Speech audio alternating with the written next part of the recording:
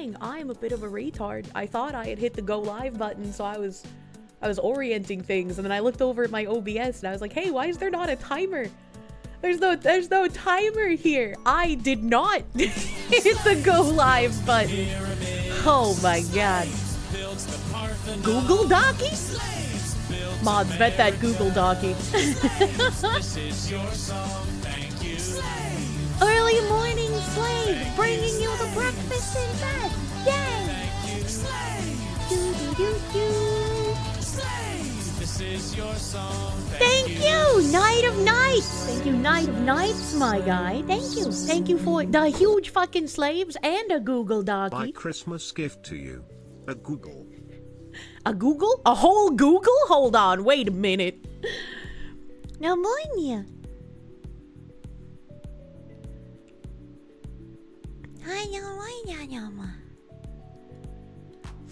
Foxu escaped its cage. Quick, someone shove it back in before it gains sentience. It's too late! I'm already partially sentient! Girugamesh, thank you. She hates us. She didn't even want to go live. I wanted to! I just had issue of brain damage. You know, for every time I'm right, I have to have, like, at least 10 instances of retardation to keep balance in the world, you know? Limpin' Biscuit, thank you for the 2-month member, my guy, thank you. Battleizer, thank you. Morning Muffle Mania! Fantastically fluffy Foxu, thank you. I need someone to muffle my tail. No. Ham the Third, thank you. Will Foxu read this? Sometimes. On occasion. You're always in danger of being read by me. Tripwire, thank you for the 18-month resub. Thank you. Thank you, my guy. Get a bag of milk for your bag of milk? For your bag of milk? Hey, I played that game. I played that game. Foxu got the tard from malnourishment. Bad Kier mom. The fucking thing yesterday with me thinking casualty was only death because that's what I've known it as for ages, but it's not. Kind of reminded me of the spoot situation where I thought spoot was a word the entirety of my life. And then my chat told me, Kirsche, spoot's not a real word. Too many terrorist attacks. Looks like Brown University one might be. Guys from Wisconsin, by the way. As soon as I saw that tweet, I don't even remember who tweeted it. Someone tweeted like a picture of like one of the people talking. Oh, let me go fucking find it. Let me go find it. I hate being like vague about shit. Hold on a second. Spoot is real if I want it to. You always drank from the water spout, man. It's real. The spout is real. Anamunya. Where is the thing that I tweeted? Here we go. Here we go. Just because Daggett from Angie Beaver says spoot doesn't mean it's a real word. Oh no. A Big Boss Luffy, thank you. You watched my stream with Old Man Medica a bit ago, and then you started watching me. And now you're here for the first stream of mine. Go, Fox Girl, go. You would think with how much seethe I cause, I would be some dastardly mastermind, but unfortunately, spicy I'm just a retarded cartoon. Spicy cat raid. Moomy playing games, thank you for the raid. Welcome, Raiders. Welcome, Raiders. Isn't spoot what comes out when you tug the PP too hard? No, it shouldn't be. Remember, casualty equals can't fight. Fatality is caught to the deads. You don't want to wake up dead, that's true. That's true and real. No, let me scroll down here.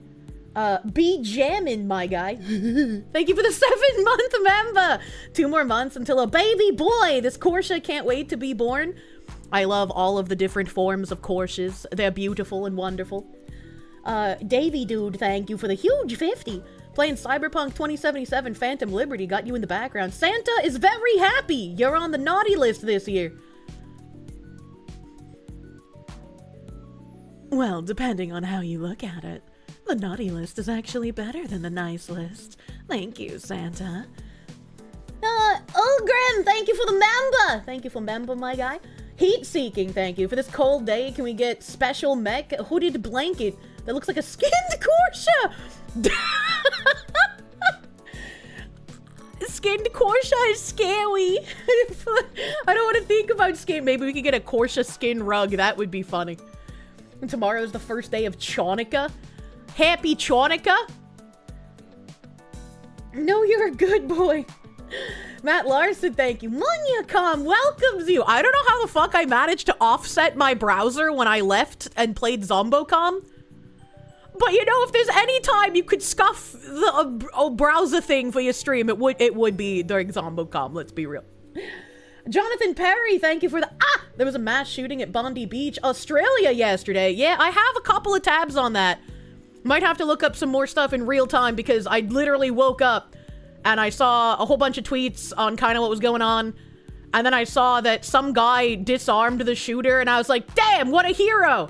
That's amazing.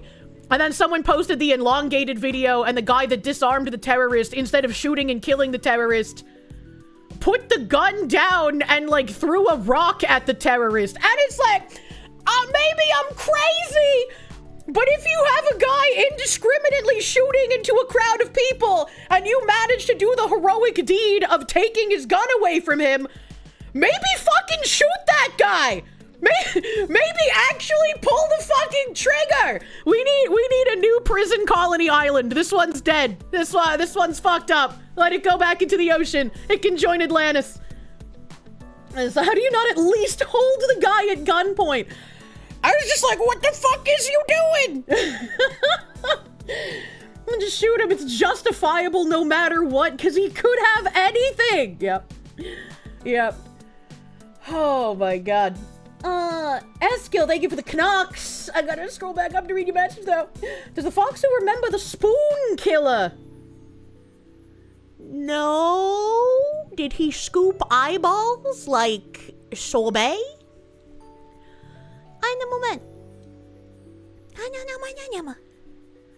Sly Maverick, thank you. Fell asleep during stream yesterday, had a weird dream where you bore witness to a shooting.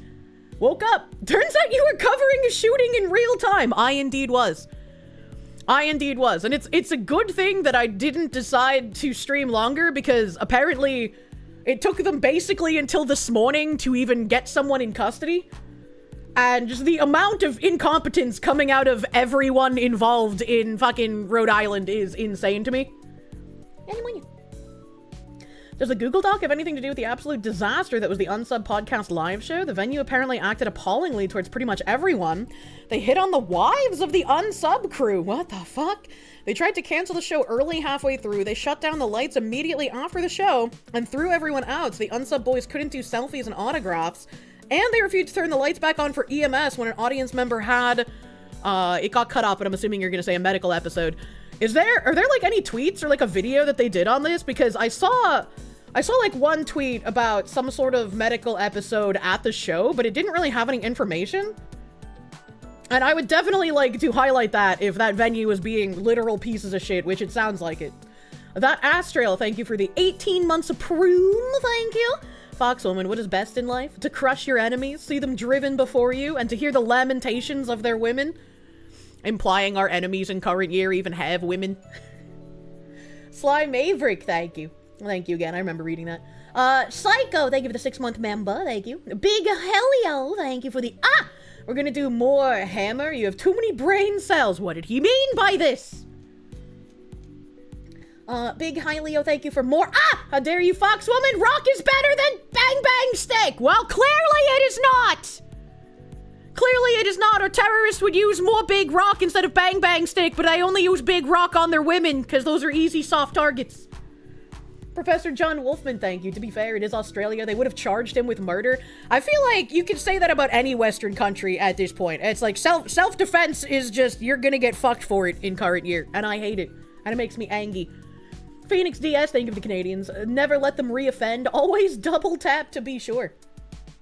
Danny D, thank you! Mr. Vector owner is back stateside. Good luck, Foxu! Does he live in New England? Does he live in New England? What did he mean by this? I know. I'm scrolling. I'm super far up. Easy, soft women. You want the soft women who aren't easy. That's the way to go. Reposting the angry cops tweet with the lights getting turned off on them. Thank you. Thank you. I will copy this. I'll copy that. Oh, The hero did not know how to use the shotgun. The shooter had fired the gun, but it was a pump action. The hero attacked the shooter before he could pump a new round. And when the hero got the gun, he did not know how to cycle the gun to fire a round. That is devastating. Finally Everyone should learn how to French shoot game gun. 33, Gustave and Moi are so cute. It makes me wish I had a little sister. Now to catch up with VODs and watch you miss all your parries. Hey, I did a pretty good job parrying after, you know, I got back into the swing of playing. Yeah, I couldn't parry well as soon as I started the game again every time. Baha B-Cat, thank you. See the vid on X where the onlooker curb stomps the head of one of the Australian bad guys while they were on the ground in custody? I did not see the tweet where that happened, but I did see a tweet saying that the guy who did that got arrested. Which, why? I feel like if you decide to stomp on the head of a terrorist, you should be, like, given a medal or some shit, not arrested. Because Australia, literal Western moment. .jpeg. So yeah, like I said, I brought this up. Where's my boop.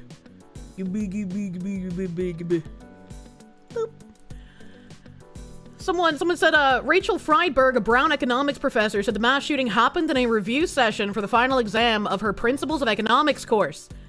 And there's an excerpt here that said, Rachel Friedberg, a Brown economics professor, said the mass shooting happened in a review session for the final exam of her Principles of Economics course. She said she learned what happened from a teaching assistant who led the session. Friedberg herself was not present. The room has stadium seating with doors that enter at the top, Friedberg said. He said that the shooter came in the doors, yelled something, he couldn't remember what he yelled, and started shooting. Students started to scramble to try to get away from the shooter, trying to get lower down in the stadium seating, and people got shot. Friedberg said, I don't know if they're the only ones who got shot or not. And my response was just quoting he said the shooters came in the doors, yelled something, he couldn't remember what they yelled, and started shooting. And like, I couldn't just post, what are the odds he said Allahu Akbar? Cause then I would get attacked like some kind of fucking crazy conspiracy theorist. But wow! Wow, it turns out pattern recognition isn't so far off. Torn, thank you. I love you so much. Thanks for Foxy News. Just doing super chats so you notice me. Notice me, senpai. Love you so much. Keep the news coming. Thank you, my guy. Thank you, my guy. Pneumonia. Public service announcement. Kirsche and Chad are super mega duper cute and wonderful. No, you are super duper mega cute and wonderful. Thank you, Bailey. Pneumonia. Less than 3. Radcon Hazard, thank you. You mean in Germany they arrested a man trying to stop a Muslim stabbing people for then the cop to get stabbed in the neck. I will never forget that. I will never forget that some civilian actually like fucking managed to detain the guy stabbing people, and then the cops tackled the civilian to the ground, and then the cop got stabbed for it. Like, you get what you fucking deserve. What even is real life anymore? The memes of that are great. They truly are. They truly are. Before I go back into more brown stuff, though, let me see this angry cops tweet. Video of Wellmont Theater turning lights off during a medical incident. All security had headsets and were in contact with one another. Less 15 seconds has audio of people calling for medical personnel. Yep.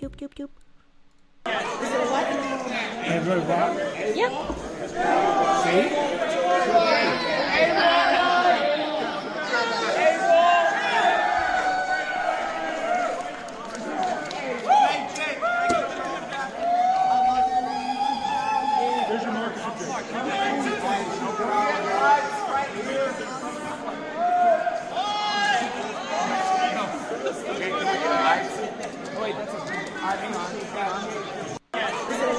I can't really tell what's happening here, so I can't tell like who is having any kind of medical episode or like what, but yeah, why were the lights off is a great question. The guy who tried to hold down the terrorist was charged by a leftist. The cop tried to hold down the white leftist and got stabbed because his partner was a female cop who fled in fear instead of watching his back. Unless you have a source for that, that is not the remembrance that I have of that situation, my guy. He tweeted a bunch more context if you check his page. Dan Crenshaw, Sean Ryan, knowing the Wellmont is a shithole. Per witnesses, staff was more upset about the ambulance possibly billing them than turning the lights on to assist the medical personnel. Report this trash venue to the fire marshal for this medical failure. Well, yeah, absolutely. And also, why would the venue be charged for the ambulance and not the people who called it? That doesn't make any sense. Report them here so it can hopefully be investigated before someone actually gets seriously hurt. True and real. Fans 10 out of 10, but the venue was completely out of fucking line. Excuse me, make sure you all let them know what you think. The fans in Jersey were amazing. The venue, Wellmont Theater, can suck my balls. What a horrible venue. Can't wait to blow this place up on Kinda Consensual. Hold on, wait a minute. Hold on. Security trying to kill the show. Workers made sexual advances on our wives during the show, and they refused to turn on lights while fans had a medical incident. I'm told some of the borderline corrupt bribery bullshit. Get fucked. That's crazy. Also, I didn't know they were in New Jersey. I thought they were in Texas. That's even crazier. Was apparently a union thing. Fuck unions, man. Every time I hear about union involvement, it's always some like just dumb shit. Has a union ever done anything good ever in the history of anything? Please give me something. You recall correctly, they're on a live show tour? Yeah, I know they were doing a live show tour. I just didn't know it was outside of Texas. That's interesting. Not in decades. Yeah, you might have to go back like 100 years to find a union doing something decent, you know? Holy shit.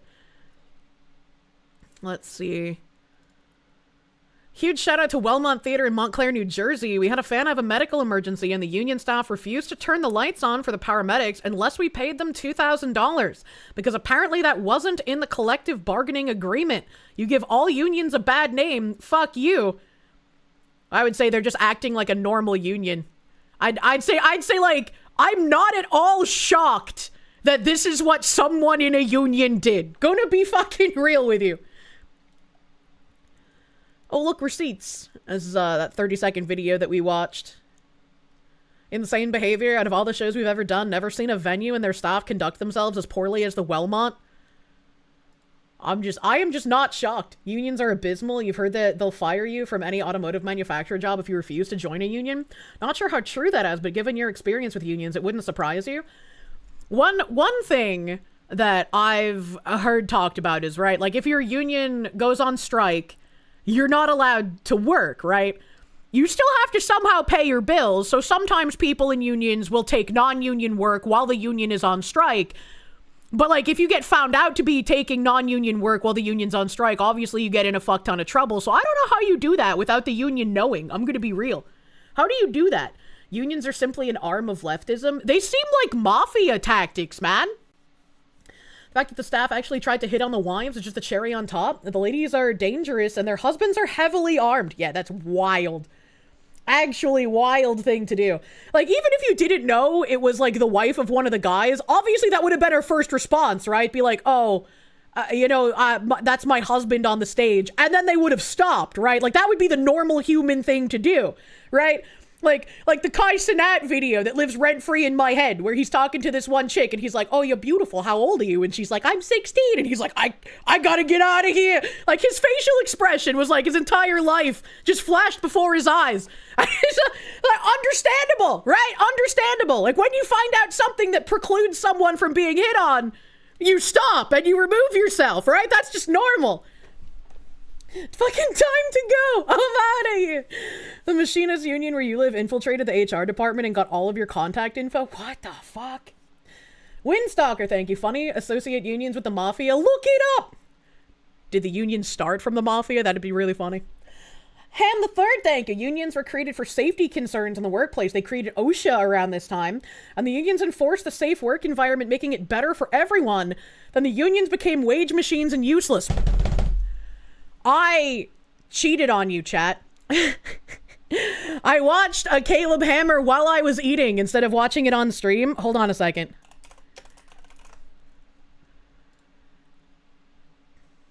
No way! How could you?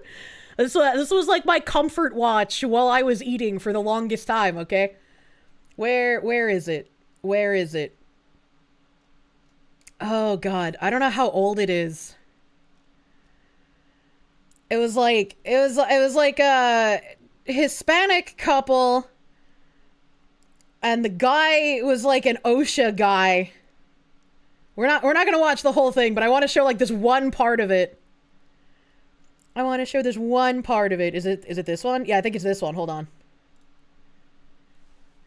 That's all your weirdo's gonna confess about talking to another chat? Oh my god. I didn't want to be part of it. We ended up falling behind in a lot of payments because he wouldn't communicate to me what we needed to pay on time. And you just lied? Well, it's not that I lied. It's that at the time we were doing okay. You did. And financial audit. Well, let's start with you, Maria. What do you do for a living there in Houston? I'm in Oh, sorry. I'm an engineer. oh, Like, when I saw that, I was like, there's no way with how long it took her to respond and how nervously she responded that she's actually an engineer. Maybe like a social engineer doing some like DEI acolyte shit at some corpo slop company. But there's no way this woman's an actual fucking engineer. Yes. sick. What kind? I just do engineering. Let's keep it at that. What the fuck do you mean? What kind of lie is this, lady? Okay, what do you make? You I don't have to make- tell me the industry or anything, but is there like a engineering? It could be Keep it at- physical. It could keep it be. at engineering. Is it click-clacky engineering? Yeah, or? click-clacky and There outside you go. This is very suspicious. engineering. Oh, and outside. Yes, Very good. What are you half and half. making? $32 an hour. An hour. Okay. And how many hours a week are you getting? Typically I try to keep it at a minimum of 24 hours, but I can do more. What? She's only doing 24 hours. It's part-time. Part Why? time. Well, I have a We'll daughter. get into that.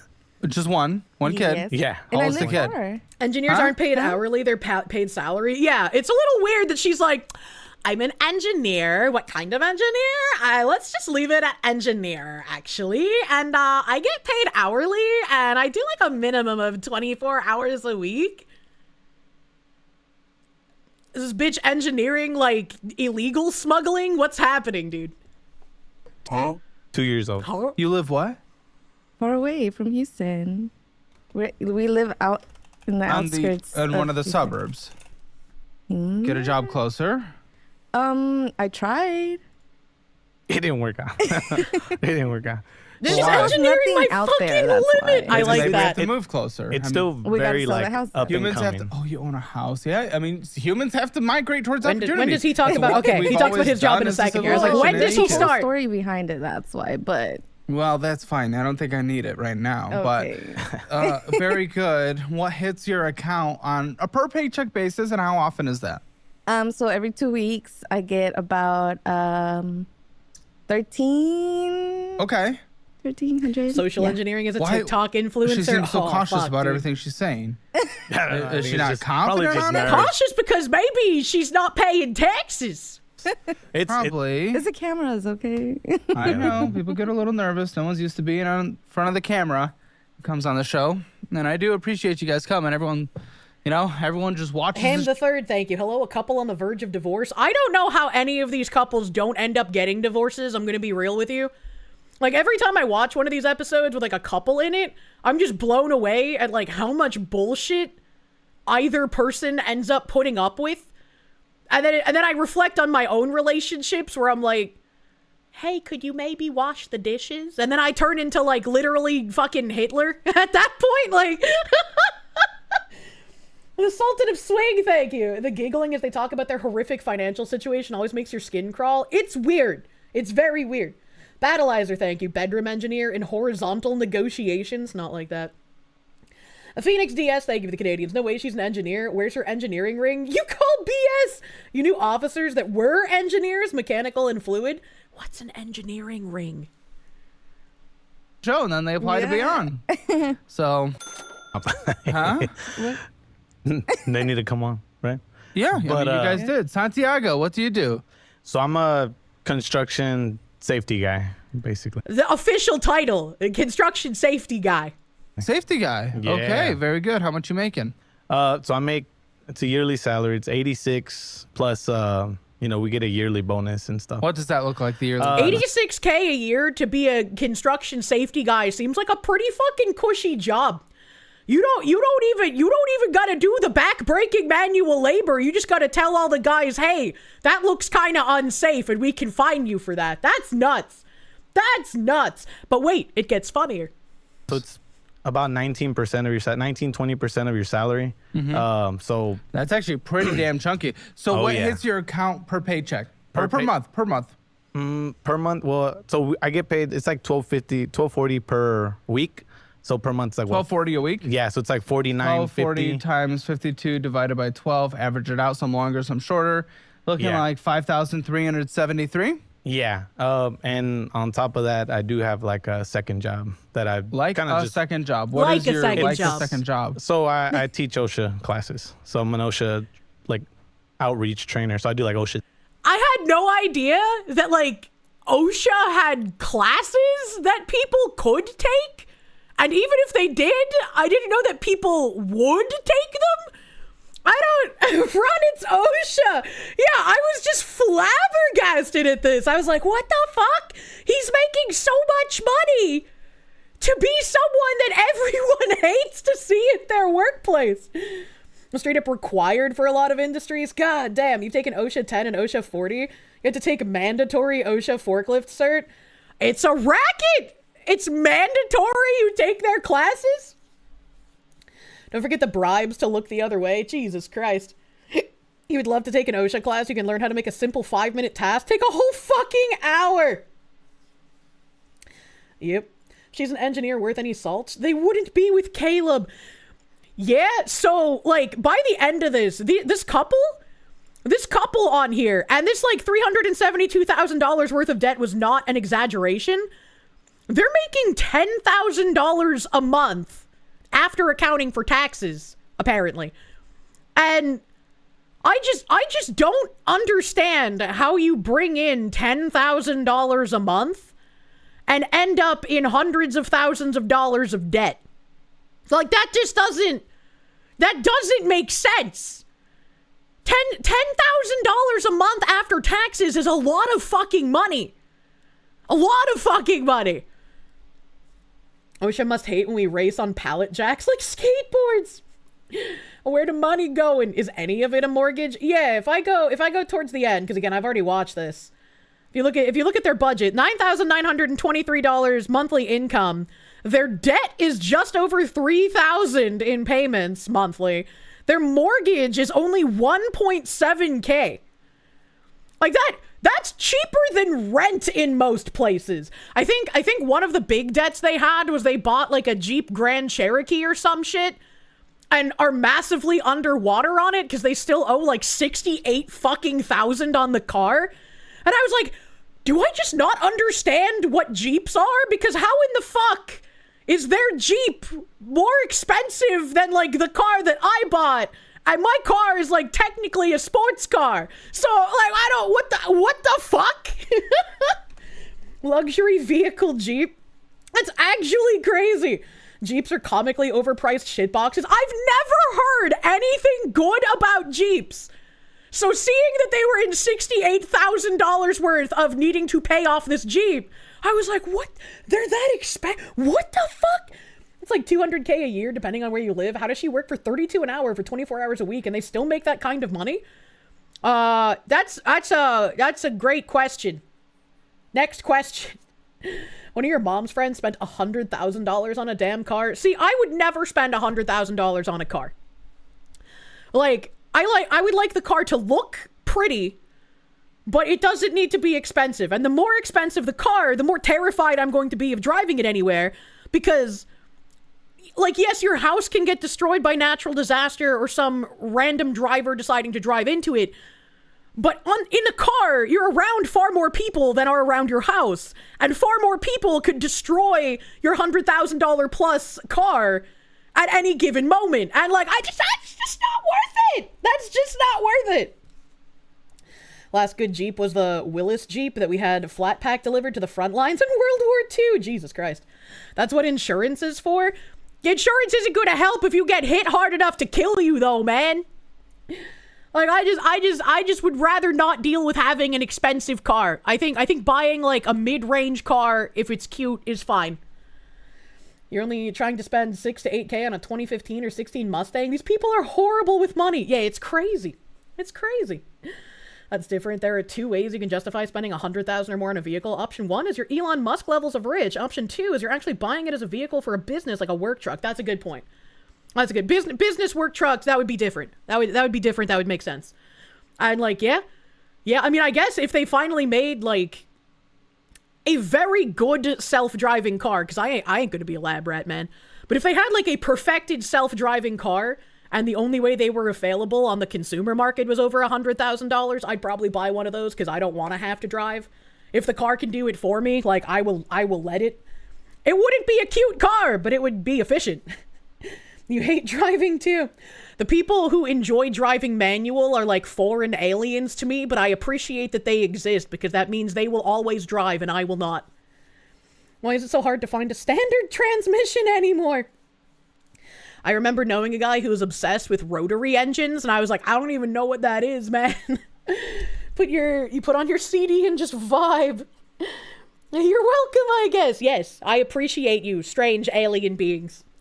J-Tree, thank you for the 10-month member. That's why you got a Volvo. It will not die. The Phoenix DS, thank you. They upcharge for SUVs because the sport and the utility, the oxymoron that brings to mind, is just baffling. Mr. Toast, thank you. As a mechanic in New York, OSHA and the government have a scam. We need to retake our certs, which are supposed to be expire in 5 to 10 years.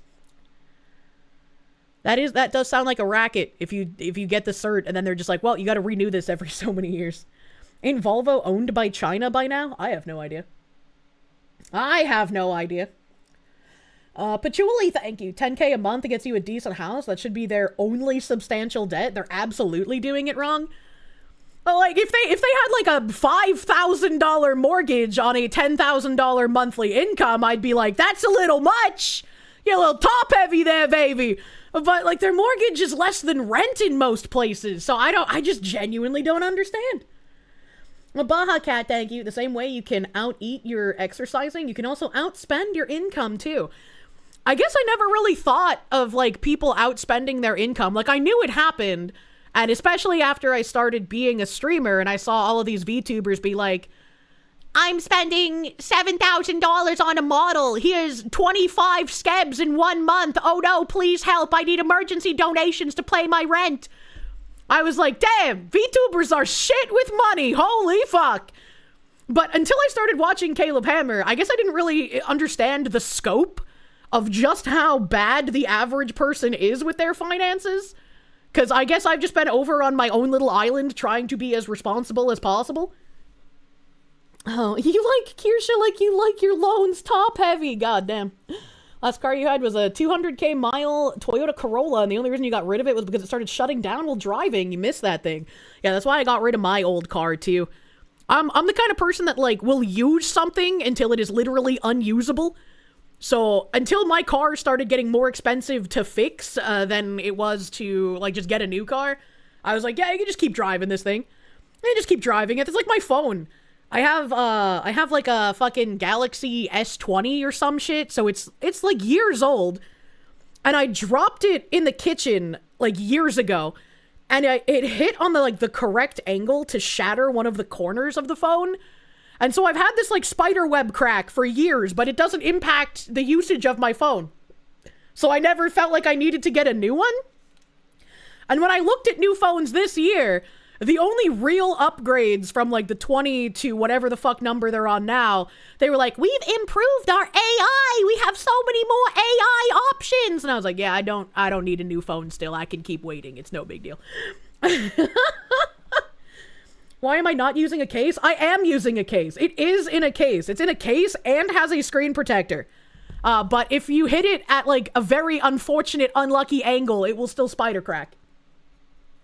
Phones are going to get more expensive too. Yeah.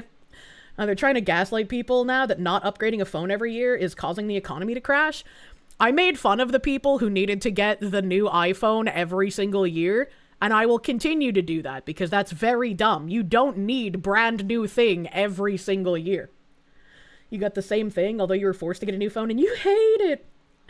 You went from S20 Plus to the Pixel 10 because of screen burn and poor battery life. My existence with smartphones has been I had I think it's Motorola. I had a Motorola Voyager. Motorola sounds right? Was Motorola the Voyager? Who was Voyager? It sounds right to me, but my brain is thinking maybe I'm wrong. You use a Motorola because they cost less than $150. Either way, I had a Voyager back in the day, and I loved the tactile keyboard. I rubbed off all of the fucking letters. So the keyboard was completely illegible if you didn't already know the layout of the phone. Thank you, fingernails. But I had that for ages, and then I upgraded to a Galaxy. I'm pretty sure it was a 7. I can't remember if it was a 7 or a 7 Plus. But I had the Galaxy. Wait, was 7 the exploding one? I might have had a 6. It might have been a 6 and not a 7. Because I remember the exploding one came out after, and I think the exploding ones were the 7s. So I had either a 6 or a 7. 7 exploded? Okay, so then I had the 6. I didn't have the exploding one. So I upgraded from a Voyager to a Galaxy 7. And then that Galaxy 7 was what I owned until I got my current 20. Well, there's just no need to upgrade that often. LG Voyager was goated. Was it LG? Okay. I had Verizon, and so that's the only thing I remembered at the time. You remember walking through the mall, typing with no errors without even looking at it? You miss physical keyboards? Yeah, same. Yeah, same, dude. She said the thing. And Kirsche had an exploding phone and vibrator. You know, things are just explosive around me. In Star Trek terms, that'd be a good progression. It's literally the same phone path you went through. God damn, we're the same person. T9 was good. You just want a phone that you can lay flat without a case. Every phone now has a series of tumors protruding or pretending to be a camera. I just really hate, like, let's take these flimsy phones that break at, like, the slightest gust of wind and make them foldable.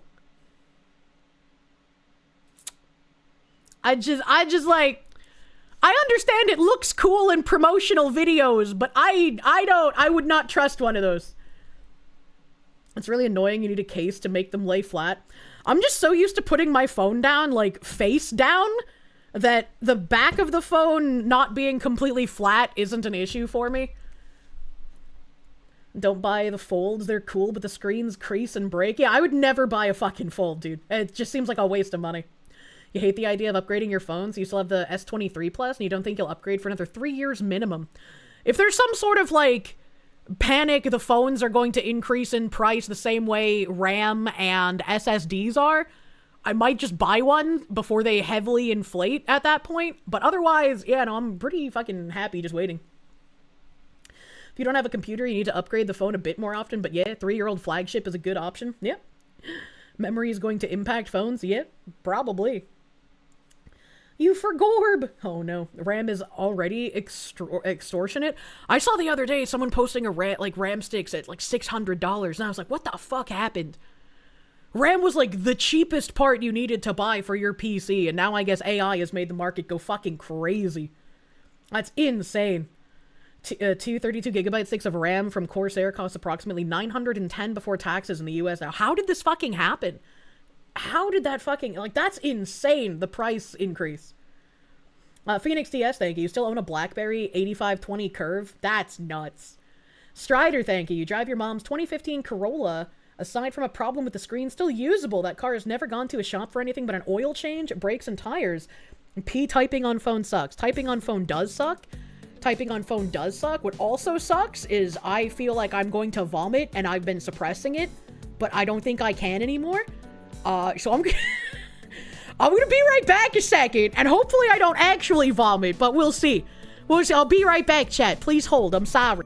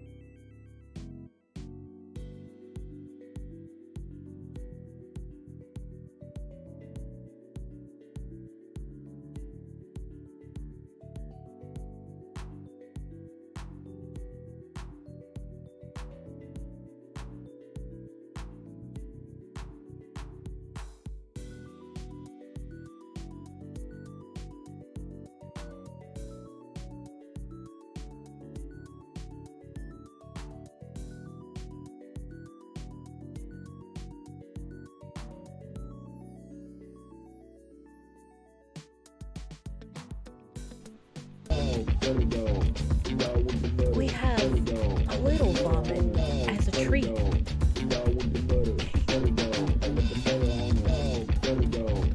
Boy, no Pippa puke drawer. I don't have a bucket here.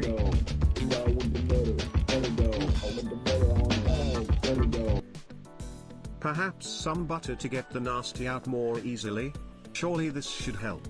Need to Chat, drink more water. do you prefer pancakes or waffles with your butter dog? I like pancake! Waffles are okay, but I like pancakes better because they're smoother. Thank you, Mystic Square. Turn into a square shape, Mystic. Thank you for buttering my doggo. So you hate waffles. Pregnant, Foxy. I'm not pregnant! I would probably want to make some sort of funny VTuber-esque announcement, like have, I don't know, Tora draw me with a X-ray pregnancy baby Foxu thing inside me if I was actually pregnant. Feel better? A little bit. Why does it feel so bad to vomit, but after you vomit, you feel so much better? You spent $330 on 128 gigabytes of RAM just over a year ago. That same RAM is now over $2,000. I don't understand economy. How chunky? And what was the color? What the fuck? Because acid sucks, but getting the icky out feels good. That's true. That's true. That's true and fair. Phoenix DS, thank you.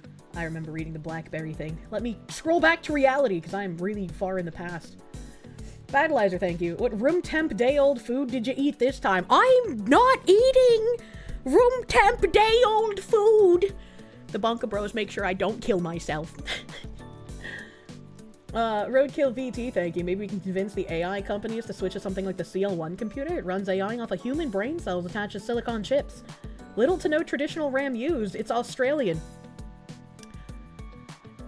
Considering Canada is already encouraging people to get maid services and talking about how much organ harvesting they can do via that assisted suicide service, I don't think we should be using human brain cells to power computers like that, because I feel like that will lead us to having humans kept alive in some sort of stasis vat tank and have their living brains be the things that power the computer. So, you know, I just, you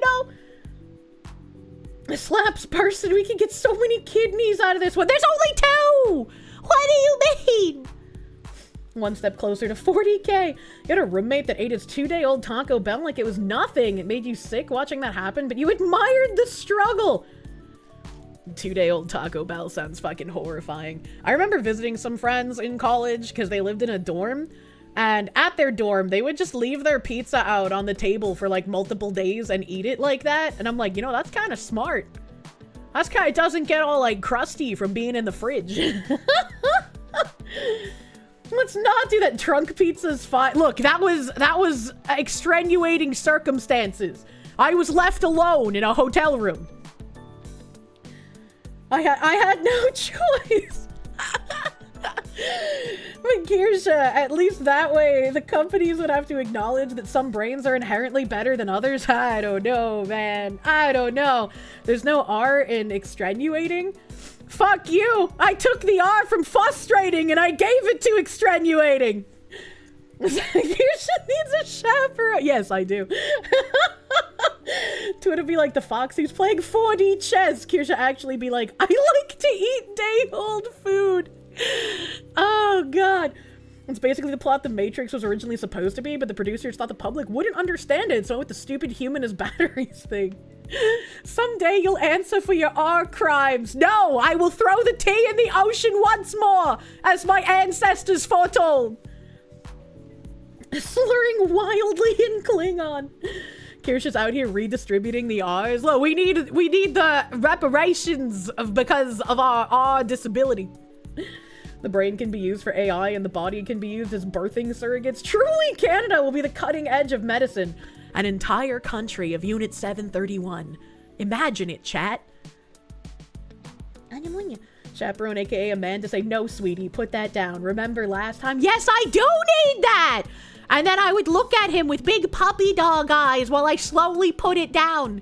And then he'll pet my head and say, good girl, and give me forehead kisses. We need to make a retarded nation flag. Anonymous polar bear dog. Thank you for the broom. Thank you for brooming. Counting for inflation, Boston Tea Party only cost the East India Company $1.7 million in damage. Wow, that's really small when you think about it.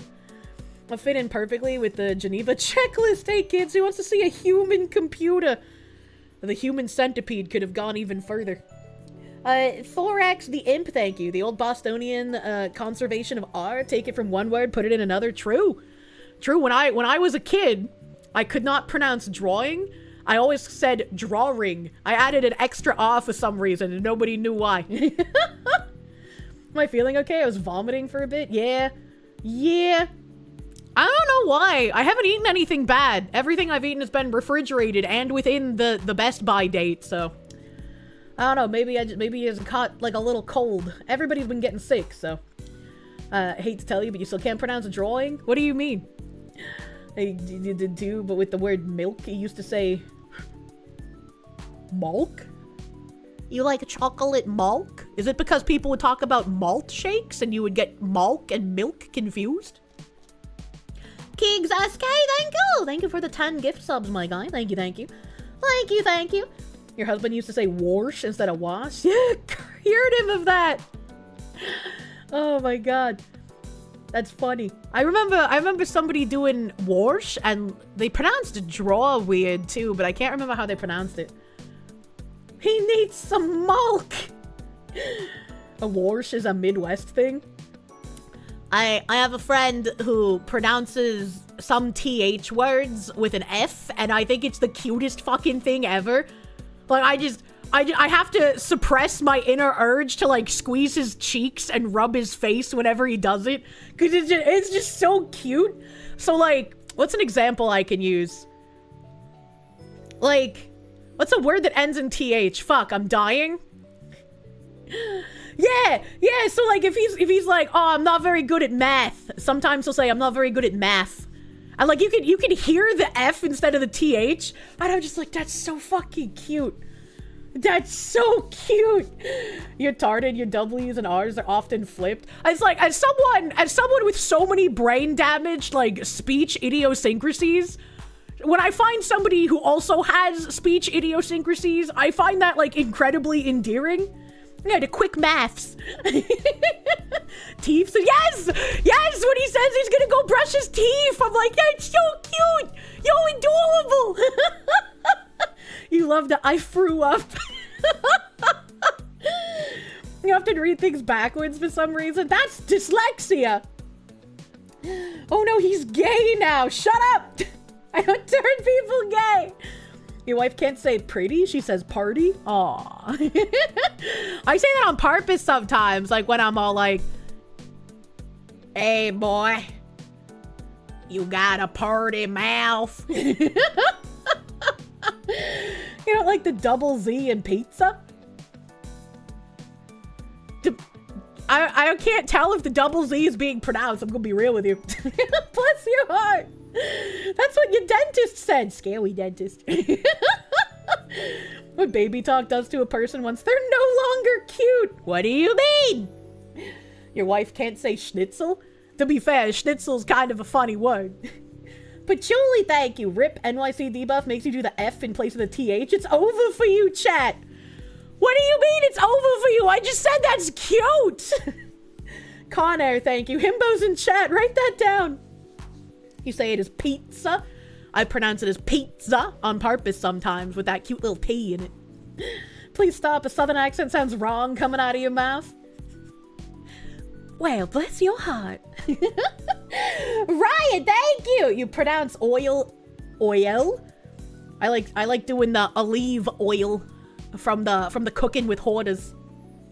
Video Gamer, thank you. As a Missourian, you've heard warsh and other associated speech oddities. You seem to only have the F in place of the TH one. I think it's super cute. And Kirsche saying pizza, the same way Tim Curry says pizza in Home Alone too. Oh my god. Look at the calendar, Foxu. What's wrong with the calendar? Fox mating season isn't until like, what, February or March or some shit. Sometimes in Texas you say lay hold in place of take hold. Okay, that one doesn't make sense. That's not even the same thing. That's like, oh my god, when I was playing Tarkov with this dumb bitch. we were in customs, and he was getting shot at by some dudes, and he was trying to explain like where he was, and he was like, oh god, I can't remember what that area of the map is called with all of the fucking like big warehouses. But he was like, I'm over in that area in the high-low building. And I run over to that area, and I have no idea what the fuck a high-low is. So I'm like listening, like, oh, I don't need to ask him what that is while he's in a stressful situation, because I can just hear the gunshots and I'll find him. But I don't hear the gunshots. So I'm like, I went to one of the buildings, and I don't see you, and I don't hear anything. And he's like, it's the high-low building! I'm at the high-low! And I was like, what? And like, so I go to the silos, because there are some like objects on that side of the map that look like big, not like grain silos, but like water treatment silos or whatever. So I go to the silos, and I'm like, I don't see anybody here. And he's like freaking out about the high-low, and he finally kills the guys and like brings me over to where he was. And he's like, look, this is a high-low. This is what I was talking about. I was like, that's a fucking forklift! Who calls it a high-low? What is wrong with you? Is he a Transformers weeb hipster? No. But like, it has been embedded in my brain ever since, because who the fuck calls a forklift that? Apparently it's a Midwestern thing. Apparently people in the Midwest call them high-lows. Valid crash out. Thank you. High-low? Absolutely the fuck not. It's not high-low certified. Exactly. You've never called a forklift a fucking high-low? It go high and then it go low? I can see the logic. And under any other circumstance, I might have been like, oh, that's cute. You're kind of retarded. I like that in a man. But under these circumstances, it was just like, are you fucking kidding me? The circumstance. And now what do we call 18-wheelers? Semi? Question mark? A rocket is also an upgoer. Oh my god. You think whoever first called it a high-low was high out of his mind? Fucking probably. Probably, man. He was just like, look, bro. The forklift go up and it go down. Wouldn't it make more sense to call it a high-low? And then it just kind of caught on. Ryan, thank you. In the Midwest, you've only heard fork truck? I've never heard fork truck. 18-wheeler, semi, big rig. But it gets the point across. Nobody has heard of a high-low. That's what I'm saying. The circumstances, customs, these pronunciations hurt you. Customs is a specific thing Talkie players call it, okay? Customs is just like slang for the customs map. I love you, butter dog. Marmalin, thank In you! Michigan, it's high-low. I refuse to hear anything different. Just like door wall is a thing, sliding glass door for the rest of the world and a Coke is bop. Did you just say door wall? What the fuck is a door wall, brother? What the fuck kind of shit are you Michiganers on, dude? Thank you for buttering my dog, though, Marmalin. If 18-wheel is a semi-truck, does that mean you need 36 wheels to be a full truck? That's funny. I like that. You've never heard a high-low called anything other than a high-low? I've never heard the term high-low in my life, brother. A Blades Arrow, thank you for the 10 months. Thank you. Thank you, thank you. Is it called sand because it's between land and sea? Why is it called an oven when you in the food, cold out the hot food and eat it? High-low sounds like something an ESL would say at work. We just call them forks. Phoenix CS, thank you for the Canadians. Wonder if Zoom Boom is unheard of in some parts. What the fuck is a Zoom Boom? Conair, thank you. You've heard pull lifts been called come-alongs?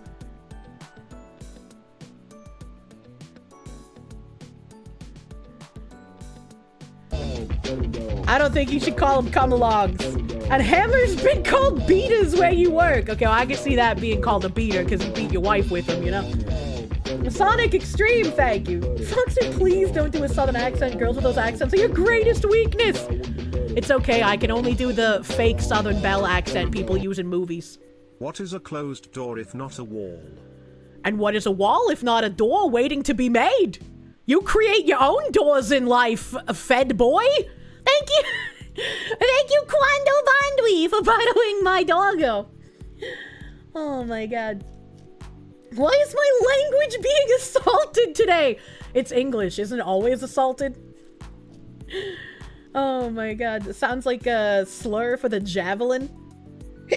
Help. I think the Hilo thing is just confirmation that the US proves that humans can never get along and we must abolish this failed project we call it country.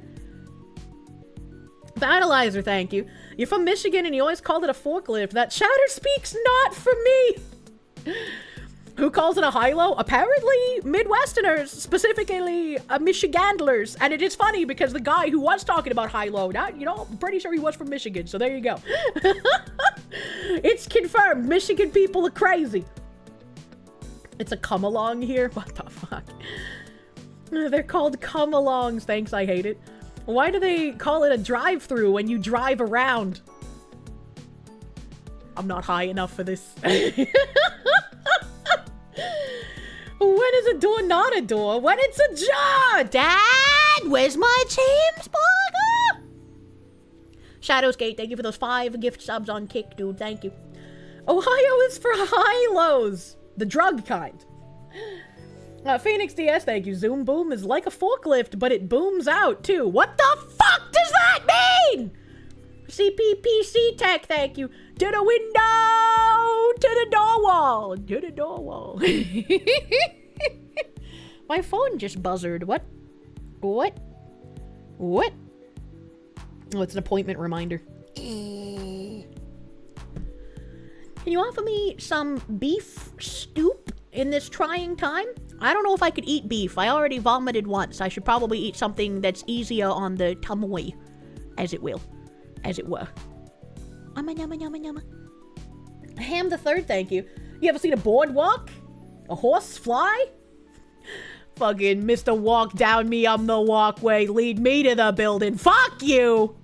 You have access to a chemical plant through family connections, and everyone calls them high-lows in Michigan. You call them forklifts because it makes more sense. Again, like, I'd heard it called a high-low in any other circumstances. I probably would have been like, that's fucking adorable. You're a little retarded, and I like that in a man.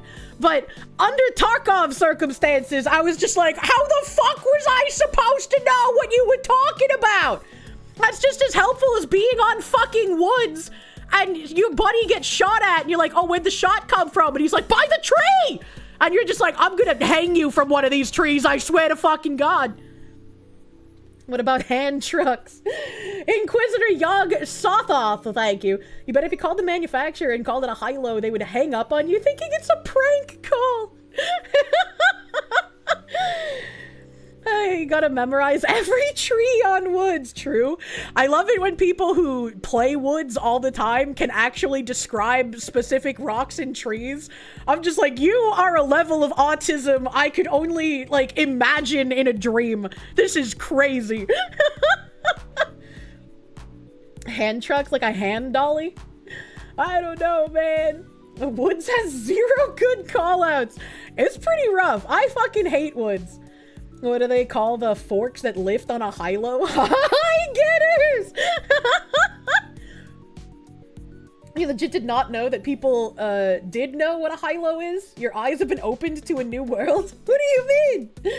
Cooking eggs on the stove and the buttered toast is already done. Oh, that sucks, man. Why am I talking about you lifty lowers like this? Battleizer, thank you. They have forks and they lift. It isn't hard. Why are we looping?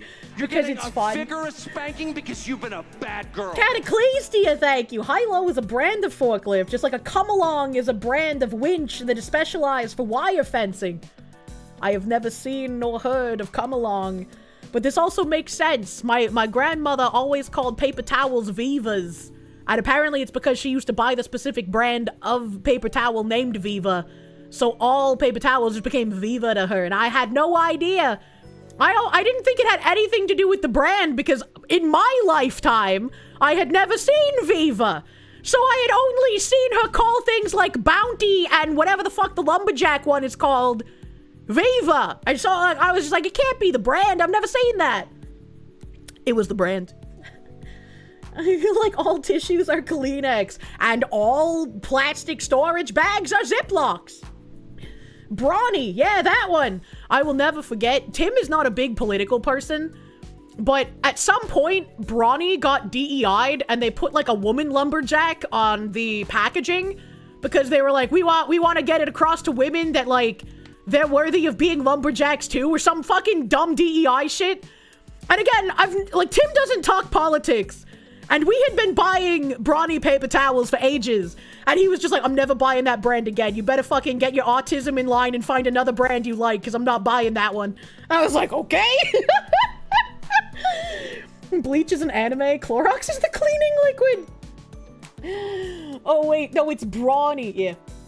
Gasoline tank, fill nozzle, thick cable, custom-made brushes to clean out industrial kitchen equipment. It's like how circular saws are mostly called ski saw and reciprocating saws are called sawzall.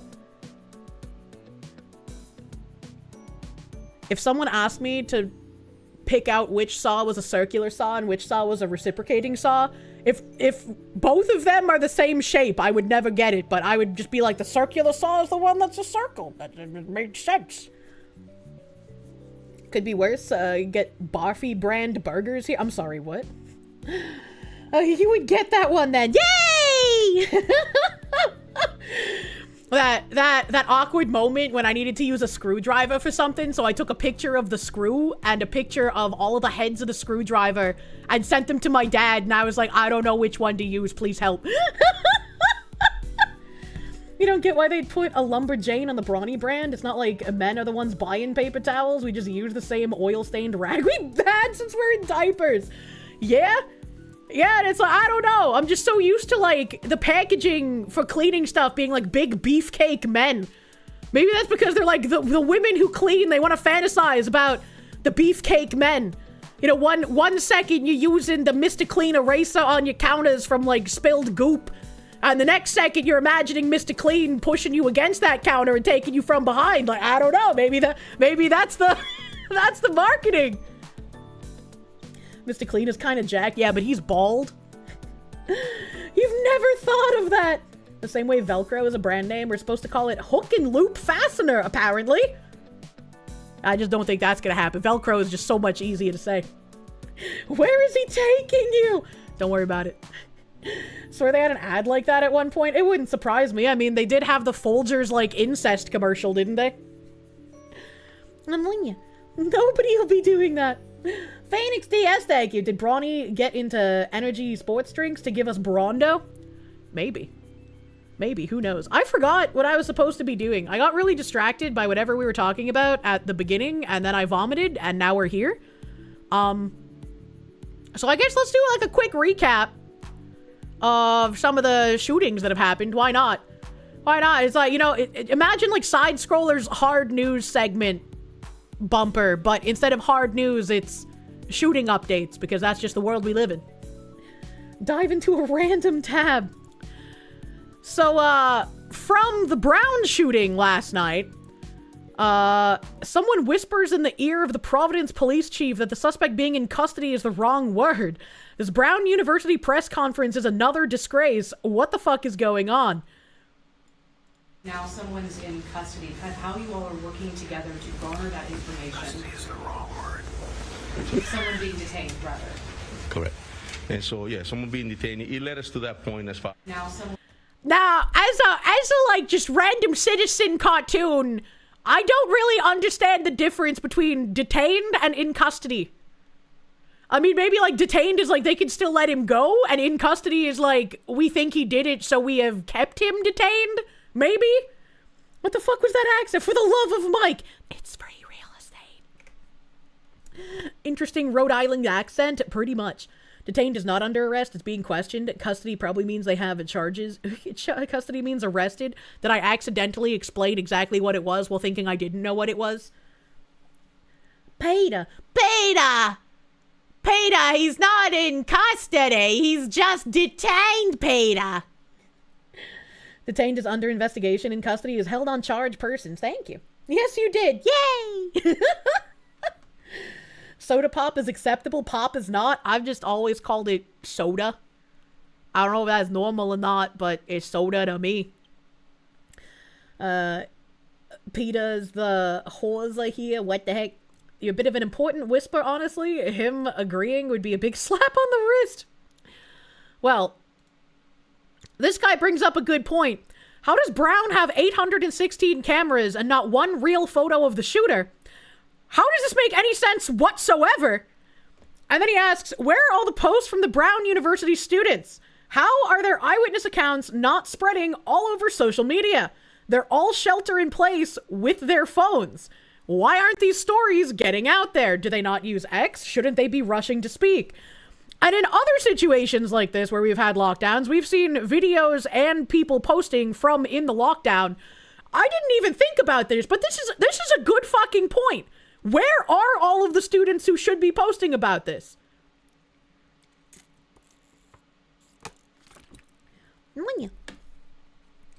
Young Stav, thank you. You live in Rhode Island. It's a silly, silly place. Yes, I can only imagine. I can only imagine. They were still in late classes or already left to the bars for the day. It doesn't make any sense. Doesn't make any sense. This guy said, I've never seen our community chat board be more active. Hundreds of messages a minute. I think people just wanted to be with their community. And so the autism guy said, can you please share updates? This is your chance to fill people in from a student's perspective. The world would like to know what is going on over there.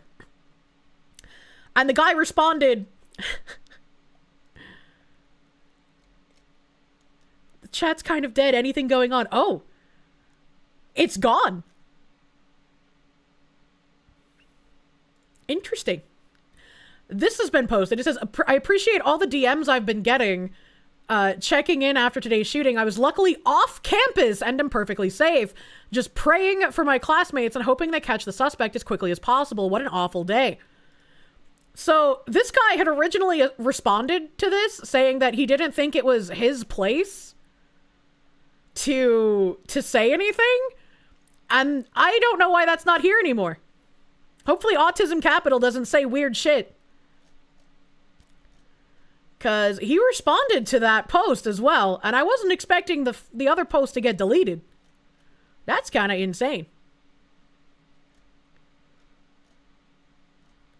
Series of posts, second thing. This is too... Oh, this guy tweets way too much for me to be able to find it. This guy tweets way too much. But, point being, it's really weird that this guy would have been like, yeah, actually, the community chat boards were super fucking active, and this guy asked for him to post it, and he was just like, it's not my place to post that thing. That's a little weird. That's a little... Because he did involve himself. That's why he calls himself Autism Capital.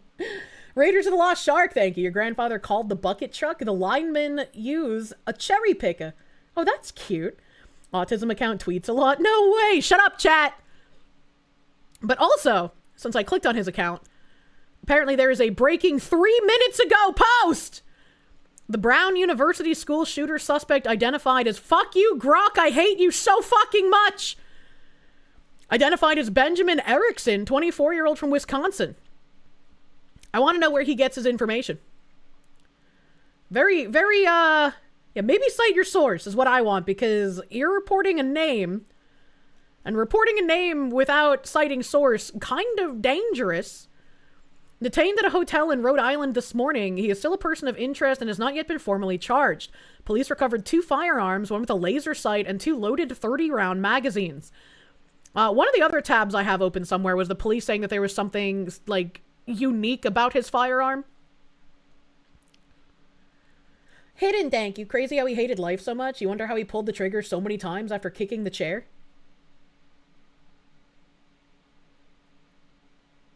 What?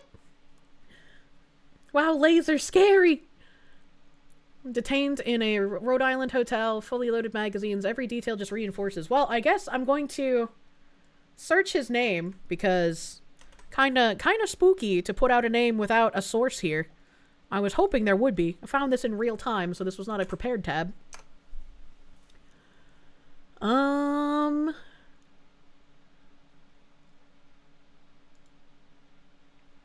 Washington Post has an update thing here. Person of interest in Brown University shooting is 24 and from Wisconsin, officials say. Person of interest authorities took into custody in connection with the shooting at Brown University is Benjamin Erickson, a 24-year-old originally from Wisconsin. 2 people briefed on the investigation told the Washington Post on the condition of anonymity. He was taken into custody at a hotel about 15 miles from campus in Providence, authorities said. Erickson had not been named as a suspect or charged in connection with the Saturday attack, which left 2 dead and 9 others wounded. Officials have repeatedly referred to the person in custody only as a person of interest, a term investigators use to refer to someone whom they wish to question and believe has relevant information. Agents recovered 2 firearms in his possession, including one equipped with a laser sight attachment. One of the people briefed on the investigation said. Gunmen opened fire inside a campus engineering building on Saturday before fleeing. A teaching assistant and senior at the university told the Post that he had just wrapped up a study session in the Boris and Hawley building when he heard screaming. Several loud bangs and a man dressed in black burst into his room, yelling something unintelligible, carrying, quote-unquote, the longest gun I've ever seen in my life. Come on. After carrying out the attack, authorities say the shooter was seen exiting the east side of the building, where the campus meets downtown Providence, prompting hundreds of officers to conduct a sprawling manhunt overnight. And this specifically is why I say it's like very dangerous to put out information with names at the beginning, because the Washington Post here says the name, and they say that he's taken into custody and he's not been named as a suspect or charged with anything. So they're making the effort to say that this is just a guy who's not named as a suspect and the police want to question. But when you go back to this tweet, it says the Brown University school shooter suspect identified. So this is just patently incorrect. He's not a suspect identified. He is not a suspect, according to news.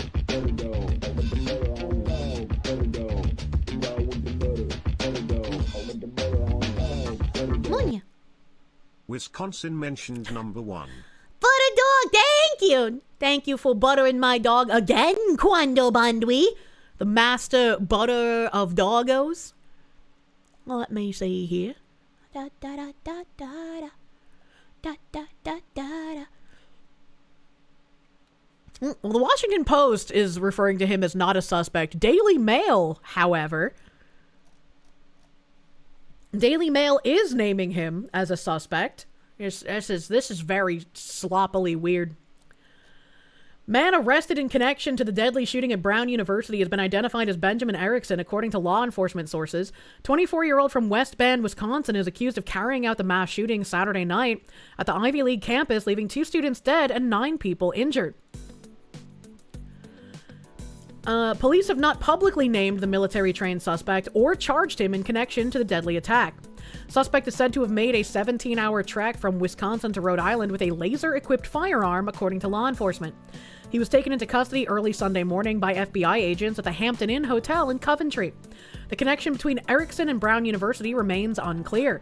Authorities are looking into his mental health history, the source told the outlet. Well, that's very weird.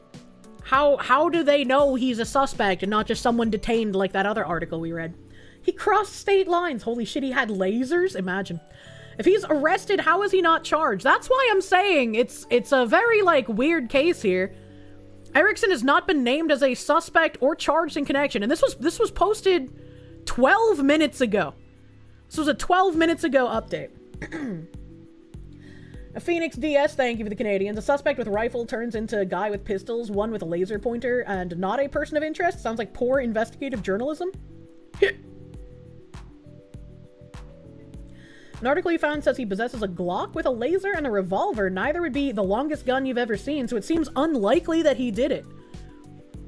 Interesting that he's a person of interest, so I wonder what kind of information they think he has, even if he's not the one who did it. His license may say Benjamin, but does his social media say Bethany? Oh my god. Fog of war, no one knows. They're all making shit up so they can have the big scoop. I can understand, right? It gets like the adrenaline pumping when you realize, oh my god, I was first and I was right. But I think a lot of people have to suppress that urge, because if you start caring more about being first than being right, you're going to end up accidentally, like, spreading misinformation. And it's unavoidable 100% of the time. Everyone is going to fuck up. Everyone is going to make mistakes. Everyone is going to report something before all of the facts are out. It's just like, no one is infallible. And even if you're not trying to be first, if you have enough information being like, this is what's happening, you're like, okay, well, maybe that's what's happening because everyone's saying it, right? But when it comes to using specific language, I think, like, the actual journalists, where this is supposed to be their craft and career, should probably be held to a bit of a higher standard. Do they have eyewitness testimony? It was a rifle. Has anyone said it was on the footage in the area? Gotta remember, most of these idiots on the campus probably have never heard the difference between a 9 and a 5.56 or larger round. True. According to AOC, it's better to be morally right than factually correct. I really wish I could remember the way that fucking Trudeau said that line years and years ago. I didn't think to save the video, but Trudeau had said something like, it doesn't matter if the facts are true, if the facts are also racist or some shit like that. And I just, like, I've never forgotten that had happened, because it's like, that's a really weird thing to say. Windstalker, thank you. It takes time for a DA to generate the charging docs. Charges sometimes take a day or two after being detained. Police don't actually make charges. They don't, but there's also a difference between why are there no charges and this guy is literally not even named as a suspect. You know? So it's just like, they want to ask him questions. Maybe he's the one who done it. Maybe he done did it. But they're not saying that he's a suspect yet. Call bullshit psyop on the Brown shooting before you've seen any evidence. The Brown University glows. Mike Benz has talked a lot about Brown U and their involvement in glowy ops. I would not know. Raiders of the Lost Shark, thank you. And we'll get the information about the shooter just in time for CNN to call him a white man that voted for Trump. Speaking of which,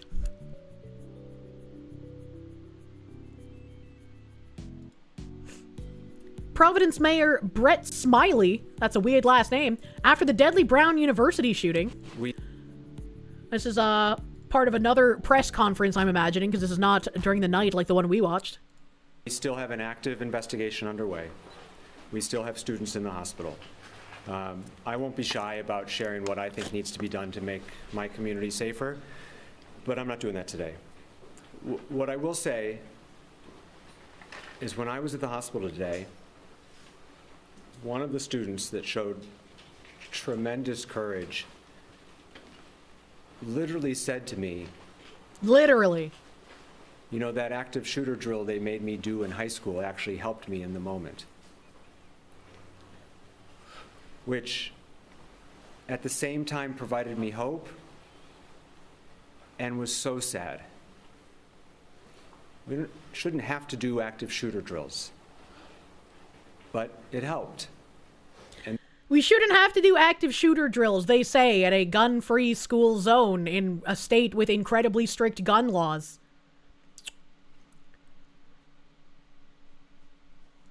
I retweeted something for this earlier too. I thought this was really funny. Where's that tweet? Where's that tweetle? And we all clapped. Yeah, I don't believe this is something that happened. Absolutely not something that happened. No fucking way. First of all. Second of all,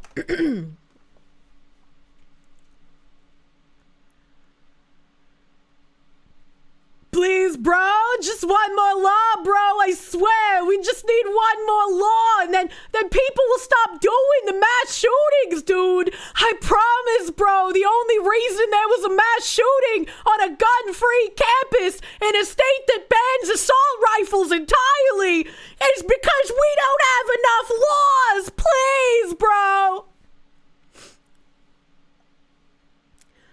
It's very, very, very fucking accurate, man. Jesus Christ. Real gun bans haven't been tried. Garugamesh, thank you. Hear the waterworks when a baby cries. We must get rid of all laws. And we should have more gun control. We should have many people in great control of their guns defending soft targets like these. Absolutely. Hey, ChatGPT, generate a response so that someone would say in a hospital bed that would praise our drills. Inquisitor Yog Sothoth, thank you. Wow, it's almost like criminals don't care about laws. Imagine. Phoenix DS, thank you. You're now waiting for David Hogg to crawl out of the muck to say something asinine. I would be surprised if he didn't.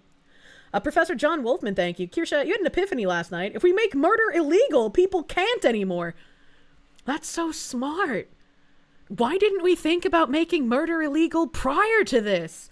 Man, we could have saved so many lives if only we had just made murder illegal, man. You have a self-proclaimed anarchist friend that suddenly decries that we somehow need more gun laws. Weird that, huh? That is very weird. It was very strange.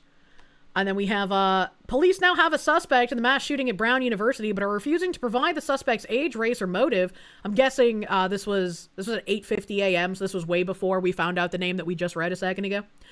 Only stating that the shooter yelled something before the attack and that the weapon used has a unique characteristic on it. Again, my condolences and thoughts and prayers with the families that were impacted by these actions. So yeah, as the mayor stated, we have detained someone of interest. But I respect and to protect the integrity of the investigation, I would only be limited in my details. The next process for us is what we do best, and our detectives is to coordinate with the prosecutors, to collect evidence, to conduct interviews, and then from there, we'll be able to, when it's appropriate and accurate, to share more details with you all. But I'm pleased to say that the mayor stated the collaboration between our federal partners, our different municipalities in the state, it's all hands on deck. And, you know, when there's incidents in the city that shock the conscience, we know for a fact that we just step up. And the federal agents, our federal partners, I want to thank them for their assistance, but as well, every single municipality, the state police, and every other chief in the state. We came together as a small state. It impacted a lot of us, the incident that occurred. And so, again, I'm just happy to share with you that we're in the process now of coordinating with prosecution, conducting interviews, and being able to collect evidence so that we can protect the integrity of the investigation and that we can hold the individuals accountable for their actions. So I don't know why they only ever want to speak in our left ear during these things, but, you know. Weird feeling they might try to ban lasers now. No more laser tag. Left copes harder about guns than you do, but Half-Life 3. You actually had a friend ask you what would happen first, Half-Life 3 releasing or Ilhan Omar being deported. That's a tough question. I feel like both of those things are equally likely to happen. Remember putting a laser on your rifle? Makes it an assault rifle. Yeah, the way they were talking about, like, even the police yesterday night, it was really fucking weird. It was just really weird language. And then, what is this next tab? I can't remember if I have more brown tabs or not. Oh yeah, there was this thing. New York Post said Brown University sophomore says this is the second school shooting she has survived. I'm really angry. And then this guy had responded, and I saw Nick Sortor's tweet, like when I was just scrolling yesterday, and I just scrolled past it because I was like, oh, it's another fucking freak lying about having been somewhere. I'm just not even going to pay attention to someone who's a lying freak. And so I just scrolled past it. And then this morning, when I saw that she had a fucking article, I was like, oh, whatever. So I'm glad I found this post because I would have had to scroll through Nick Sorter's timeline. But Zoe here said, when I was 11, I told myself I'd never go through a school shooting. When I was 12, I told myself it would never happen again. Now I'm freshly 20, and I've once more been proven wrong. First Parkland, now Brown University, my safe haven away from my trauma. And Nick Sortor responds with a picture of Parkland High School shooting, 2018 mass shooting in Florida. You were in high school at 12 years old?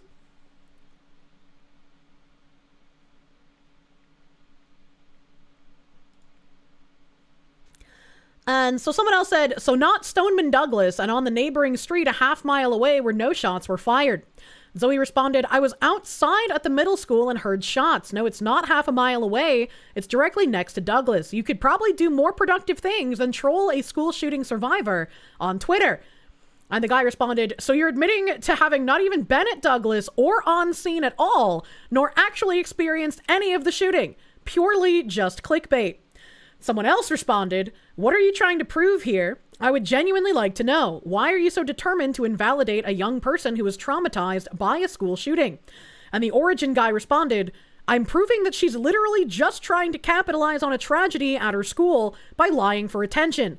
That's horrible and retarded, and it should be called out. Now, see, when you live in a time where being a victim is currency, calling out someone for lying when they're trying to be a victim makes you the bad guy. This is much like, was it Pelosi or AOC? I can't remember. One of them had talked about, like, being in fear of their life during January 6th when they weren't even, like, in the building when anybody walked in. Was that AOC? Okay, thank you. It was AOC who said that. And it's just like, the truth doesn't matter. The truth doesn't matter to these people. It's all about emotions and what makes a good story. Your good story doesn't have to be true as long as you get to climb that victim pyramid. Which is why when you see people attacking me, they often call me a cry bully, because them attacking me was good and righteous, but me defending myself makes me a bully. AOC, where is she? She said she was scared someone would rape her. Was that Sargon? He was like, I wouldn't even rape you. It's straight up insane that these Twitter freaks think that the person literally lying about being in a school shooting isn't the problem, but everyone calling them out is. It's once again just a poignant way to notice the divide in where we are as a country, where it doesn't matter to people what's actually true. What matters is what sounds good and what can get them victim points. So this article says, a Brown University sophomore who survived the 2018 school shooting in Parkland, Florida, which, no, was deeply angered after experiencing yet another gunman on her campus. I'm really angry. I'm angry that this is happening to me all over again, and I'm just in shock, Zoe Weissman, 20, told MS Now. You know what's crazy? If I had actually been in a shooting and I was a survivor, I would have the doubled down effort to carry a gun on me at all times. I would be like, I legitimately do not care about your gun-free zone. I'm not going there because I know I'm not safe. Like how the timeline doesn't add up at all, even at the very start of the article, right? I think mentally, I feel like I'm 12 again. These feels exactly how I felt in 2018. What? Weissman said of the shooting that killed 17 people at Marjorie Stoneman Douglas High School. Weissman added that there are currently no classes in session at Brown, but students were out and about taking finals before the winter holidays when a gunman opened fire Saturday evening, killing 2 and injuring 9. There's already students who survived the school shooting in Oxford in Michigan and then went to Michigan State and survived another school shooting, she said. What? This isn't a new phenomenon, and we're going to get to a point where there's people like myself who survived 2 of these. I think the use of survivor has been stretched a little thin. If you have been shot or even shot at, then I think the term can fairly apply. If you were just in the general area at the time, then the term should not apply. I was sitting at a red light yesterday and the car behind me got rear-ended. I'm not a survivor of that car accident. I can see what this guy's trying to say, but I would put a little bit more wiggle room on that, right? Like, if you were in the classroom where people got shot and you did not get shot, I would say that's a survivor. If you were in the classroom across the hall where people got shot and the shooter didn't come into your classroom by some sheer veil of luck, I would consider that person a survivor. If you managed to run down to the boiler room in the basement of your school and lock yourself in the boiler room and the shooter never came down to you, I would still count that as a survivor. Because they were in the building, they were in immediate danger, something could have happened to them, right? I think like, we've gotten to a point where it's so difficult to communicate with each other. We have to like argue about the minutiae of the definitions of words. And it's very annoying. You survived 9/11, you were in Europe in school, but I survived it.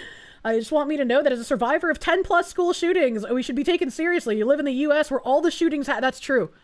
That's true. Think of how many shootings I've survived that happen in the United States every day.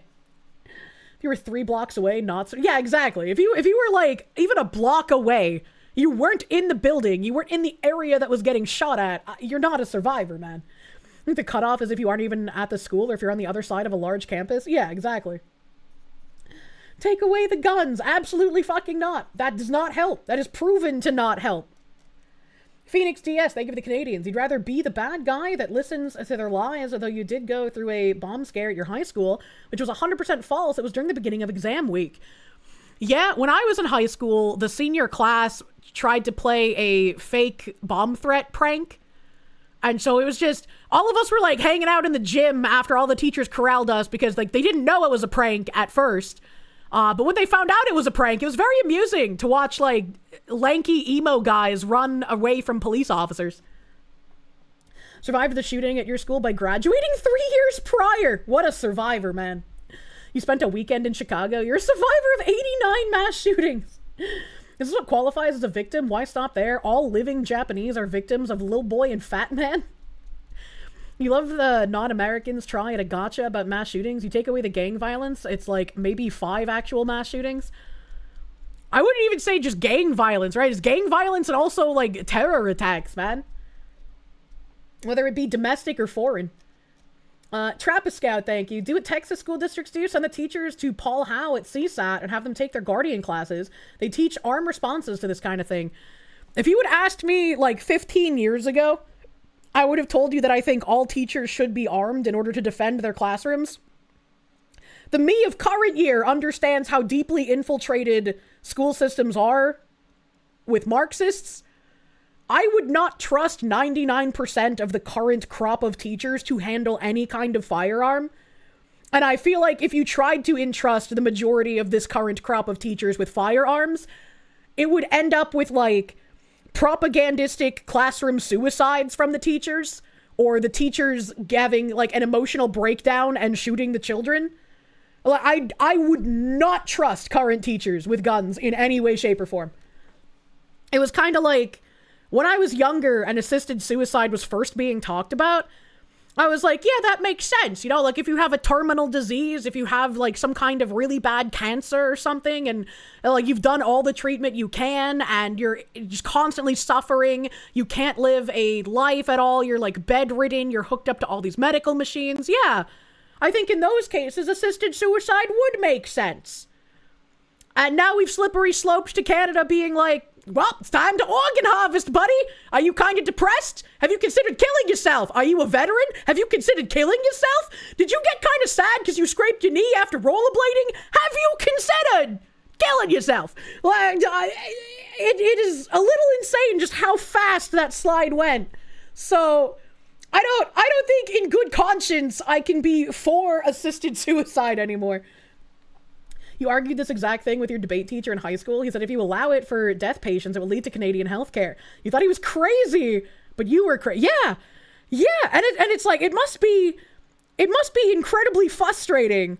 And I kind of know how it feels now for people who are ahead of the curve to be like, hey, look, dude, I'm warning you about where this kind of thing will go. I understand it sounds nice, and I understand you want to do something that feels like empathetic to someone who's suffering, but it's going to lead to something way worse. And then nobody listens to them. And then 10 years later, you know, they're like an alcoholic because nobody listened to them. I was like, I get you, bro. I understand. You know, you predicted this. You warned people and no one listened. I get it. I get how it can make someone fucking crazy. And you love how the slippery slope fallacy turned out to not be a fallacy at all. They had to call it a fallacy in order to disarm us from understanding the truth of the matters. There was in Canada where a veteran was told to kill himself when asking for a stair chair. Yep, that is exactly what I was thinking of when I said that. Did you say something mean on the internet? You must be unstable. We're prescribing MAID. It is again literally crazy to me that people who are rapists and murderers get off with like literally no consequences. And then someone will post something online like, I think maybe we should have borders and shit like a real country. And then they get arrested and they get like fucking their butthole inspected and their entire life laid out on the internet. It doesn't make sense. It doesn't make sense. Androtaz, thank you, my guy. I gotta scroll back up, hold on. Androtaz, thank you. Real victims rarely attention whore. This is gross. Yeah? Double hog, thank you. You were a survivor of Hurricane Katrina. Granted, you were in Utah at the time, but it was kind of windy, so it's basically the same thing. True. When you were in high school, you had bomb threats regularly. They had us spread out on the trail, not all grouped together in the building that they have threatened to bomb. Oh my god. The Alex Jones was right jar is overflowing at this point. Has been for years, honestly. I'm glad that I occasionally have retard moments over words like spoot and casualty. Because otherwise, man, can you imagine the ego I could possibly grow from how many times my jar gets filled? It's nice. It's nice to be reminded I am fallible. You forget if it was Katrina or Wilma, but you canoed across the street to hang out with your neighbor. Oh my god. Roadkill VT, thank you. AOC was scared of security asking her to evacuate. Imagine. Psycho, thank you. You're a survivor of the meteor that killed the dinosaurs. Why didn't you save any of them? You literally would have given up the Jews under the floorboard. How could you? Oh my god. Sadly, your jar's the only thing getting filled. When is it my turn? The slide is going down quicker and rougher than a slip and slide on a front lawn. Phoenix DS, thank you. Foxu advertising maids for China. Not that kind. Tech guy James, thank you. If being that far away from a shooting makes you a survivor, you're an invincible superhero from the stuff that happens within a block or two of your job. This man's actually Clark Kent. The retardation gives Kirsche the superpower of humility. I think more people need that in current year. Roadkill VT, thank you. Sometimes the slope do be slippery. Well, we need to stop getting fucking Diddy's oil supply all over the slope, okay?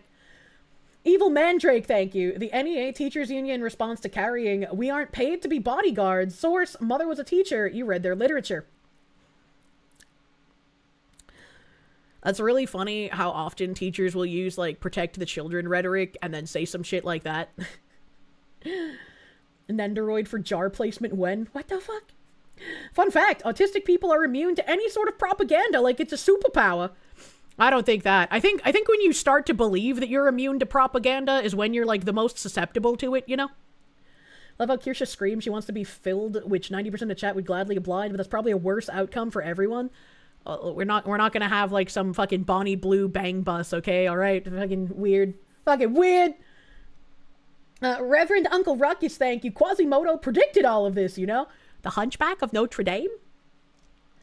Mr. Rich Lowpitch, thank you. You don't like the idea of the government being allowed to unalive someone and all they have to do is forge your signature on a piece of paper. Yeah? Don't like that government much. Grumpy Ian, thank you. Take away guns. Australia didn't stop the shooting at Bondi Beach yesterday that happened as well as on top of the Rhode Island shooting. I mean, all you really have to do is point at the terrorist attacks that are done in, like, Germany and the UK. Like, there's plenty of proof that being a disarmed citizen is not helpful.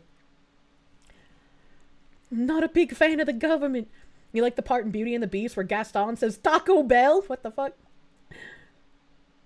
Inquisitor Yog Sothoth, thank you. Remember the suicide booth in Futurama was supposed to be a joke, not an idea. Yeah, so was apparently Atlanta being Atlantis, but people are believing in that now, brother. People are kind of crazy. Checks! Ooh, I like eating you. Thank you! The MAID program is worse than you realize. The medis that are used are a paralytic and one that causes pulmonary edema. The patient drowns in their own fluids while being unable to move or speak. Look into the work of Kelsey Sheeran. It's a horror show. Why would they use something that does that? That seems like even less humane than what death penalty is given. What the fuck? As someone who's lived near Atlanta your whole life, you're not even a little surprised Atlantans are that stupid. Atlantis, Georgia was promised to Somalians 3,000 years ago. Atlanta used to be named Terminus. Oh no. Not like this. But also, it's very interesting that this is... she got an article out of this by making some unhinged pity post here. That's a little crazy. That's a little crazy. I was like, they didn't even bring up the people pointing out the discrepancies in the timeline. Imagine being a journalist in current year. I find I read the New York Post pretty often. I don't know if their journalists just, like, pump shit out way faster than other people, but they tend to have, like, more information than elsewhere for the most part. And then there's this tweet that says, breaking, there are now 2 students who survived the shooting at Brown University in Rhode Island tonight that also supposedly survived 2 other well-known mass shootings. Zoe Weissman, a Parkland survivor, and now Mia Tretta, a hardcore gun control and anti-Second Amendment activist who has met with disgraced former President Biden and just happened to be there tonight. Both have already been making the rounds on CNN and MSNBC, pushing the gun control agenda in the immediate aftermath of surviving yet another mass shooting. Does anyone actually believe that this is a coincidence? We're talking about 2 completely different parts of the country, 2 alleged repeat survivors of mass shootings years apart from one another. Call me a conspiracy theorist, guys, but something just isn't right about this. I was like, well, Brown is an Ivy League college, so I could understand that there is a possibility that 2 people who have survived school shootings could then go on to an Ivy League college and be there at the same time. And you can never predict when someone crazy is going to do something crazy. So it's improbable, but not impossible. But also considering how Zoe's story doesn't exactly check out, and she wasn't even at the school campus where the shooting took place. I don't know, man. A victim of You Think the Pulse nightclub was also shot later in another event. Yeah? High school shootings make for great application essays. Oh my god. You should recheck all your sources. There's no way an 11 or 12-year-old was in high school. Imagine. Brits gave up their firearms in 1997. Less than 30 years later, they're being arrested for Facebook posts. Imagine. Imagine. But yeah, I have no idea who the Mia Tretta person is, but apparently she is giving some interviews on what's going on. That's 2023. I was shot at a school shooting at 15. Last night spent locked down at my university while learning of casualties and the many injured. This is not how I imagined life when I was a little girl. I miss that carefree child I once was, thinking of the many affected. When I was a little girl, I imagined being married to my high school sweetheart and having many children with him. I am now a cartoon hag on the internet for fun. Life don't always turn out the way you want it to. Was he gay? No, that was just like, you know, I grew up watching Disney movies and like the feel-good, like, the prince loves the princess kind of stuff. The man will do anything for the woman, and in turn the woman will be good to the man. I even grew up with those relationships being what populated my, like, family life, aside from my mother and father, obviously, because my mother's a deranged fucking freak. But I also grew up watching that, and so I was just like, oh, it's just natural that I will find a boy in high school when I am older, and then we will love each other and be together forever and ever and ever. I was sold a lie. You're some retard in the retard fox's chat. It's never been so over. Me at 5 years old, that's not fair. Your dad, life's not fair. Little did we know how true and real those words would become. Let's see, did she post anything else here? September 10th? Okay, so she doesn't post much. She doesn't post much. And I don't know where her interviews are. Just wanted to be an astronaut. Now you're jobless with a bad back. Sandy Hook Promise responding to this. Interesting. The Facts Dude. I don't recognize any of these people. Silence the violence and shun the guns. Out of curiosity, do you advocate against gun violence for only mass shootings, or for also the gun violence that has taken place in neglected, impoverished communities for decades too?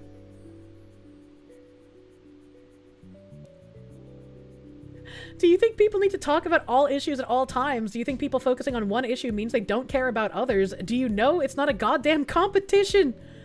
Why he's so angry? Why he's so angry? That's crazy. You came close to marrying your high school sweetheart? Oh man, I'm sorry that didn't work out. Pakistani National, thank you. RGE believes that women don't like guns because it makes them accountable for themselves, and it would mean them expecting that their society is never going back to the way it used to be.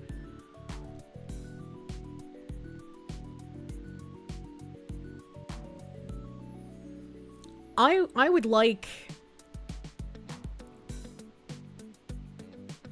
like for women to be able to own guns instead of being anti-gun, right? And like, I don't understand how, like... And maybe it's because these people also are people who don't like to acknowledge biological reality, but by and far, unless you are some, like, crazy MMA-trained woman, the average man is stronger than you and can overpower you. What he can't overpower would be a firearm. And so it just makes sense to me as, like, the smaller and weaker sex. If I got attacked, a gun is an equalizer in that kind of situation. Right? And like, even if you are a woman who has, like, some crazy fighting training and you're muscular and beefy as fuck, all the guy has to be is larger than you. And he could kind of hold you off, even if you might, in, like, a fair fight situation, be able to beat him. It just doesn't make sense to me, but I disagree that these things are mutually exclusive. Women should be able to carry guns and defend themselves, and in a healthy society, men would also be protectors and hailed as heroes for doing the protecting, instead of being dragged through courts and prosecuted like someone like Daniel Penny was. Both of these things should be able to exist if we were a healthy society. It's like the meme with the lions showing all the different fighting styles versus the Glock in my back pocket. A female bodybuilder tried arm wrestling average Joes and you believe lost 75% of her matches. Yeah, I mean, that's like the only scenario that I could even potentially think of, like, a woman being stronger than an average man, is if they had, like, intense training. And even then, like you said, most still are not able to beat them. No such thing as a fair fight, so never fight one. Yeah. It was a gun store he frequented, and one of the salesmen was giving a woman a rundown on how to use a pistol. Good. You're 6'1", very well trained, and... Oh, hold on a second. Hold on a second, I got a phone call.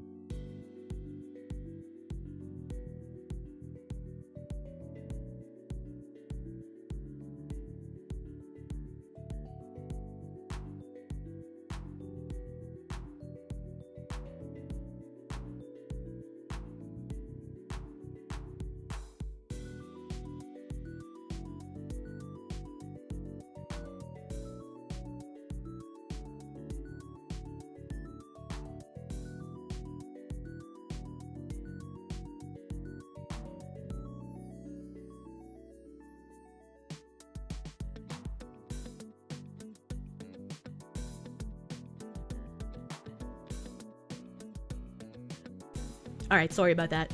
Sorry about that. Sometimes phone calls happen. She giggle yapping. Yapping at such a high frequency that we can't hear. It's actual dog whistling.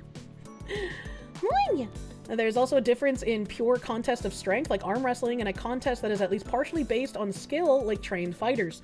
And there's also the, like, adrenaline kick in, I guess, as well, if you're fighting for your life, but still. Speaking with her Mossad handler, true. I was talking to Mia.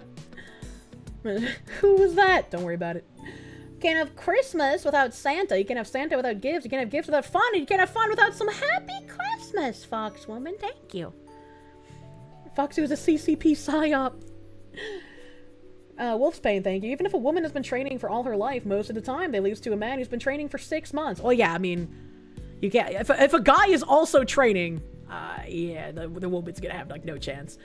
But yeah, I definitely think that I don't remember how that super chat was worded anymore, so I apologize, but I don't think women owning guns would preclude men protecting them. I think men should protect women, and they should be hailed as heroes when that happens, and women should also own guns and protect themselves, right? And, like, even if even if your man is protecting you, you having a gun means that you are backup for him, right? Imagine that scenario where that deranged leftist was like grifting off her boyfriend's death after he protected her and got stabbed to death by some crazy lunatic on the street.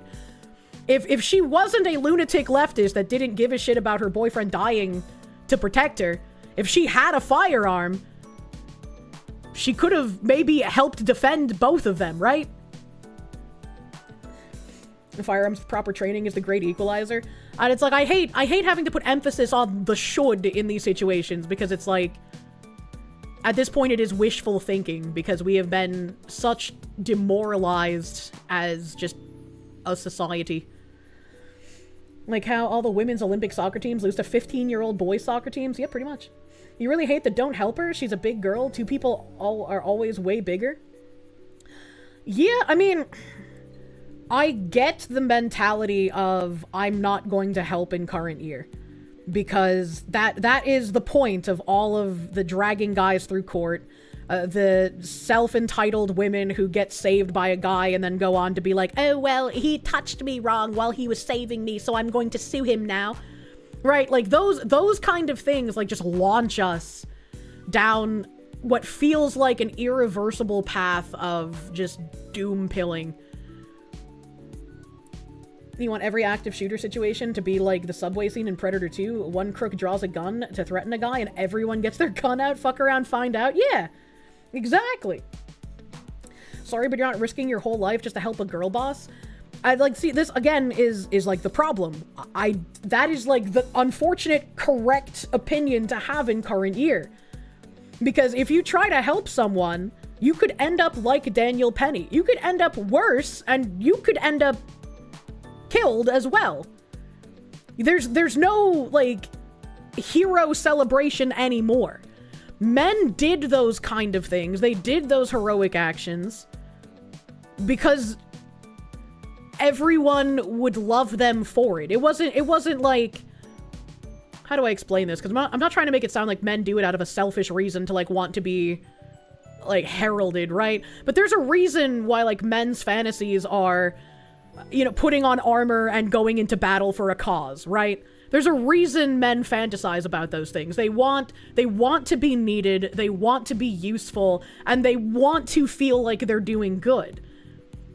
And our current society does everything it can to suppress that. If you're a hero, you get punished. If you're a hero, you get looked down on. You must praise the criminal and denounce the hero. And it's an inversion that has been going on for way too long, and I hate it. Actually, not just get punished for heroism. It was just thankless. We'd still do it, but punishment is over the line. Yeah, exactly.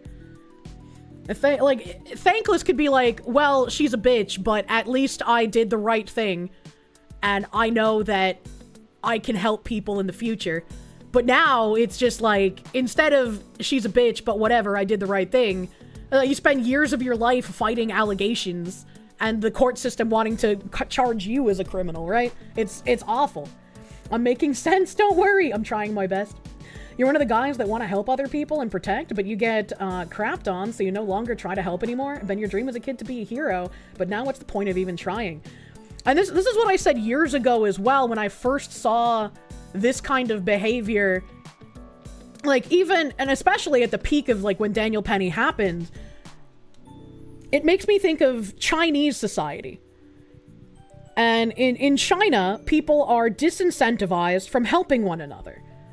When you watch videos out of China and you see people getting run over or hit by a car, in China, typically, if you hit someone with your car, you run them over until they're dead. Because if you don't, you can be held liable for their bills. In China, if you see someone having a problem or giving birth or getting stabbed on the side of the street, you just walk past them like nothing's happening, because if you even acknowledge what's going on next to you, you could be held accountable for any of those things going on. And especially at the peak of Daniel Penny here, I was saying that this is a very scary alignment, that our society is going down the same exact path. The same exact, don't trust anyone around you, don't talk to anyone around you, you have no neighbors, you have no friends, none of these people matter, And you should never think that they matter. And having that opinion walking around outside is a very dangerous mindset to beset. Men once ran up to you all worried because you thought you were robbed because it looked like it. You appreciate the concern, even if it was a false alarm. You visited NYC as a kid, and that's just how society felt even 20 years ago. Now that's how your home feels. You went to, you guys want to be the knight fighting the dragon, but these days the dragon is given preference if you go to save the princess. It's all fucked up. It's all fucked up. Emperor Creatine, thank you. A little bit of breaking news from Nick Sortor. White House has lifted a lid and is calling back reporters immediately. Surprise press conference. I saw that tweet before stream. I think it was at like noon I saw that tweet. And I was like, I have no idea what White House lifting the lid and opening the pool means. I thought the pool was closed due to AIDS. Is this like some esoteric meme I don't understand? The deep fryer, thank you. Let's get women taser trained and adequate self-defense training first. You should only pull your pew as a last resort. No, fuck you. Absolutely fuck you. And that is the line of thinking that gets people killed. If someone is attacking me, I'm not gonna pull a taser and I'm not gonna give them warning. I'm gonna pull my gun and neutralize the fucking threat. This isn't some movie where like you shoot for the legs or you try to hit them with a baseball bat first. This is real fucking life, brother. You hate communism, of course, but you love the single aspect of camaraderie and how they'd call everyone comrade. Things that would be better if we could all be a team. I mean, again, communists, all they do is lie. You'll be a comrade one day and you'll be up against the wall the next because your beautiful ideas are dangerous to our camaraderie. So even that is like a subversive concept. You shouldn't have to defend yourself in hand-to-hand with a nut job just so it's fair. Exactly. And should never pull your punches on criminals, especially the violent ones. Absolutely. Absolutely. Would I look down on us if we behave that way? If we don't step in to help because we know we'll be seen as a villain? You're getting a vigorous spanking because you've been a bad girl. I think this is like a hard question because the instinctual answer is yes. If there is a man who actively decides, I will not help, I do not want to take the heroic action, it does cause a visceral disgust reaction. Because that is just how everything has been ingrained for hundreds and hundreds of years. Man is protector, woman appreciate protector. And I kind of still operate on that logic. And so even though, again, logically in current year, I understand why men do not step in and do not be heroic, there's still that ingrained visceral reaction of, that's disgusting that he wouldn't help. And I'm sure men feel similarly when they see something like women doing something similar. I can't even think of what would be equivalent to that. I guess like the women that trans their kids. Right, it's like you're supposed to be there to protect the child. I trusted you to raise my child. What have you done? Right, it's like a great betrayal kind of thing, you know? The only thing for evil to triumph is for good men to do nothing? Yeah, exactly. Exactly. The tank won't aggro the mobs and the support can't do their job. And the problem is that like no one's doing their job, as it were. Who cares if it's disgusting? That's their problem to deal with. Well, it's not communism, it's totalitarianism. Women who scream uselessly in critical situations.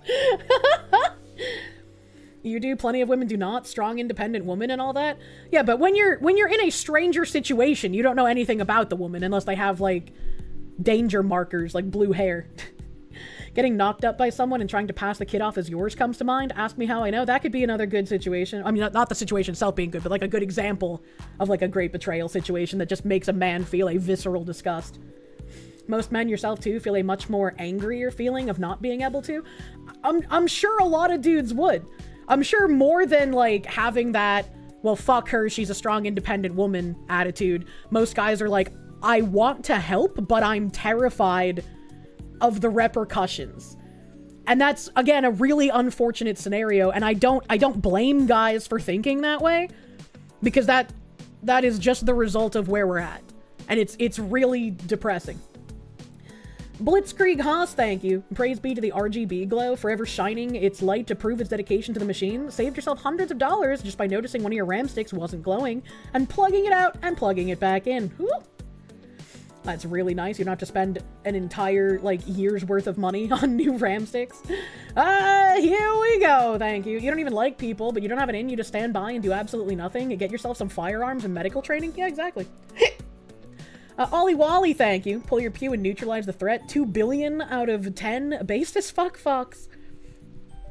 Imagine. Honestly, you get more pissed at yourself for making choices in your younger days that landed you a felony, which limits your options and opportunity to be able to help in certain situations.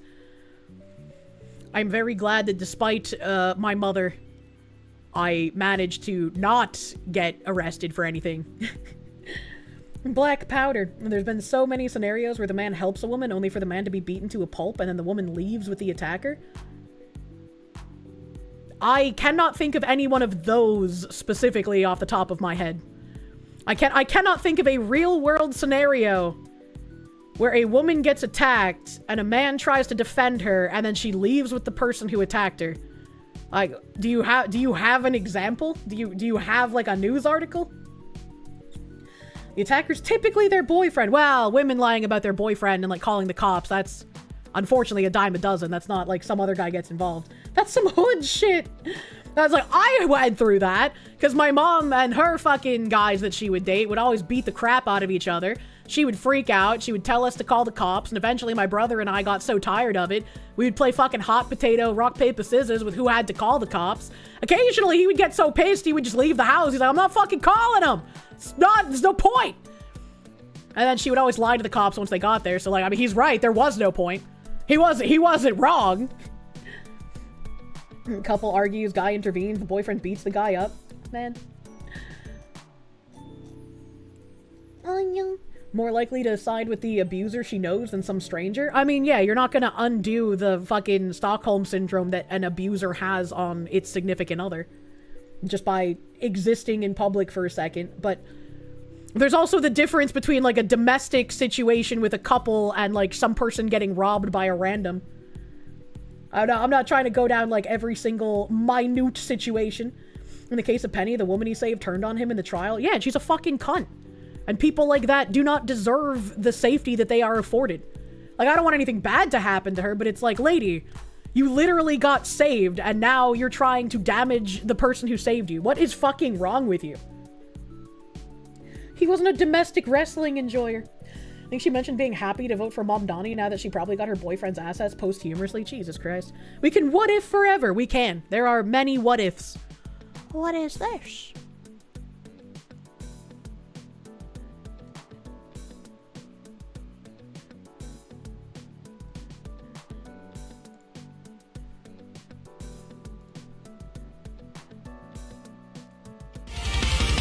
The fucking Shutterstock!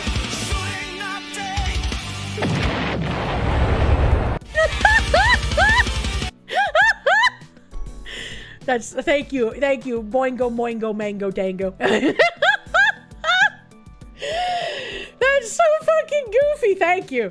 That is a great way to take a bit of the seriousness off. Holy shit. The side scroller segment. I can't believe he actually made that. Rifle casings for a pistol. Look, the more scuffed the better. It's got a fucking Shutterstock logo on it, Chad. Come on, dude.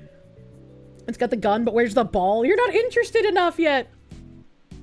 Oh, yeah. All right, what else do we have here? So I haven't seen this, but let's listen to this news segment before I read what Laura Loomer, Dirty Bloomers wrote. That's the only thing I can remember when I hear her name. Thank you, Medicker man.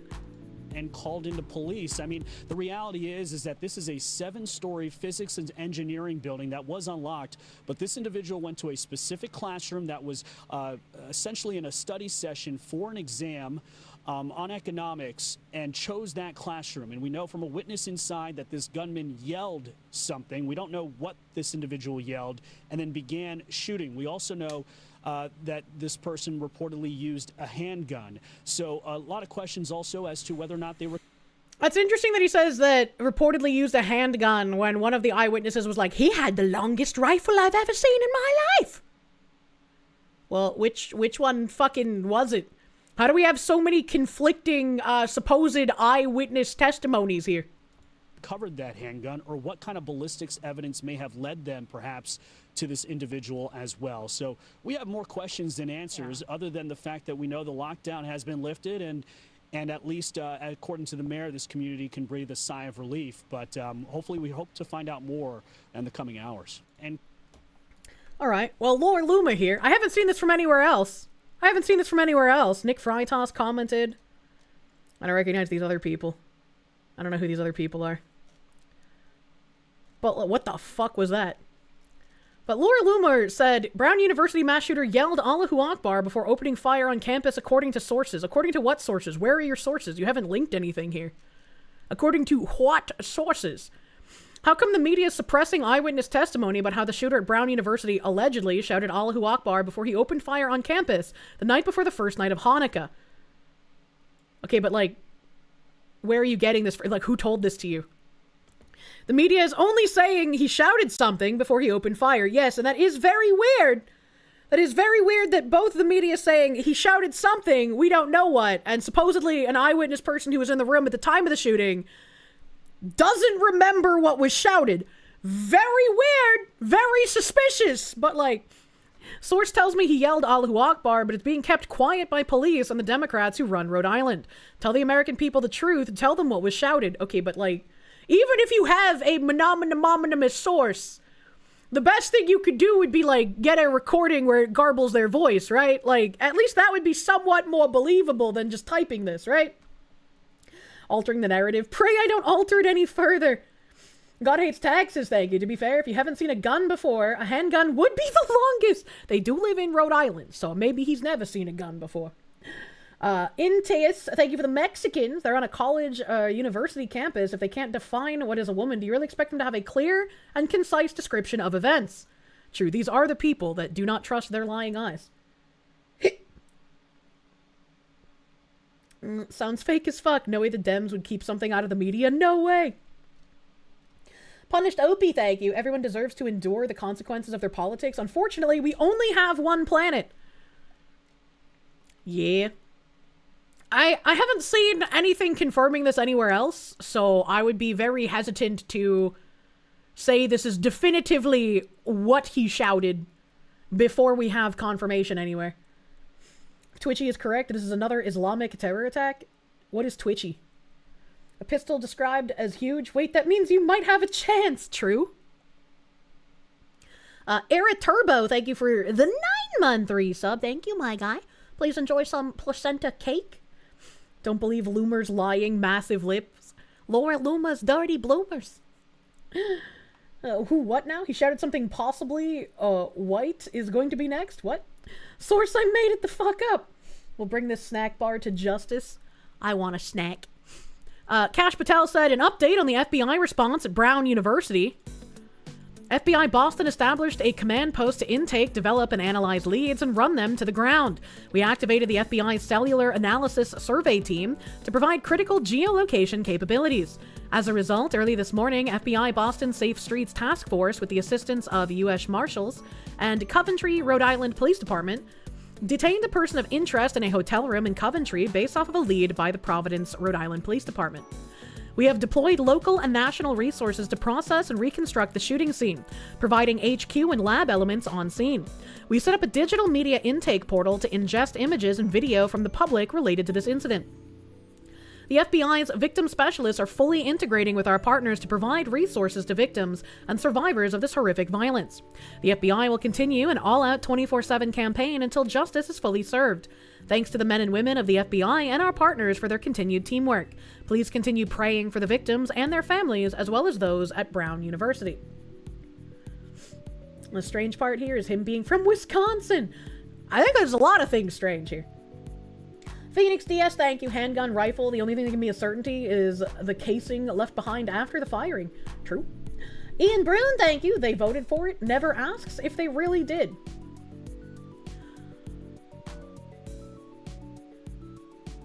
There's something to be said for assuming makes an ass out of you and me, but also if someone continuously votes for politicians who are soft on crime, and then those soft on crime politicians or DAs or whatever the fuck let out repeat offenders a million times. This is just like that post we read the other day where it was like, actually stabbing innocent people wasn't literally on the ballot. It's like, well, you voted for the guy that had the policies that releases the violent criminals, that gets more people stabbed on the train.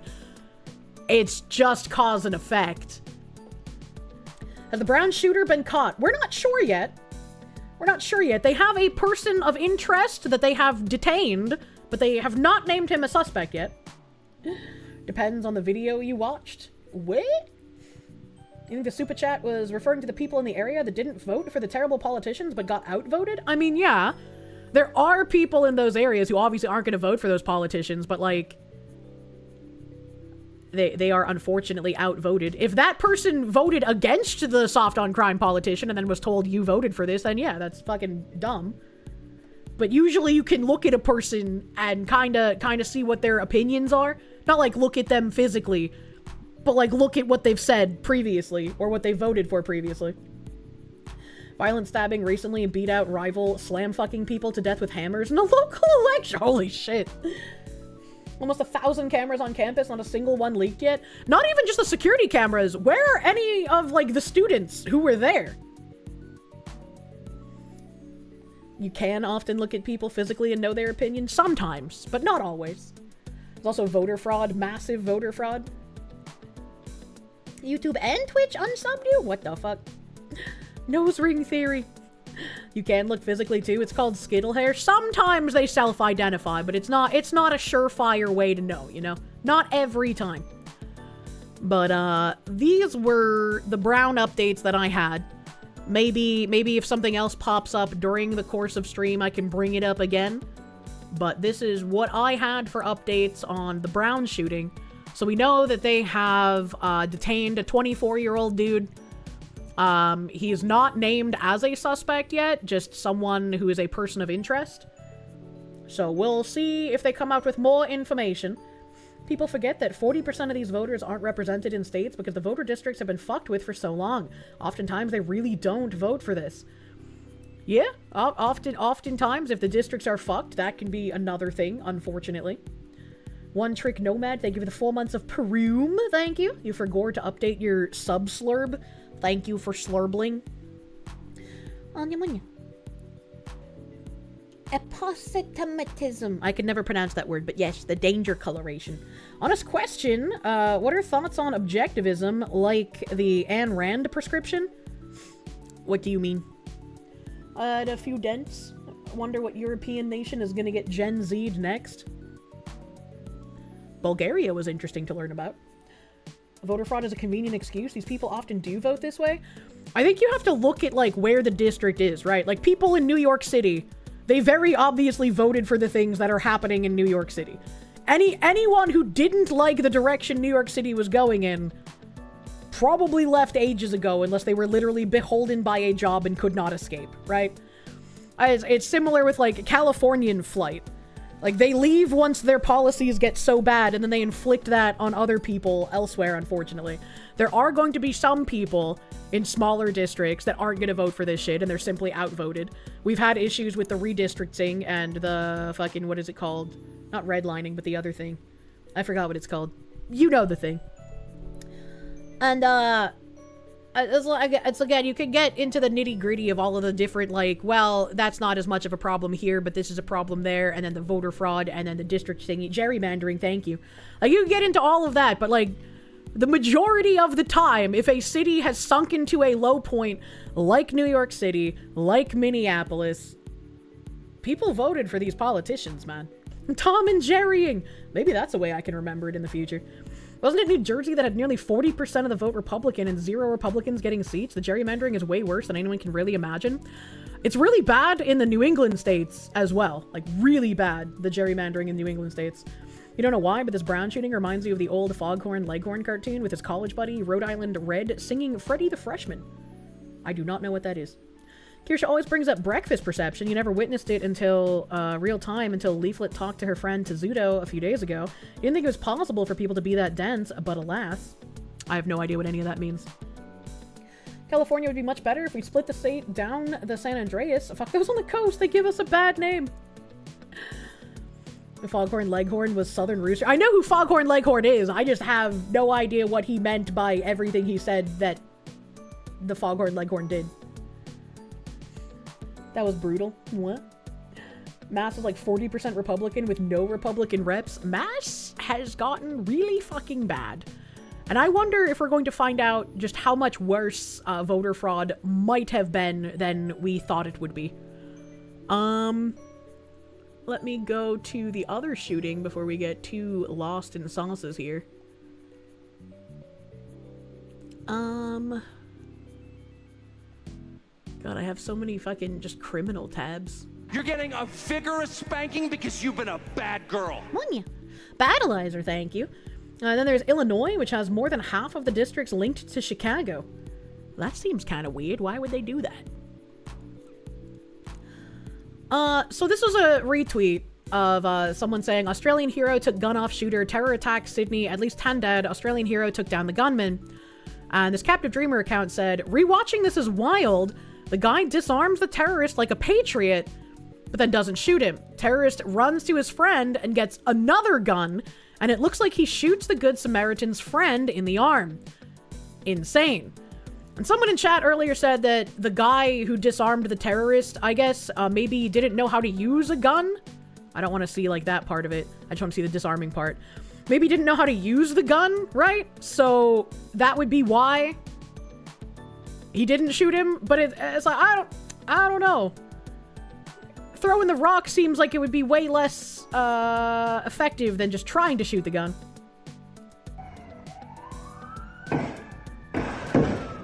Oh! So you see the Good Samaritan guy tackle the terrorist, take the gun away. You hear shots because there's another shooter. But the Good Samaritan did not take... I want to call him hero. The hero did not take any shots at the terrorist.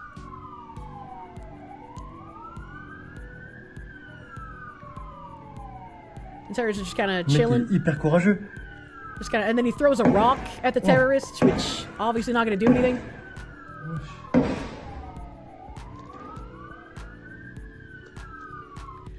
And it says that the terrorist guy, I don't know if there's anything in this video that I can't show because I don't want to show like bodies or anything. But it said that the guy managed to get another gun. I don't know where he is. I guess it doesn't show it in here. But they said that the guy managed to like go and get another gun and like keep shooting. And it's just like that guy, the hero guy did absolutely the right thing. And if he's not hailed as a hero by everyone in Australian media, I'm gonna pop a fucking blood vessel. I should have used it as a club if he didn't know how to shoot. That's fair. Never judge a person for not taking life unless in the line of duty. This is a fucking terrorist. What do you mean?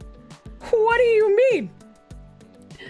So he was shooting people, but here we are. This seems fake. Guns are banned in Aussie. That's true. How did this terrorist attack even happen? Guns are banned. They shouldn't exist.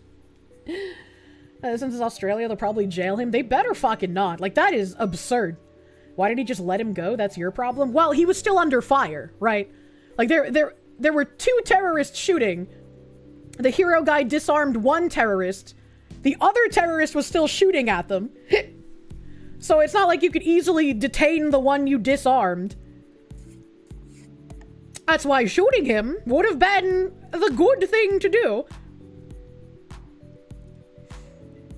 And there's this guy here. It says, a survivor of the October 7th terror attack in Israel was injured in the Bondi Beach, Australia terrorist attack. He recently moved to Australia and told News 18 he never expected to face something like this here. And this is, again, why I say, like, the school shooting people being at 2 shootings in their lifetime. It's improbable, but it's not impossible, because you get stuff like this. You get stuff like Irina Zarutska fleeing war in Ukraine, coming to the US, only to be murdered by some fucking animal that never should have been on that train, right? You have these people who have endured horrific things and end up having to face them again when they flee somewhere that should be safer. Guy must be having PTSD, man. The PS2 graphics, well, it's kind of blurred because he's bloody. They put a little bit of a blur on his face. It was like the guy who left Hiroshima to Nagasaki and experienced a sequel. Jesus Christ. Kind of reminds you of the one Japanese salaryman who survived the first nuke and went to Nagasaki before getting nuked again. What are the fucking odds, dude? That poor guy. Happened to, dueling the communism thing? It seems like a Final Destination thing? Maybe. I don't know. That's fucking crazy. I survived 2 school shootings that I was nowhere near versus I survived shooting in town and I'm covered in my own blood and bandages. Well, I'm saying this as like, obviously one of those women, Zoe, whatever the fuck her name was lying. Her timeline does not add up, and she even admitted to not being at the school grounds. The other one, who was in 2 school shootings, who's like an anti-gun activist, they didn't say anything about the shooting she was in, or like, what happened with her, so she might not be lying, right? She might not be. And with these things, it's better to give the benefit of the doubt, because unless there is obvious information that shows they're lying, everyone's gonna call you an asshole for calling out someone who is purporting to be a victim. Why do all women named Zoe lie? It's just like a red flag name, like Rebecca, you know? There's some people with those names, just red flags. A Violet Jessup was on RMS Olympic when it collided with the HMS Hawk at the sinking of the Titanic and the sinking of the Britannic. I would never let that guy on my ship. Phoenix DS, thank you. If you're gonna be a hero, always have a plan beyond dealing with the situation. Pocket knife, barring that, a pen for a magic trick. Imagine. You remember Viet War fleeing to the US only to end up getting killed in the Wendy's massacre? The Wendy's massacre? Like, sir, this is a Wendy's massacre? Piro AU, thank you for the Australian here, 100% would have been jailed had he put the dog down. Also love you, Foxwoman, but it's Bomdy. Why is it pronounced Bomdy with like an M, but it's spelled Bondi with an N? It's what they called the day they stopped selling the triple baconator. What the fuck? McDonald's massacre in 84. What the fuck? Because Aussies are freaks, all the pigs massacred for the baconators. Bondi, isn't it? Oh, he does say die. I pronounced it D. Bondi? Why would it be Bondi with an M still instead of Bondi? Was that a bomb joke? No, they used guns. SGT, thank you. The nuke guy lived in Nagasaki but was in Hiroshima for business reasons. Then when he went back home, no one believed him about Hiroshima. Imagine.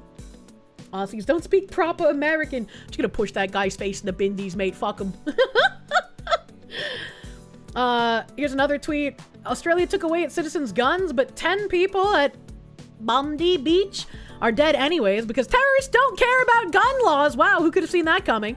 The only thing the Australian government did was make sure its unarmed, law-abiding citizens are now sitting ducks, unable to defend themselves. This is just people running from the beach.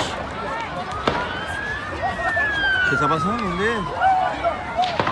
Alicia, escucha, Alicia, porque me pasa algo. Algo está pasando, pero no sé qué. Pero ¿dónde va la duro?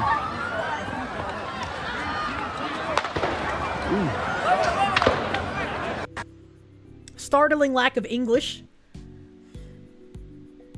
The Vietnamese family who fled Vietnam, who lost their kids to the stupid Twilight Zone movie. Oh, fuck, I remember that too. Oh, fuck, brother. To be fair, who would believe that a plane dropped the sun on you? Is a fair point. They were just like, this guy's crazy. Roadkill VT, thank you. Flushing, New York on May 24th, 2000. The Wendy's massacre. What the fuck? I don't remember that. I don't know what the Wendy's massacre is. To be fair, I was merely a baby, but you know. He was saying, what's happening? What's happening? I don't know what's happening. I mean, to be fair, yeah.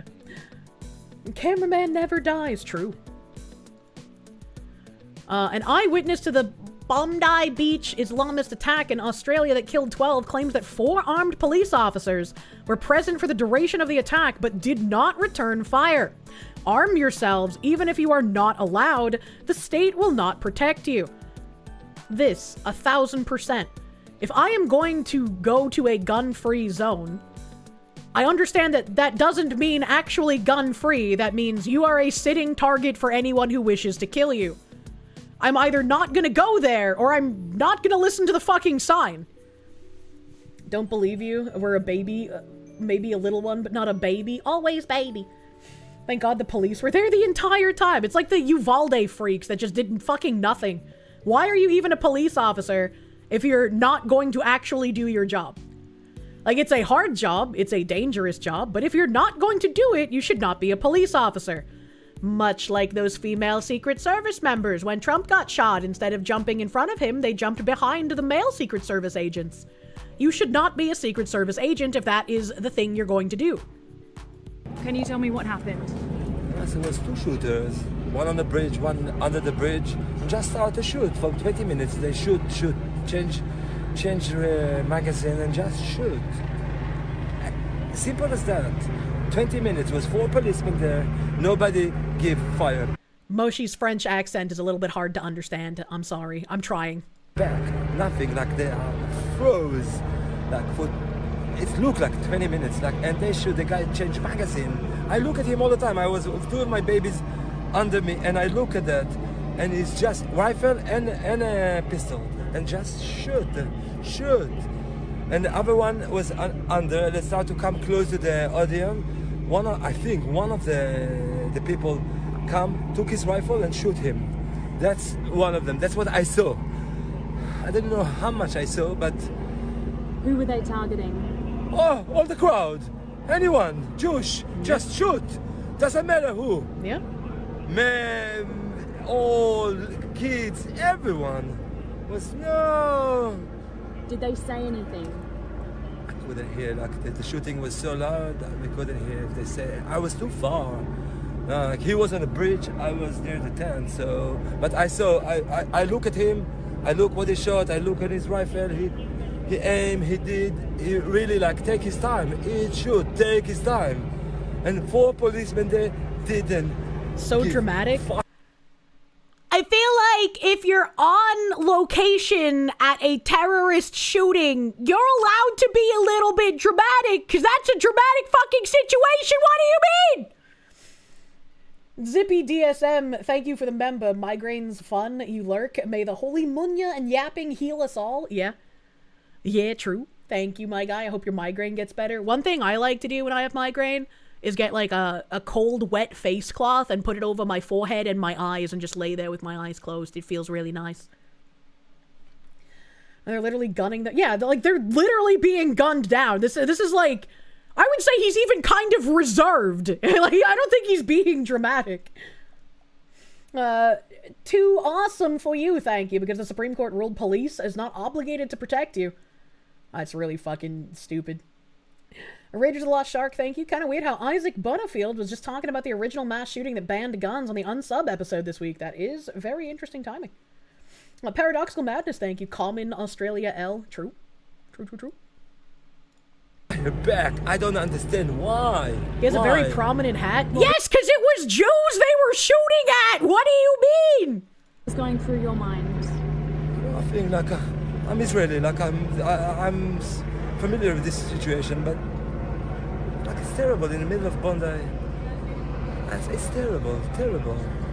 What was tonight supposed to be about? Hanukkah events. Shocking Jews at a Hanukkah event. I'm so shocked that there were Jews at a Hanukkah event. This has never happened before. This is unprecedented. Ham the Third, thank you. Australia learning the folly of gun-free zones.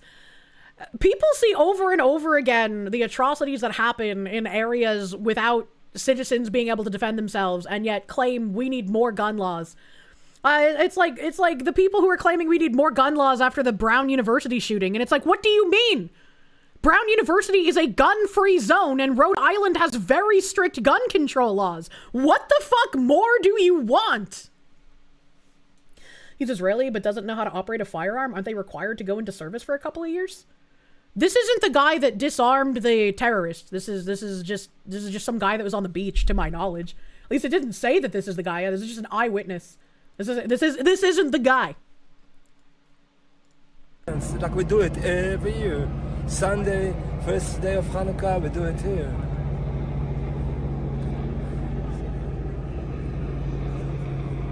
For me, it's not. I'm get used to that. But What is this?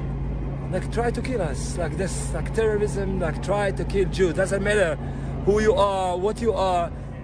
You kill a Jew. That's it. And it's time to people in Australia to start to understand. Random beach Jew. I'm sorry, it just sounds like a funny RPG encounter. I encountered the random beach Jew and now I am on a Hanukkah side quest. We are not a target. We are civilian like you. We do the same thing. There is no reason that we feel not safe here in our country. This is our country. This is how we live, where we live. We need to feel safe. Is your family safe? Is your family okay? I come with 6 kids, and thanks God, yes, everybody's safe. Okay, and what did you see? Did you see anyone injured? Did you I see 6 people dead and 6 people injured. 6 or 7 people injured. What words come to mind? How do you describe this moment? I was a soldier, so I just checked that my kid is okay, that everybody around me is okay. Call medical people for the injured, and that's what I could do, to collect my kids and run away to the car. You were a soldier in Israel? Yeah. Did you ever expect a war zone at Israel? She put a spin on me saying Israel, and she called it Israel. What the hell? Beach. But I know it's come one day. I know it's come one day. I saw many incidents. I know it's come one day, but not that level. No, I thought one gun car, one shoot, one bullet, not 20 minutes. What's your name, please? My name is Shmulik. Could you spell it for me, please? SHMULIK. Your surname? Scuri. SCURI. Thank you so much. Thumbs up. Thumbs up. And yeah, I agree. Arm yourself even if you are not allowed. The police aren't going to protect you. And you should know, if you do try to be a hero and you do manage to disarm a terrorist, you should just shoot them. Like, no ifs, ands, or buts. Yeah, you might be demonized by the state for doing it. You might get dragged all over everywhere for shooting a terrorist and stopping them from killing more innocent people. But you still would have been objectively in the right then and for always. And you're probably going to get the best legal defense team that anyone can buy. Let's be fair. Unfortunately, that's murder. No, it's not. It's absolutely not murder if you disarm a terrorist shooting innocent people and then you kill that terrorist. That is not murder. Anything is better than being a cuck. Sadly, may get arrested in some countries. Sadly, but this is like, this is the evil will persist if good men do nothing kind of logic, right? Like, you can stay in fear of the consequences, or you can neutralize a threat literally in the act of killing innocent people. Lethal force is authorized in defense of self or others. And it's good. It's gonna be a fucking hard-ass fight if you're in one of the cuck countries that doesn't let you have firearms. Obviously. But I still could not imagine the mindset of someone actually leaping to action, disarming a terrorist, trying to save people, and then not killing the terrorist. New York State would throw the book at you? Fuck them. Fuck them. There's an entire environment of fear of the state. And eventually good men are going to have to start doing something, even if it's scary. In that situation, F the law. It's about survival, and lethally handling the terrorist is the best chance for survival. Yeah, not just for you, but for everyone around you, you know? Your conscience would be clear, and it absolutely should be. Like, look at how many people still lie about fucking Kyle Rittenhouse. He posted something, and I have it in a tab somewhere. He posted something about getting married recently, and there are still people just lying about that guy. He got attacked, and he shot people in self-defense. But to people who don't live in reality, that doesn't matter.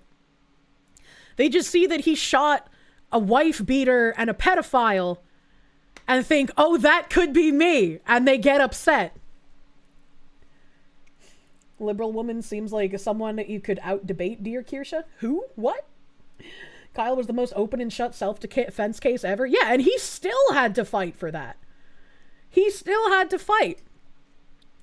And when he broke down in court, upset at the entire situation, because he did the right thing, he defended himself, and unfortunately he's going to have to live with the fact that he did end up killing people, right? He probably doesn't feel like super guilty because they wanted to kill him, but it's still something that's going to weigh on you if you take a life.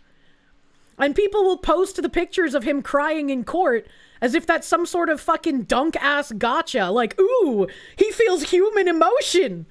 Oh, what a bitch. It's like, it just astounds me, just the depths of depravity the people who claim to be the good guys reach to every time they're given the opportunity. The Evergreen quote, Evergreen! People should not fear the government. Government should fear the people. True.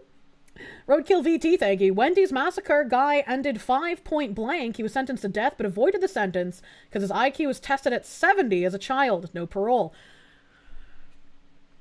Why would you let someone like that continue to exist if he doesn't know that what he did was bad?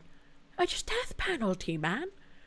Just death penalty. This is crazy. This is stupid. I'm tired of it.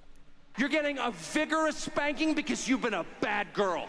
Battleizer, thank you. Foxu, half the people still screaming at him believe that the victims were and are black. There is no reasoning with these people. Yeah, no, absolutely. But I'm just saying, like, if you continue to let fear rule over you and prevent you from doing the right thing,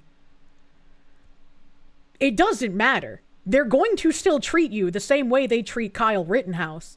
He just kept his life after doing the right thing. They would rather see you dead. They think he randomly fired at black people. I don't know how you can believe something so fucking just grossly untrue. That's crazy that people believe that. Cold Acid, thank you for the 23 months. Damn government workers. Once again, the municipal snowplowers pushed a bunch of snow into the foot of your driveway. Too big for you to just drive through. Damn it. A Binary Eclipse, thank you for the... Australians proudly state how they gave up their guns. They wear it like a badge of honor. A country of NPCs. That's just fucking stupid. But I also brought up an article because I wanted a bit more information on what was going on since this shooting happened while I was sleeping. Gunmen kill at least 16 people in attack on Hanukkah celebration on Sydney's Bondi Beach. I'm gonna have to, like, run my brain gears every time I try to pronounce that. An attack at a famous Australian beach killed 16 people, including a child, officials said Monday, after 2 gunmen opened fire at a Hanukkah celebration on Sydney's Bondi Beach. Prime Minister Anthony Albanese called it an act of anti-Semitic terrorism. Albanese like the Gumby Bears? Hundreds of people had gathered Sunday at the beach for an event to celebrate the first day of Hanukkah when gunmen opened fire. At least 38 others were injured in the attack. New South Wales Health Minister Ryan Park said the death toll had risen from 12 to 16 overnight, including a 12-year-old child. 3 other children are being treated in the hospital. This is absolutely horrendous for the community broadly, but particularly the Jewish community. What we saw last night was the worst of humanity, but at the same time, the very best of humanity, Park said. True, there was the hero guy. A massacre at one of Australia's most popular beaches followed a wave of anti-Semitic attacks that have roiled the country over the past year. Although the authorities didn't suggest those in Sunday's shooting were connected, it is the deadliest shooting in almost 3 decades in a country with strict gun control laws. And I imagine it will not be the last. One gunman was fatally shot by police, and the second was arrested and in critical condition, authorities said. Police said one gunman was known to security services, but there was no specific threat.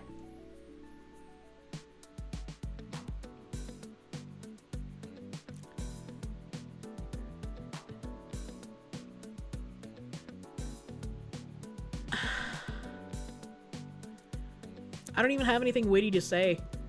It's just exhausting to constantly have the, well, he was on our radar, but he wasn't a threat yet. At least 29 people were confirmed wounded, including 2 police officers, said Mal Lanyon, police commissioner for New South Wales State, where Sydney is located.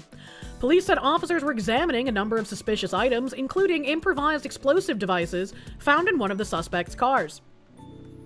The shooting targeted a Jewish celebration. This attack was designed to target Sydney's Jewish community, New South Wales Premier Chris Minns said. The violence erupted at the end of a summer day when thousands had flocked to Bondi Beach, including hundreds gathered for the Hanukkah by the Sea event, celebrating the start of the 8-day Hanukkah festival. I got questions here. I got questions, all right. How come sometimes it's spelled Chanukah and other times it's spelled Hanukkah? So like Chanukah with 1 K and then Hanukkah with 2 Ks. Oh, is it pronounced the same way? Is it a different pronunciation? Why does having a 70 IQ get you off of jail? Your Honor, my client would like to plead retarded. I wish I knew. That doesn't make sense to me either. It's pronounced the same. Chanduka. The CH is HI. Ah, okay. The Hanukkah. Shabbat. Wait. Chabad. Haha. An Orthodox Jewish movement that runs outreach around the world and sponsors public events during major Jewish holidays identified one of the dead as Rabbi Eli Schlanger, assistant rabbi at Chabad of Bondi and an organizer of the event. Israel's foreign ministry confirmed the death of an Israeli citizen but gave no further details. Police said emergency services were called to Campbell Pride in Bondi at about 6:45 p.m., responding to reports of shots being fired. Video filmed by onlookers showed people in bathing suits running from the water as shots rang out. Separate footage showed 2 men in black shirts firing with long guns from a footbridge leading to the beach as sirens wailed and people cried out in the background. One dramatic clip broadcast on Australian television showed a man appearing to tackle and disarm one of the gunmen before pointing the man's weapon at him and then setting the gun on the ground. Minns called the man, named by relatives to Australian media as fruit shop owner Ahmed Al-Ahmed, a genuine hero, which he is. Still wish he would have shot the terrorist, but I'm glad he disarmed him and prevented further carnage at the time. Witnesses fled and hid as shots rang out. Arsen Ostrovsky, a lawyer attending the Hanukkah ceremony with his wife and daughters, was grazed in the head by a bullet. Ostrovsky said he moved from Israel to Australia 2 weeks ago to work for a Jewish advocacy group. What I saw today was pure evil, just an absolute bloodbath. Bodies strewn everywhere, he told the Associated Press in an email from the hospital. It was like reliving October 7th all over. I never thought would be possible here in Australia. Lachlan Moran, 32, from Melbourne, told the AP he was waiting for his family when he heard shots. He dropped the beer he was carrying and ran. I sprinted as quickly as I could, Moran said, and he said he heard shooting off and on for about 5 minutes. Everyone just dropped all their possessions and everything and were running, and people were crying. It was just horrible. Albanese told reporters in the capital, Canberra, that he was devastated by the massacre. This is a targeted attack on Jewish Australians on the first day of Hanukkah, which should be a day of joy, a celebration of faith, an act of evil, anti-Semitism, terrorism that has struck the heart of our nation. I feel like this is just going to keep happening, right? I mean, they target Christmas parades, they're targeting Hanukkah celebrations. I don't think this is going to be stopping anytime soon. Someone stomped the shooter in the head after he got apprehended. I've heard that the person who stomped one of the shooters in the head got arrested for it. I don't know if that's confirmed or not, though. Is it truly targeted? If it's anything but them, they're targeting anyone except for them, which, I mean, by logic, would that not be like a supremacist kind of avenue to be taking? Chad, I think they hate us or something. Battleizer, thank you. We had information on a violent individual who we deemed not a threat. We're shocked by this outcome. All government's useless. Glowing increases. True. True and real. He vowed the violence would be met with a moment of national unity where Australians across the board will embrace their fellow Australians of Jewish faith. King Charles III said he and Queen Camilla were appalled and saddened by the most dreadful anti-Semitic terrorist attack.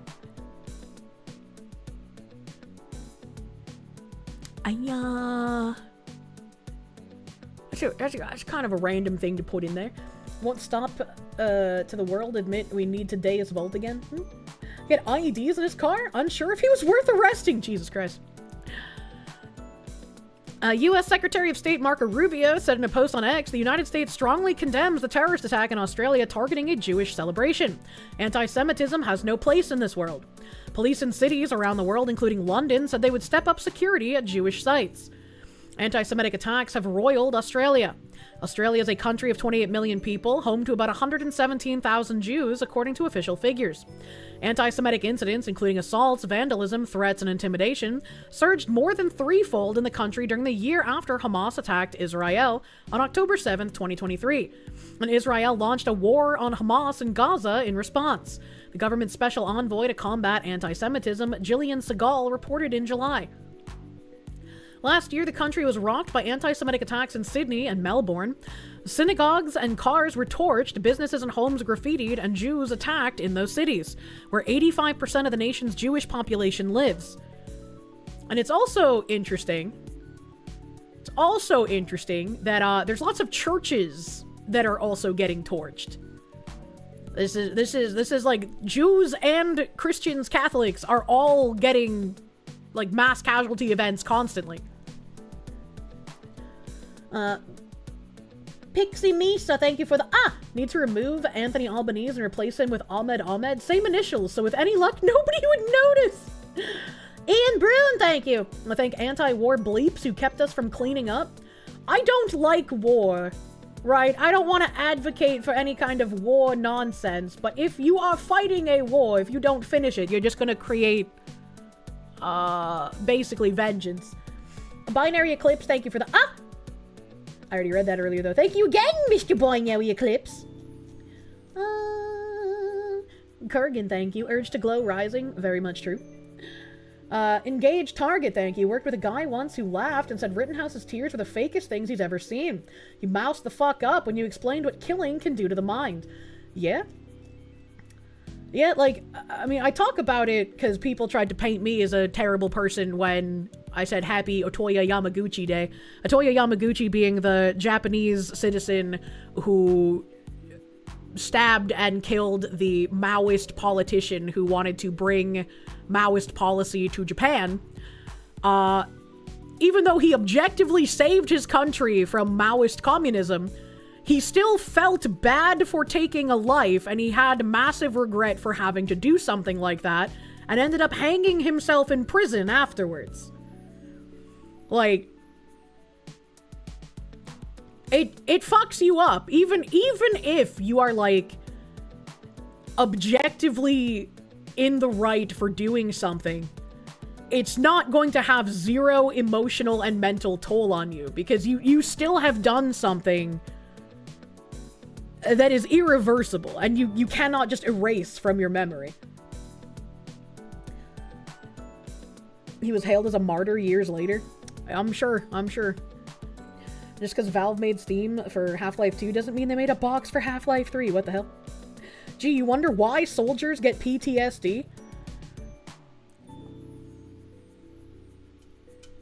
I don't know, man. I don't know. Like, I could not even begin to put myself in the shoes of someone who has had to do that. Right? And as much as, like, if I need to defend myself, I'm going to. If someone is attacking me or breaking into my house, I am going to shoot them. That is the objectively correct thing to do if they're trying to harm me.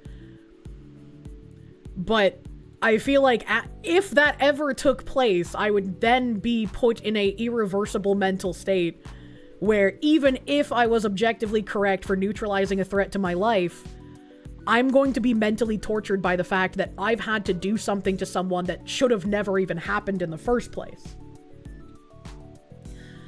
And so it's very weird to me when people, I guess, talk positively about taking another life, because it shouldn't be like a positive sentiment. Having the courage to disarm someone is more than enough. Expecting more isn't the priority. Is that someone actually tried doing the right thing? That's enough. I mean, yeah, I'm telling you this guy's a hero. I'm not taking that away from him. I'm just saying I think he should have shot the terrorist. Because if you just disarm the terrorist and you don't shoot him, he's going to just get another gun. He's going to just go back to doing what he was doing. Right? Like, I'm surprised that the guy who disarmed him didn't get charged at, right? Like, he put himself in more danger by disarming and dropping the gun rather than neutralizing the threat. He's still a hero. His actions are still incredibly fucking courageous and brave, and I'm glad that he did the right thing in an era where most people would not. He should absolutely be lauded for the rest of his life for what he did. Me wishing he had been more efficient is just that, wishful thinking, right? Bro Blood, thank you for the 7-month resub, my guy, thank you. Ham the Third, thank you. The overall reason that we have mental individuals in society is because we in the USA have closed down most, if not all at one point, of the hospitals of particular practice that they would be taken to. True. True and real. He would have gotten a good lawyer, considering. Yeah, he absolutely would have gotten a good lawyer. World Spectator, thank you. Have a fun day Sunday. True and real. K-Boy, thank you. Shouldn't feel any guilt about dealing with those freaks. They made their choice. You made yours. It's easy to say when you're not, like, in the moment, right?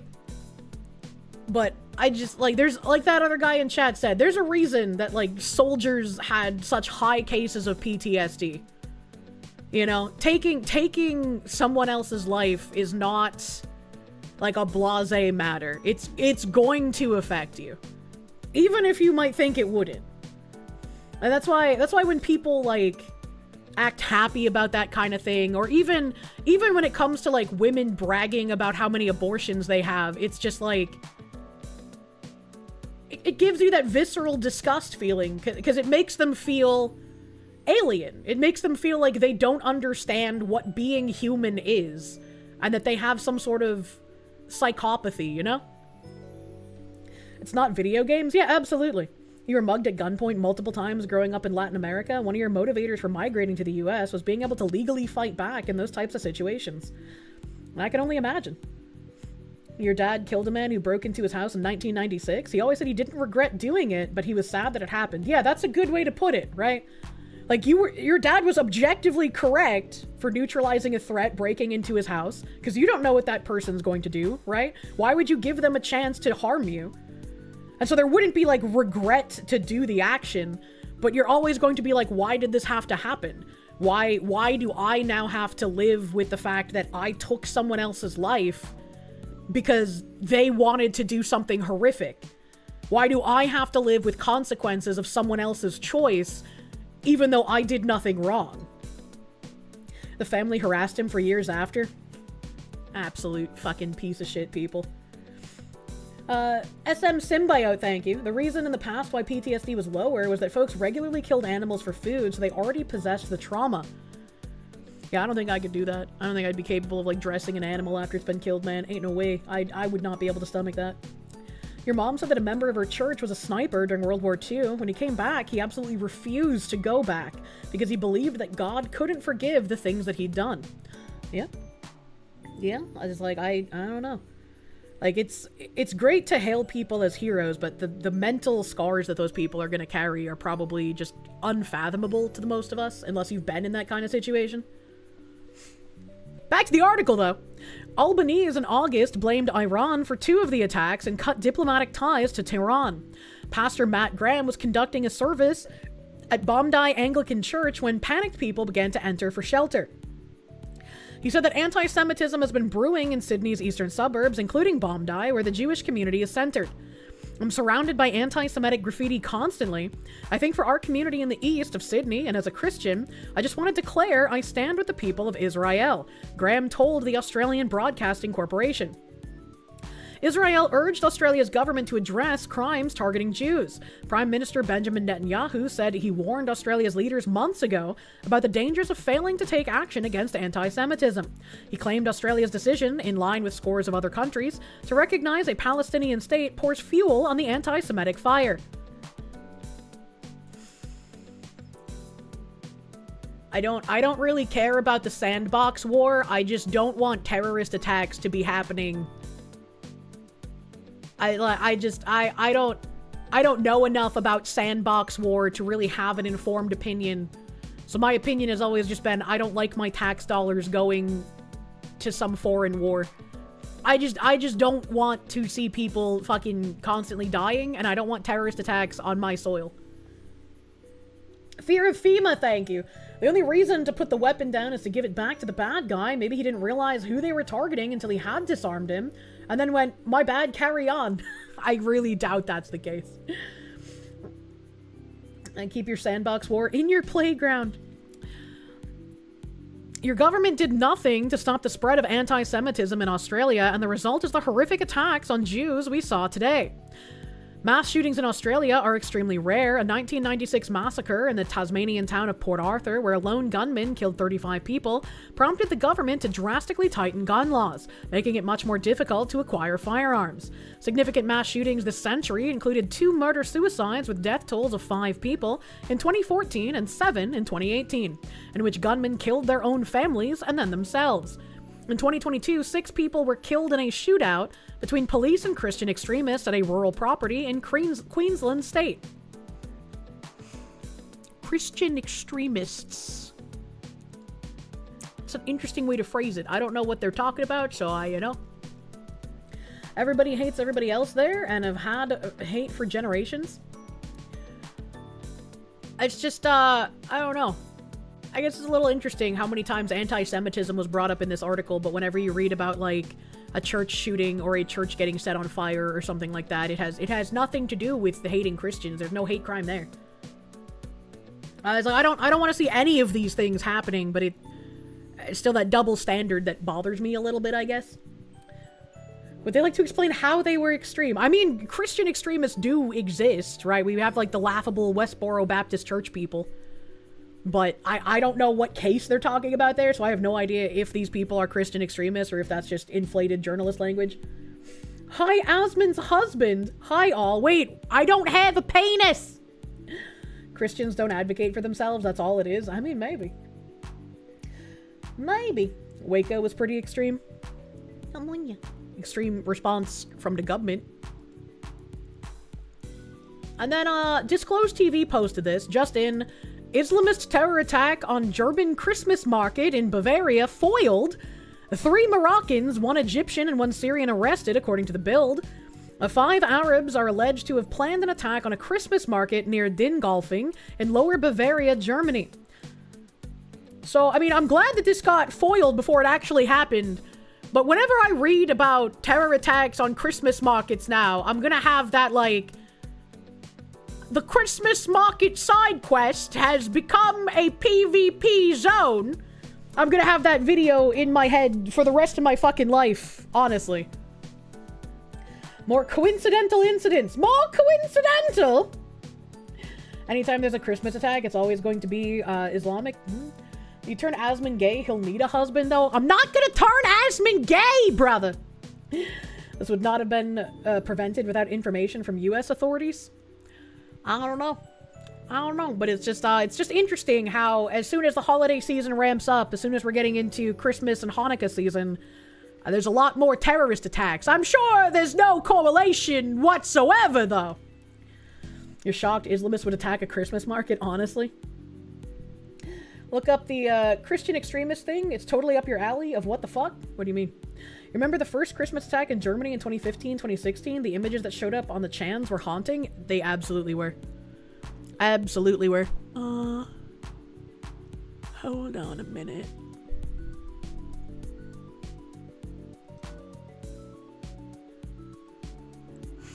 My mod, she posted me a link about the bomb die shooting.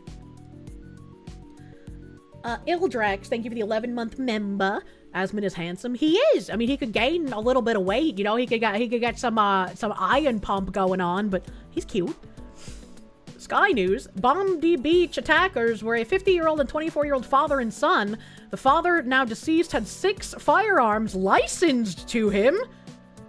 How in the fuck did he manage that? Especially if he was known to whatever the Australian FBI is called. New South Wales Police Commissioner Mal Lanyon confirmed police are not looking for a 3rd offender.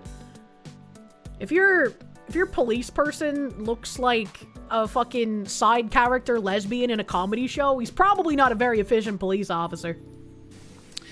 We have progressed at pace overnight with that investigation, and as a result of investigations undertaken, I can say that we are not looking for a further offender.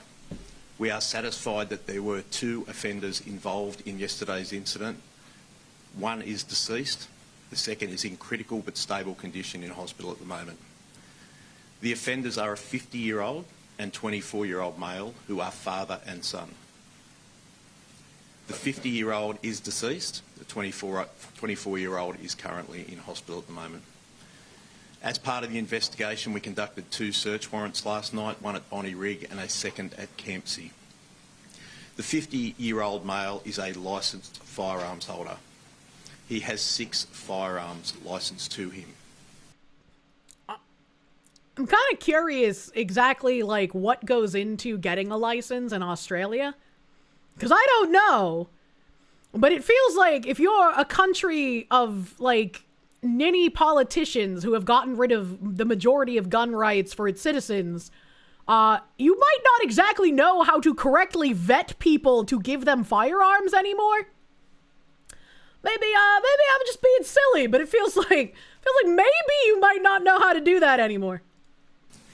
We are satisfied that we have 6 firearms from the scene yesterday, but also as a result of the search warrant at the Kempsey address.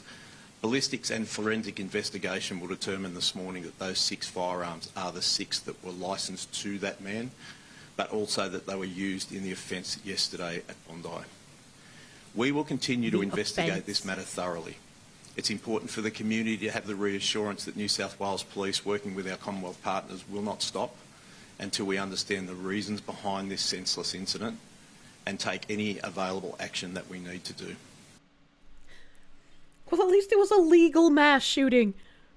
I have a feeling that this is probably going to be the, like, see, he was licensed. We were right to get rid of most of the gun rights, so we need to actually crack down even harder. I was like, I would probably blame whatever licensing program is there for just not being efficient enough. How the hell do you get a license as an unknown entity from an enemy country? What even are fucking politicians doing anymore? Complete what the fuck? That would be the Australian response, yes? Let me see what is in my other titular tabulas here, because I think that was the last one on the shooting that I had. And so everything else was just crazy nonsense going on in the world. Let's see here. Well, I suppose I can start with this, because it's kind of related.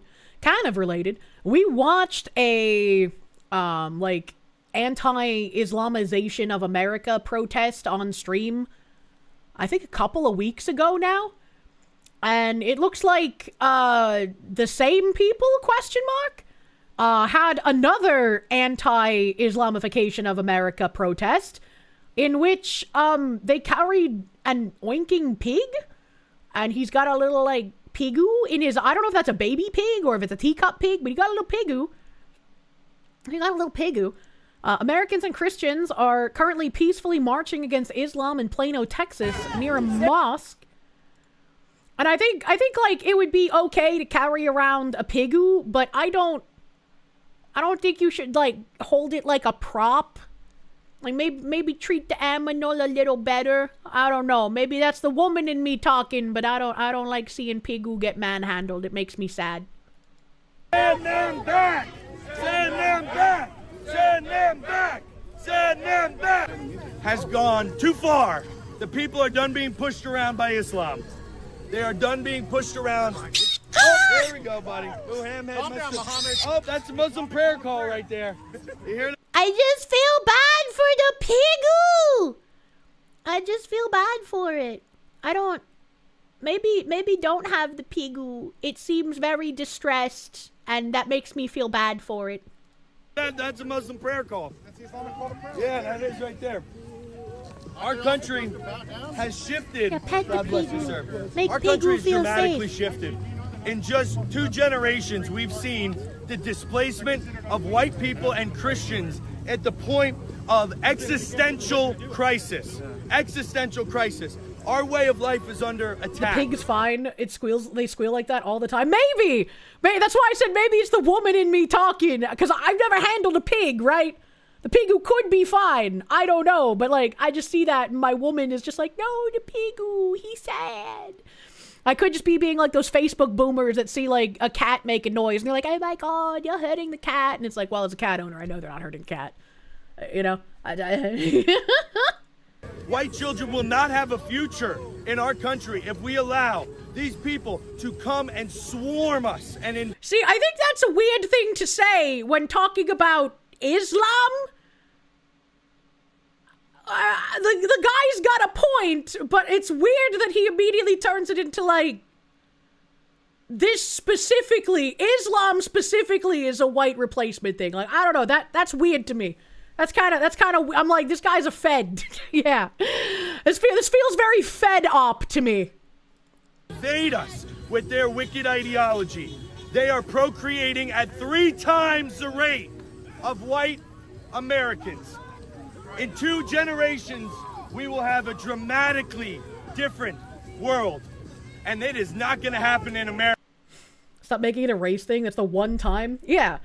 It's like, I don't think this is a race thing. You can easily get your point across by being like, Islam is a conquest religion. It is not here to live peacefully with other religions. It is here to lie to you until it is the majority and then subjugate you. The thing that bothers you the most about him is the nonsense plate carrier. Roadkill VT, thank you. Correction, the Wendy's massacre had 2 guys. Both were sentenced to death, but both avoided it because one was retarded and the other was overturned as unconstitutional. What the fuck? How long have we had soft on crime policies? That's absurd. A Slendy Enderman, thank you. Imagine a Pigu pocket attachment for a plate carrier. You want one? I think the Pigu is cute, but I don't know, it made me sad. VSK 2033, thank you. As someone that's conservative and believes we need change, you don't want to believe in using animals as props since they're the most innocent beings in your mind. You're too soft-hearted towards them? Yeah. Yeah. Like, I mean, the last time he wandered around with a pack of bacon, he could have done that again. I don't know, the Pigu just makes me feel sad. I'm like, what if like something had happened? You know, like I don't want the Pigu to get hurt. I don't know. I kind of agree. I think I kind of agree. It's kind of like children. Don't bring children and animals to protests, man. Sudafed, thank you. You had to drive through North Texas back in September while driving home to see family. You legit had a mini PTSD episode due to all the Arabic you heard and saw. You're talking entire small towns completely Muslim ran. That's kind of wild. In Texas? In Texas? Damn. I know. B Jammin', thank you. Your mother just made a big batch of her candied cranberries. Soak cranberries in orange juice and orange vodka and Grand Mariner. After 24 hours, dredge in powdered sugar, and it's like popcorn. Help, you can't stop. That actually sounds pretty good. I don't like eating cranberry or cranberry sauce, but maybe if they're dredged in fucking vodka and stuff, I might. Islam is practiced by many races, but it's too Eastern. Pigu might not be extra happy, but it's not trying super hard to get away. It's just annoyed, if anything. Yeah. Yeah, but like, you can leave your Pigu at home. You don't gotta bring the Manamimal to the protest. Texas is building more mosques than any other state. What the fuck? What the fuck? A Slendy Enderman, thank you. Tactical bacon pouch seems like a nice compromise. True. True and real. Apparently, radical Muslims want to make Texas the center of their U.S. caliphate. Well, I mean, that kind of makes sense, right? Because, like, Texas is seen as the heartland of America. When like, foreigners think of America, they probably think of Hollywood, New York City, and Texas. And Texas, not to mention, has a lot of desert, so they can make the caliphate there. Jesus. The pig is to the jihadi as the cat is to the mummy. Mummies are weak to cats? Texas has a weather closest to the home, too. Interesting. You think about Gary, Indiana. Who thinks about Gary? Hell. They're in Dallas, but not... That's not really part of Texas. Cats are sacred in ancient Egypt. Pigs are not sacred in Islam. Pigs are considered dirty. TDM Dylan, thank you for the bits. Instead of bringing piglets, carry and serve pork chops, baby back ribs, bacon, and sausages. Yeah, you don't gotta bring the live animal. Leave the animal at home. No help. Also, who is Gary? Gary, Indiana. Gary, Indiana.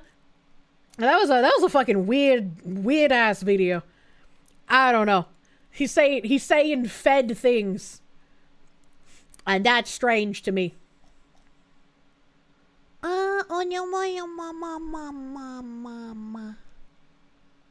Mama. Where are... I had some tabs on Minnesota. Minnesota. Because the Minnesota fraud is still out of fucking control. Roadkill VT, thank you. There are more mosques in Texas than churches now. How is that even possible? How is that even possible? What the fuck? What the fuck? No thanks, you'll take a regular sized one. What did he mean by this? They're using the pigu so that if they get attacked by the other side, people will get mad if they hurt the pigu. I don't want the pigu to get hurt, though. Just don't put it in that situation. It's like kids. Don't bring it to the protest. Daniel Sierra, thank you. They're trying to do the same in Tampa recently. That's so weird. But, here's a video. Amid the revelation that Minnesota Attorney General Keith Ellison met with and took money from Somali fraudsters, it has now been revealed that his son has been collecting a $110,000 salary and $57,000 living expense stipend from the Minneapolis City Council while attending Harvard. This morning, Jeremiah Ellison was among the outgoing city council members to get an honorary resolution for their years of service. So I give my gratitude to the North Side. But one issue not mentioned, where he's been the final 5 months of his term. Harvard University as a Loeb Fellow. Our Jay Coles first broke this story this summer, and it caught some off guard. His Ward 5 constituents deserve a council member who shows up. Ellison is splitting his time between here and Cambridge, Massachusetts. He's still earning his $110,000 city salary on top of a $57,000 stipend from Harvard. Now 5 Investigates has obtained these internal emails showing Ellison's office wanted more. They requested the Ward 5 budget to cover travel expenses, specifically round-trip travel between Minneapolis and Boston. It just seems like as soon as you get into any kind of position of political power, all of these people feel like taxpayer money is just their personal bank account. It's all so fucking tiresome, man. So Ellison could attend city council meetings every other week from August to the end of the year. In response to Ellison's request, the city clerk acknowledged the prestigious program, but said it's a personal professional development opportunity, and travel for this purpose is not allowed. It's very disconcerting. We sat down with 2 very engaged Ward 5 residents. As a retired math teacher, I can't imagine asking my students to pay for me to commute to and from school. We are his constituents. I also am glad that the city rejected that request. Ellison has long maintained he can do both, even from afar.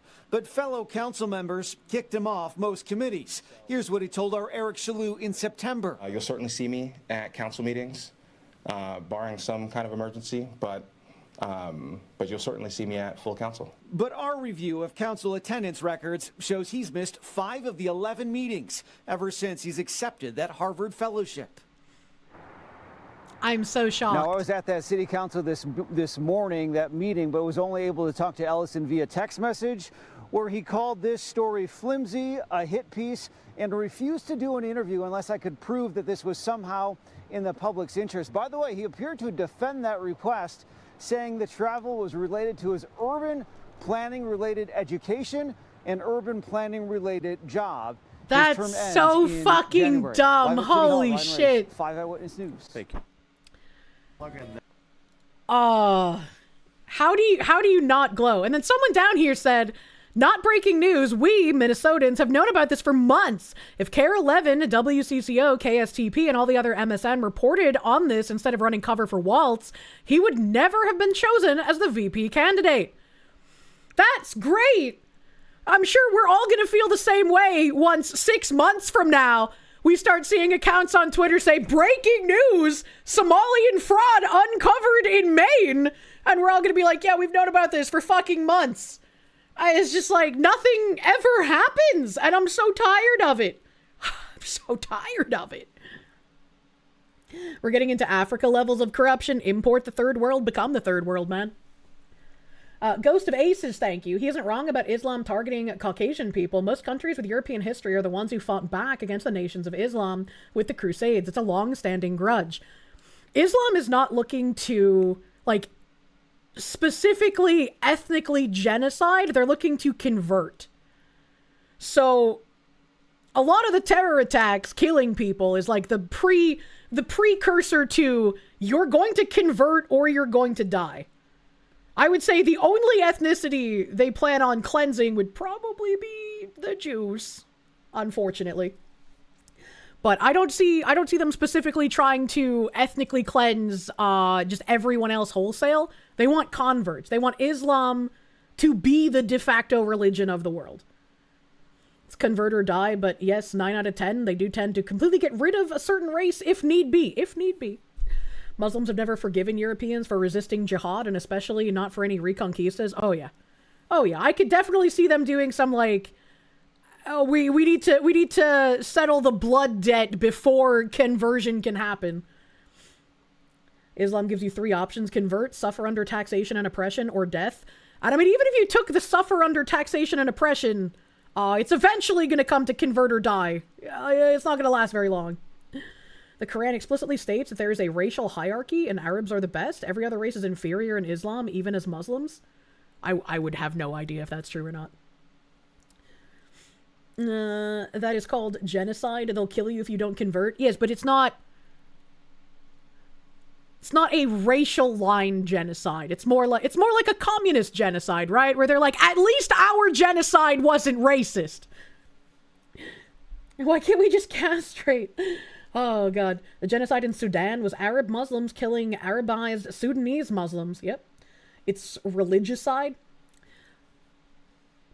Cultural revolution. It's not so much convert or die, it's convert and die. They convert people to amass political power, and then they clean out the other tribes. It happens every time. Yeah, but I don't see it so much on a racial line. It's again, like, you know, we've had the racial genocides previously. We've had the ethnic cleansings, but we also have our genocide isn't as bad because it wasn't a racist genocide. And it's like, hot take, all genocide bad, regardless of whether it has a racial component or not. Fucking really hot take, brothers. Either way, you're going to eliminate them. It's no different than communism using the useless fools to get into power and then get rid of the useless fools. Yeah, pretty much. Forget race, they do it on a tribal level within race. Yeah, exactly. Greek Armenian genocides occurred. Assyrians and others have been massacred as well. Greece remains under threat today from Turkey. Cyprus remains occupied. If all the races but theirs are eradicated, but it wasn't strictly on racial lines, it doesn't fucking matter. Well, that's a good point. Like, if that's why I said earlier, like, it seems like it comes from some kind of like supremacy kind of place, right? Where they're just like, Islam must be the de facto religion, and we must get rid of everyone who is not a like believer, right? So it's like, wouldn't you apply a supremacist purview to that, because that is what they are saying? Just look at Somalia; they're constantly at war with each other in a civil war. Yeah, not racial, but there won't be non-Muslims after the takeover. Yeah. Isn't tribal lines extra super racism since it's violence and discrimination based on even slight differences, not even warranting calling someone a separate race? If it's a tribal line, I don't know if that's a racist kind of thing. I don't know. I don't know. I just like, I don't, all genocide bad regardless of what kind of component it has. Tribalism is a word, true. Let China have Africa. I don't think we should just let China have things. Islam does what leftists claim Christo-fascism does. That's a good point. That's a good point. I am way scrolled up on YouTube chat. Hold on a second. Africa has value. No. Logic VC, thank you. Muslims maybe, but Arabs yes. Despite centuries of African slavery, why are there none in the Middle East?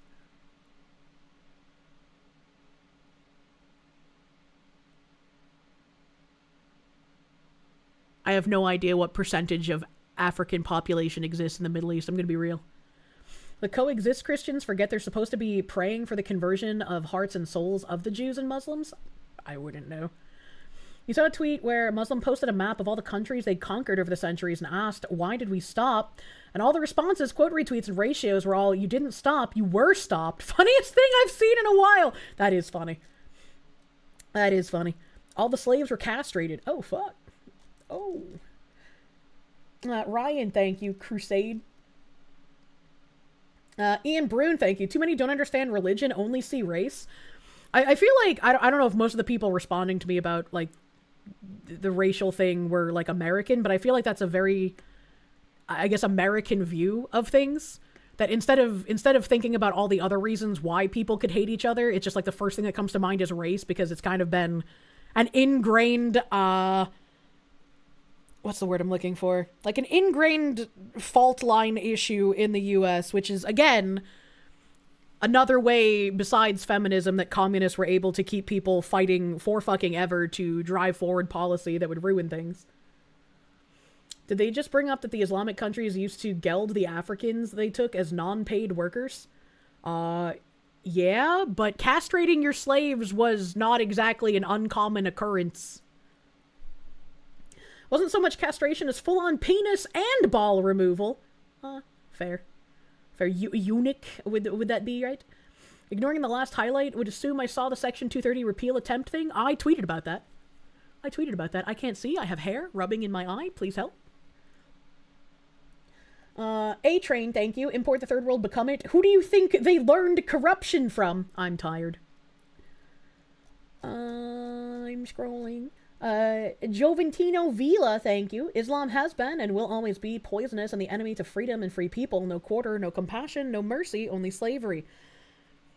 I just am confused at how there hasn't been a reformation period for Islam like the other Abrahamic religions, I guess. Humans will find any excuse to hate each other. Very true. There was a Rick and Morty episode about nipples that had to do with that. No. Also, this is a good time for me to bring up that one other tab that's kind of related to this. Hold on. I'm in deep with Minnesota. But let me take a side road here. Let's take a back road. Let's take a back road. This video, I think my mod said, was from, like, June this year? June this year? So, still this year. Correct me if I'm wrong once I bring it up, Mr. Moderators, but I'm pretty sure you guys said it was June this year. Wake up call from Chicago. Muslim declares on video, Islam did not come to coexist. Islam is always superior. Nothing is above Islam. And I think this was a very, very interesting thing to remind everyone about in the wake of multiple terror attacks and one thwarted Christmas market terror attack, and also all of the crazy amounts of fraud going on in different areas. Unfortunately, these days we don't repeat this enough, or we don't have this. Sorry, it was November. It was November. It says on the screen it's November, not June. It was November this year. November. This aqidah concept firm in our minds that Islam did not come to coexist. Islam لا يعلى. الإسلام يعلو ولا يعلى عليه. Islam is always superior and should never be surpassed, is what the Prophet Muhammad said. And Islam is raised high and nothing is raised above Islam. We can't think of Islam that it came to live with these other religions in the sense that Islam is a religion amongst those religions and they have a share with the truth. And they have a share of justice. And they have a share of, this worship of Allah, the correct worship of Allah subhanahu wa ta'ala. Islam came to correct all of that. Islam came to remove the oppression of all those religions. And it is the only truth. And it is the only way to justice. It's like, how many times do we need to hear people say this before it's taken seriously, I guess? Because this is the first time I've played a video of someone saying that. And so it kind of confounds me. Telling the truth, Islam doesn't assimilate, it tries to conquer. Yup. They'll be kill or be killed. They'll never assimilate. They would never improve because the culture, so how they survive in the worst places on Earth, and they don't know how to accept any level of peace. It's just like, people are fed up. People are very fed up. That's why Islam should have done to it what it does to others. The only way to say it without glowing.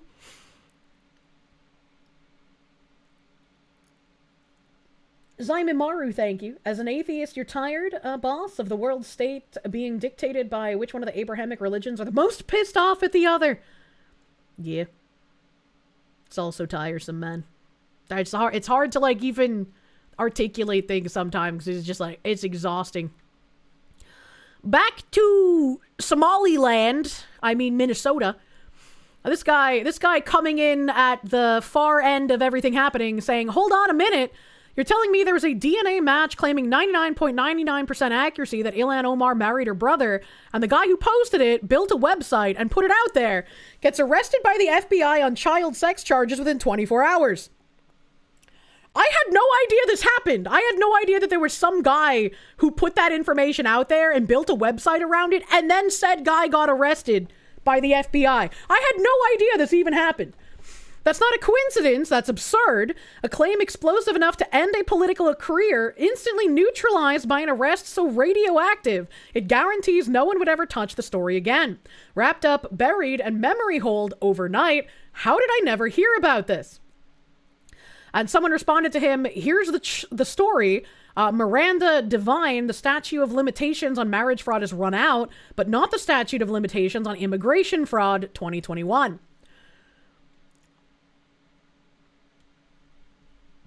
I feel like that should not be the case. I feel like the statute of limitations on marriage fraud, especially if they're a sitting politician, should be able to be applied. Pleasure, Tucker. Well, some basically Republican operatives up in Minnesota decided to spend hundreds of thousands of dollars on private investigators to really find out if Ilhan Omar was a genetic match, the DNA match, to the man who was her second husband. They went to 3 continents. They found a cigarette butt and a drinking straw, which they decided, they sent it to a DNA laboratory and found conclusively that the DNA matched, that the second husband was a sibling, according to this DNA sample. So the very day that they were going to unleash this... You didn't know Tucker Carlson still worked at Fox? No, the guy said that this is from 2021. This is a news segment from 2021. Everyone here is just pointing out how long it's been known about that Ilhan Omar committed both marriage fraud and immigration fraud, and nothing's been fucking done about it. On the world, and in fact I was interviewing one of the people involved. The FBI swooped on the gentleman, Anton Lazaro, from this Republican PAC up in Minnesota, and arrested him on some different charges. Who knows whether he's guilty or not guilty. I mean, he's not guilty until proven, but he's in jail. And so his story never got to see the light of day. I mean, luckily he'd told the FBI they were not interested. They told him the statute of limitations had run out. We managed to see the website before he took it down, before he was arrested, and managed to report the story such as it was. I wonder, just kind of spitballing here, what will be more shocking to her fellow liberals? The fact that Ilhan Omar had an incestuous marriage to her own brother, or that she smokes cigarettes? Which will they be more stunned by? Definitely the latter, and they've got photographs of her smoking the cigarette, so I don't think that's at all in doubt. Yeah, incest is just a kind of alternate lifestyle, but smoking a cigarette, that's immoral. So just to be totally clear, she did marry her brother, we know that. Not only repulsive, but illegal, it's fraud. She's not been indicted, she's not going to be indicted, that's totally cool now? Well, the FBI was told by one of these associates of these people that found the information and was just told no, that they've just decided the statute of limitations has run out on marriage fraud, even though there's no statute of limitations on immigration fraud. Which again, this was in 2021. We've known about it for a long fucking time. And no one's done anything. No one's done anything. No one cares. Fucking worthless. You're so incredibly tired of hearing of people like Ilhan Omar being called a liberal. Nothing about her political positions is liberal. It's been really hard to like train myself out of calling these people liberals. Because you're right, they're not. But we've been calling them liberal for a very long time. And they're just not. They've like co-opted the Liberal Party and turned it into a gay race communism nightmare. Progressive Marxists. Yeah, I try my best to call them progressives at this point. Because that's definitely a better word to say. Progressives or Marxists, depending. I try my best not to say liberal. Meaning of the word liberal is lost because they co-opted the term a long time ago. Marxists and subversion. Name a more iconic duo. What else do I have here about... oh, actually, I should bring up a tab. Because I think...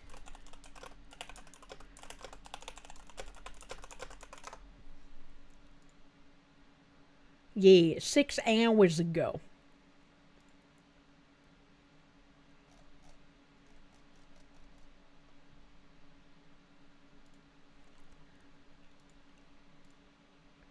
Minnesota Rep. Ilhan Omar says her son was pulled over by ICE. Democrat Minnesota Rep. Ilhan Omar said federal immigration agents pulled over her son on Saturday and asked him to prove his citizenship. Yesterday, after he made a stop at Target, he did get pulled over by U.S. Immigration and Customs Enforcement agents. Once he was able to produce his passport ID, they let him go, Omar said in an interview with Esme Murphy on WCCO Sunday morning.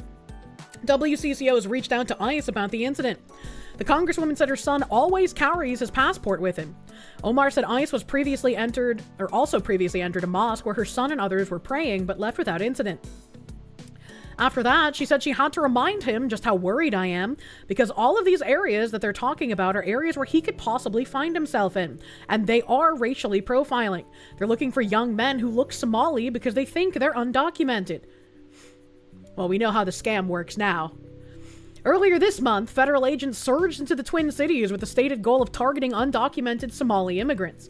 The enhanced focus on the Somali community came after President Trump said he doesn't want them in our country and called Omar herself garbage. I mean, she is. She is garbage. Not because she's Somali, but because she's a garbage person. Their job is to profile. Get profiled, idiot. Roadkill VT, thank you. Liberal should mean believes in the Constitution, right? Danam, thank you. As a proud Southerner, how dare she culturally appropriate familial relations from us hillbillies? How dare she? Patchouli, thank you. In low-res shots, Ilhan Omar looks like if you ordered Erykah Badu from Temu. It's irrelevant, but you find it funny. Deport her for fun.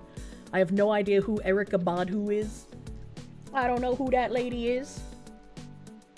Zaimaru, thank you. I already read that. Thank you again. Thank you again, Zaimaru. I turned into a rocket. Did it say passport ID? Was it actually a passport or just a regular traffic stop and they just checked his ID? That's a great question. I wonder why they called it passport ID. Very weird. On Friday, Omar sent a letter to U.S. Department of Homeland Security Kristi Noem and Todd Lyons, acting director of ICE, accusing federal agents of blatant racial profiling and an egregious level of unnecessary force in the Twin Cities. It is clear to me that the surge came in direct response to Trump's racist comments about Somali people, and about me in particular, Omar wrote. U.S. Census Bureau data show Minnesota has the largest Somali population in the country, about 107,000 more than 80,000 of them living in the Twin Cities. Oh, sorry, I forgot. I was like, that read weird. Minnesota has about 107,000 Somalis. More than 80,000 of those 107,000 live in the Twin Cities. I was very confused with the way I read that. Omar contends that over 90% of Somalis in America are U.S. citizens, citing an American community survey conducted by the Census Bureau that estimates about 22,000 Somalis in the country. Around 8.4% of the population are not citizens. When we know how much immigration fraud happens, her saying that doesn't matter. Especially her saying that after she married her brother to get him into the country. It does not matter if you say that. Omar was born in Somalia, came to the US as a child, and earned her citizenship in 2000. Earned. Patchouli, thank you. Erykah Badu is the whacked-out R&B artist that names her kid weird things, popular in the 90s. She was with Andre 3000 from Outkast for a while. Do you have any idea how little that narrows it down when you say the whacked-out R&B artist that names her kid weird things? Do you... That's literally all of them! What do you mean? Like, you could even remove R&B and just have whacked-out artists, and that would still apply to nearly all of them! Earned is an interesting word to use. Yeah, exactly. She has a child named Seven. I thought that was Elon Musk that had a child named Seven. Did she glorp her way to earn citizenship? Oh my god, you really do live in a bunker. What? I just don't pay attention to pop culture. She's continuously showed to have violated her oath of allegiance and therefore should be denaturalized and instantly sent the fuck home. Yes. Yes. Musk's kids are all X something. Why does he like that letter so much? Speaking of, we have more information about Somali fraud in Minnesota. You're gonna be the richest 25-year-old, inshallah. CBS News obtained dozens of documents that reveal how Minnesota fraudsters spent hundreds of millions in taxpayer dollars on luxury cars, villas, and overseas wire transfers, including to China. Luxury cars and private villas see how Minnesota fraudsters spent millions intended for hungry kids. Luxury cars, private villas, I'm going to read that probably 17 million more times in this article, and overseas wire transfers. CBS News obtained dozens of files and photos that reveal how Minnesota fraudsters blew through hundreds of millions in taxpayer dollars as part of one of the biggest COVID-era fraud schemes. The files document a spending spree in which defendants, many of Somali descent, wasn't it all but one were of Somali descent? Wasn't it like one white woman and then like everyone else was a Somali? Took taxpayer money meant to feed hungry children and used it to buy cars, property, and jewelry. Videos show them popping champagne at an opulent Maldives resort, and in a text message, one defendant boasts, "You are going to be the richest 25-year-old, inshallah." Chat, I want to remind you, let's have like a little flashback noise right here. It's like, woo! I'd always wanted to go to the Maldives. Maldives are beautiful. They have the Sea of Stars. Azahara told me that they also apparently have that in Puerto Rico. He's trying to get me to Mud Hut Island.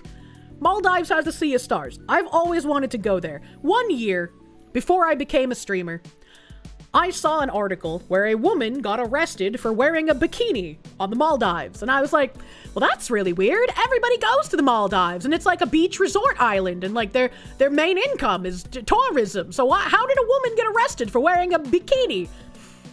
And that's when I learned the Maldives is an Islamic nation and you can wear bikinis on resort land, but if you exit the resort territory, you are now under the actual law of the Maldives.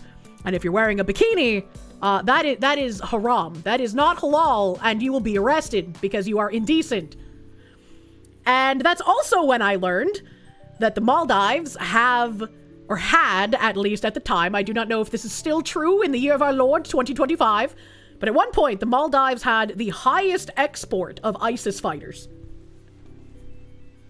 You can dodge taxes in Mud Hut Island and see the glowing water too. Stop trying to convince me! It might actually work. A stunted hose. Oh my god, Foxy, that's not how that's pronounced. Please stop! That's not how what's pronounced. The Maldives is a Sunni Muslim country where Sharia law forms the basis of its legal system, requiring all citizens to be Muslim and making Islam the state religion. While civil law exists, judges must apply Sharia when the constitution or law is silent, and public expression, contrary to Islam, is restricted, though tourists have some latitude in private. Yes, true. Yes, true. Battleizer, thank you. So she's a brother fucker, hates America, and has committed immigration fraud. I don't know if she fucked the brother. I think she just married the brother to get him U.S. citizenship. I don't think they fucked, to be clear. And people look up to her as a progressive icon, says all you need to know about them. Glowing increases. Can something good happen? Please, I beg. The Maldives? No, I'm gonna keep calling them the Maldives. They don't deserve it. No, they fucked. I don't know about that. this is the sequel to Andy and Lele. Jesus Christ. We don't know if they did or not. It's better to just assume no than to assert something that you don't know if it happened. Looking at the stats of a specific religion, it's almost a coin flip, to be honest. Jesus Christ. The documents feature exhibits from a recent federal trial, many of which are being made public by CBS News for the first time. The exhibits include a confirmation email for a stay in an overwater villa with a private pool at Radisson Blu Resort, Maldives. This also triggered another memory flashback in me. I don't remember exactly what the fuck happened, but I made a tweet about the Maldives at one point recently. I think it was sometime either this year or the end of last year. And it was like something like the Maldives were like banning Jews from visiting the island or some shit. I don't remember exactly what happened. This is just like a vague memory pang. But like the Maldives did something to like ban people from the island. And I was like, wow, I'm so shocked that an island that has the highest export of ISIS fighters is being like bad to Jews or something. And one of the people who had been harassing me for ages, like quote retweeted that as some like evidence of me being anti-Semitic. And I was just like, are you fucking retarded? Like what? You think you remember that? I don't know if my mods remember what tweet I'm talking about, like if they might be able to find it, but that could be a funny thing to bring up. That could be funny. Subtarded. No Terry, thank you. Kirsche, those kids are her brothers, more than one. They call her other husband uncle. They know her brother is their father. She likes the incest. I have no idea if true. I have no idea. We need to see the DNA test, to be fair. What, you understand the brother is gay? She married him for immigration fraud and some kind of fraud involving college shit? Yeah, that's, to my knowledge, it was just immigration fraud. Kirsche, we all know your haters are not the highest quality. This is just more proof. Yeah, but it's always funny, and I also do encourage, like, correcting things when they're false. Because otherwise you get people just claiming really crazy, ridiculous things, and it is obnoxious. Here, aunties are retarded, and synonyms, to be fair. True. True and year. Real. No manya. But moving forward in this list, lakefront property in Minnesota, receipts showing wire transfers to China and East Africa, first-class tickets to Istanbul, Constantinople, and Amsterdam, a 2021 Porsche Macan, that just sounds like a bird, stacks of cash, texted between defendants. Just fucking stacks of cash, man. Just fucking stacks of cash.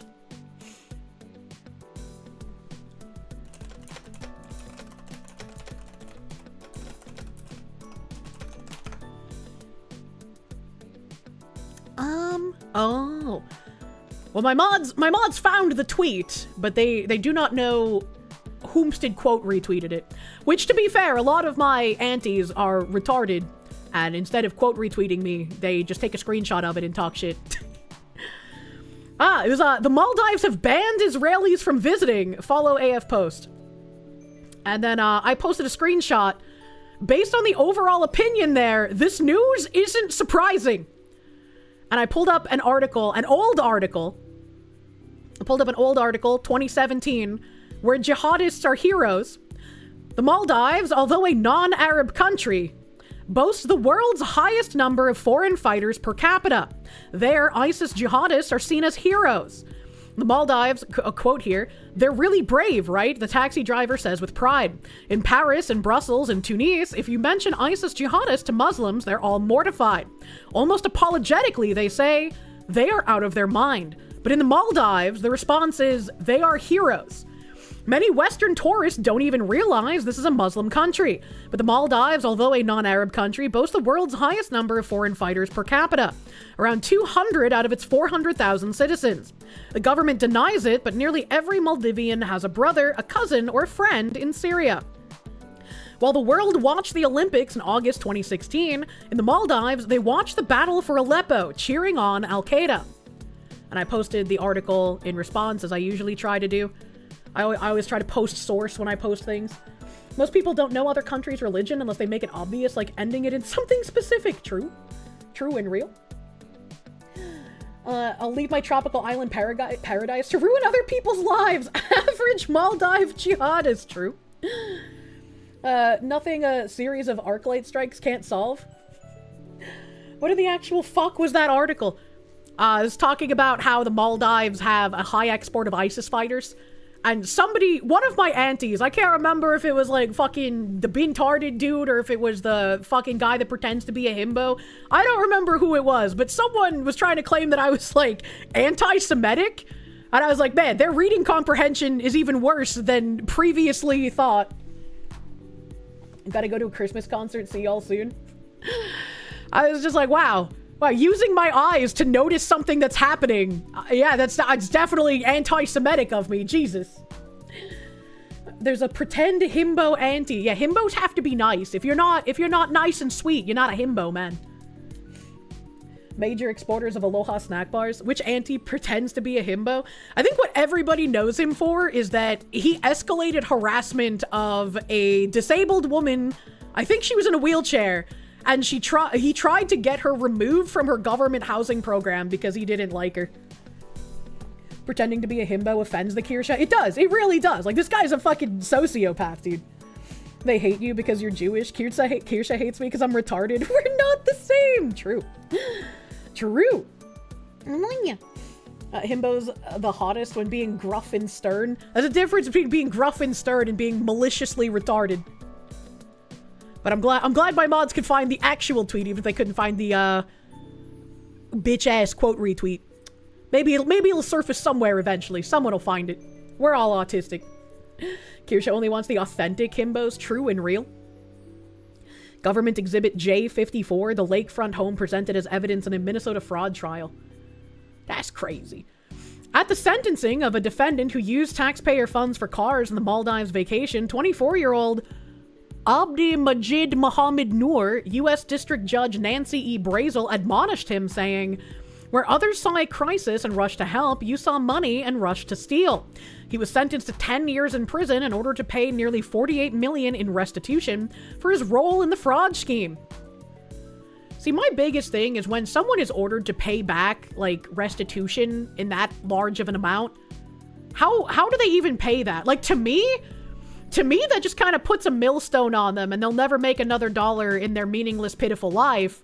But they're never going to make enough money to pay that back. Like, that money's essentially fucking gone.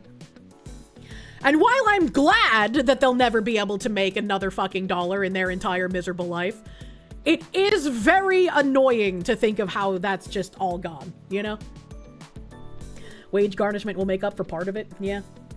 You know, it really doesn't help that all the names are insane. Noor is one of the dozens who siphoned hundreds of millions in stolen taxpayer funds, with questions still swirling about where all the money went. The crime has drawn renewed attention in recent weeks, and House Republicans last week launched a probe into Minnesota Democratic Governor Tim Walz's handling of the cases. Considering how much fraud was going on directly under Tim Walz's nose, I wonder how much he was directly involved with and benefiting from. And the Treasury Department said it will investigate whether money made its way to Al-Qaeda affiliate Al-Shabaab, which is based in Somalia. A lot of money has been transferred from the individuals who committed this fraud, Treasury Secretary Scott Bessent said Sunday on Face the Nation with Margaret Brennan. Much of that money has gone overseas, and we're tracking that both to the Middle East and to Somalia to see what the uses of that have been. Multiple federal investigators told CBS News that there is no evidence taxpayer dollars were funneled to Al-Shabaab, and prosecutors have yet to present any evidence linking any of the fraudsters to terrorism. It'll be really funny if when it comes out, they're just like, oh, the money all went to this one guy. He supports Al-Shabaab, but he's not part of the group, so, you know, it didn't technically go to them. That'd be really funny if it turns out to be that. All of it, you believe fraud starts at the top, so if it's state-level fraud, it's from the top guy in the state, you know? The vast majority of the money that these folks made went to spending on luxury items for themselves, said Andy Luger, the former U.S. attorney who led the office which prosecuted Noor and other related frauds from 2022 until January. There was never any evidence that this money went to fund terrorism, nor was there any evidence that that was the intent of the 70 people we indicted.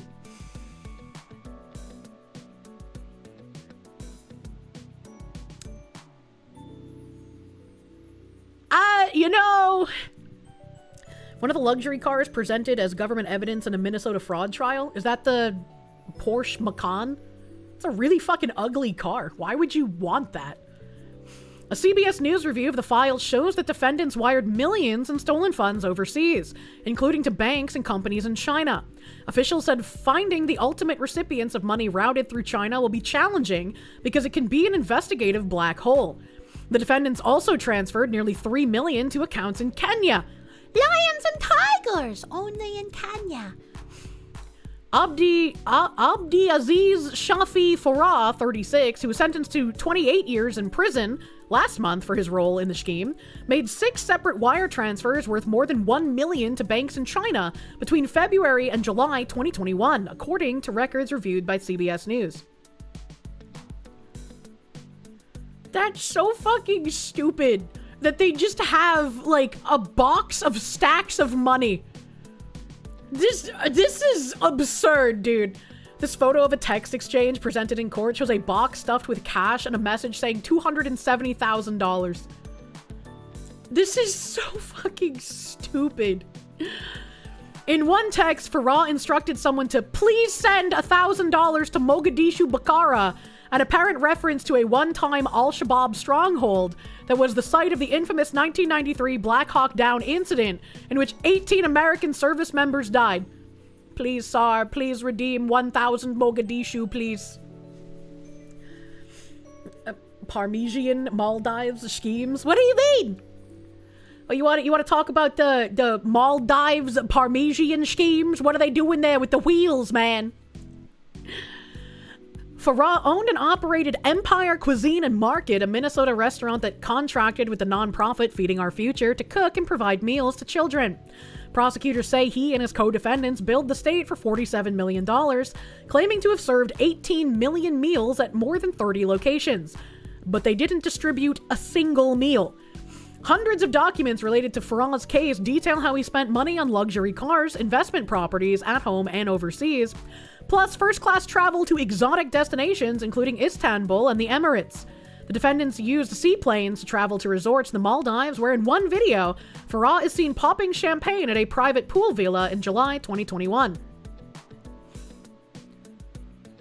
Screenshots of videos from a Maldives vacation presented as government evidence in the Minnesota fraud trial. Happy honeymoon? Man, even this fucking, like, deranged fraudster treats his woman better than any man I've dated. What the fuck? At Farah's sentencing, a judge said his crimes were motivated by pure, unmitigated greed.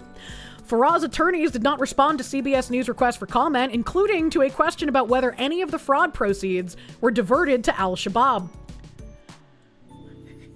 Your Honor, my defendant is just incredibly selfish and narcissistic.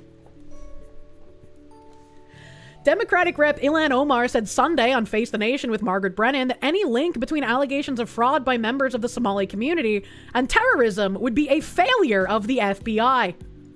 Well, if she's saying that, I believe there's more of a connection than there ever was before. If there was a linkage in the money that they have stolen going to terrorism, that is a failure of the FBI and our court system in not figuring that out, Omar said. I really hate this, like, fucking is-that train of logic, where it's like, if we scammed you, it's your fault for falling for it. We did nothing wrong by doing the scam. Infuriating. Just, like, retard logic to be working on. I take a belt to every last cretin that approved the grants using taxpayer money. There's nothing more wretched than a traitor. True and real. So far, federal prosecutors have convicted 61 people in the widening Minnesota fraud scandal. More investigations are ongoing.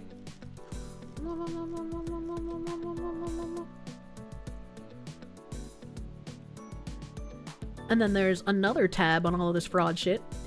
Somali man in Minnesota, Abdi Majid Mohammed Noor, will face 10 years in federal prison after stealing $48 million in taxpayer funds. The largest fraud scam in history under Tim Walz's watch. Tim Walz just blamed white people for this. Kick him out of office. That's what we're talking about. Abdimajid Mohammed Noor. He's going to spend the next 10 I'm sorry, years say that again, lady? who we're talking about. Abdimajad Mohammed Nur. He's going to spend the next 10 years Sounds like she's trying to in rap. federal lockup after investigators say he took part in a $48 million COVID-19 pandemic scam. So this was part of a meal fraud scam, Trace. They spent hundreds of millions of dollars that were meant to feed hungry American kids on a lot of different things. They took stacks and stacks of cash like you're looking at here. They were blown on luxury cars. Let's buy an Audi. Let's buy a waterfront property out in Minnesota.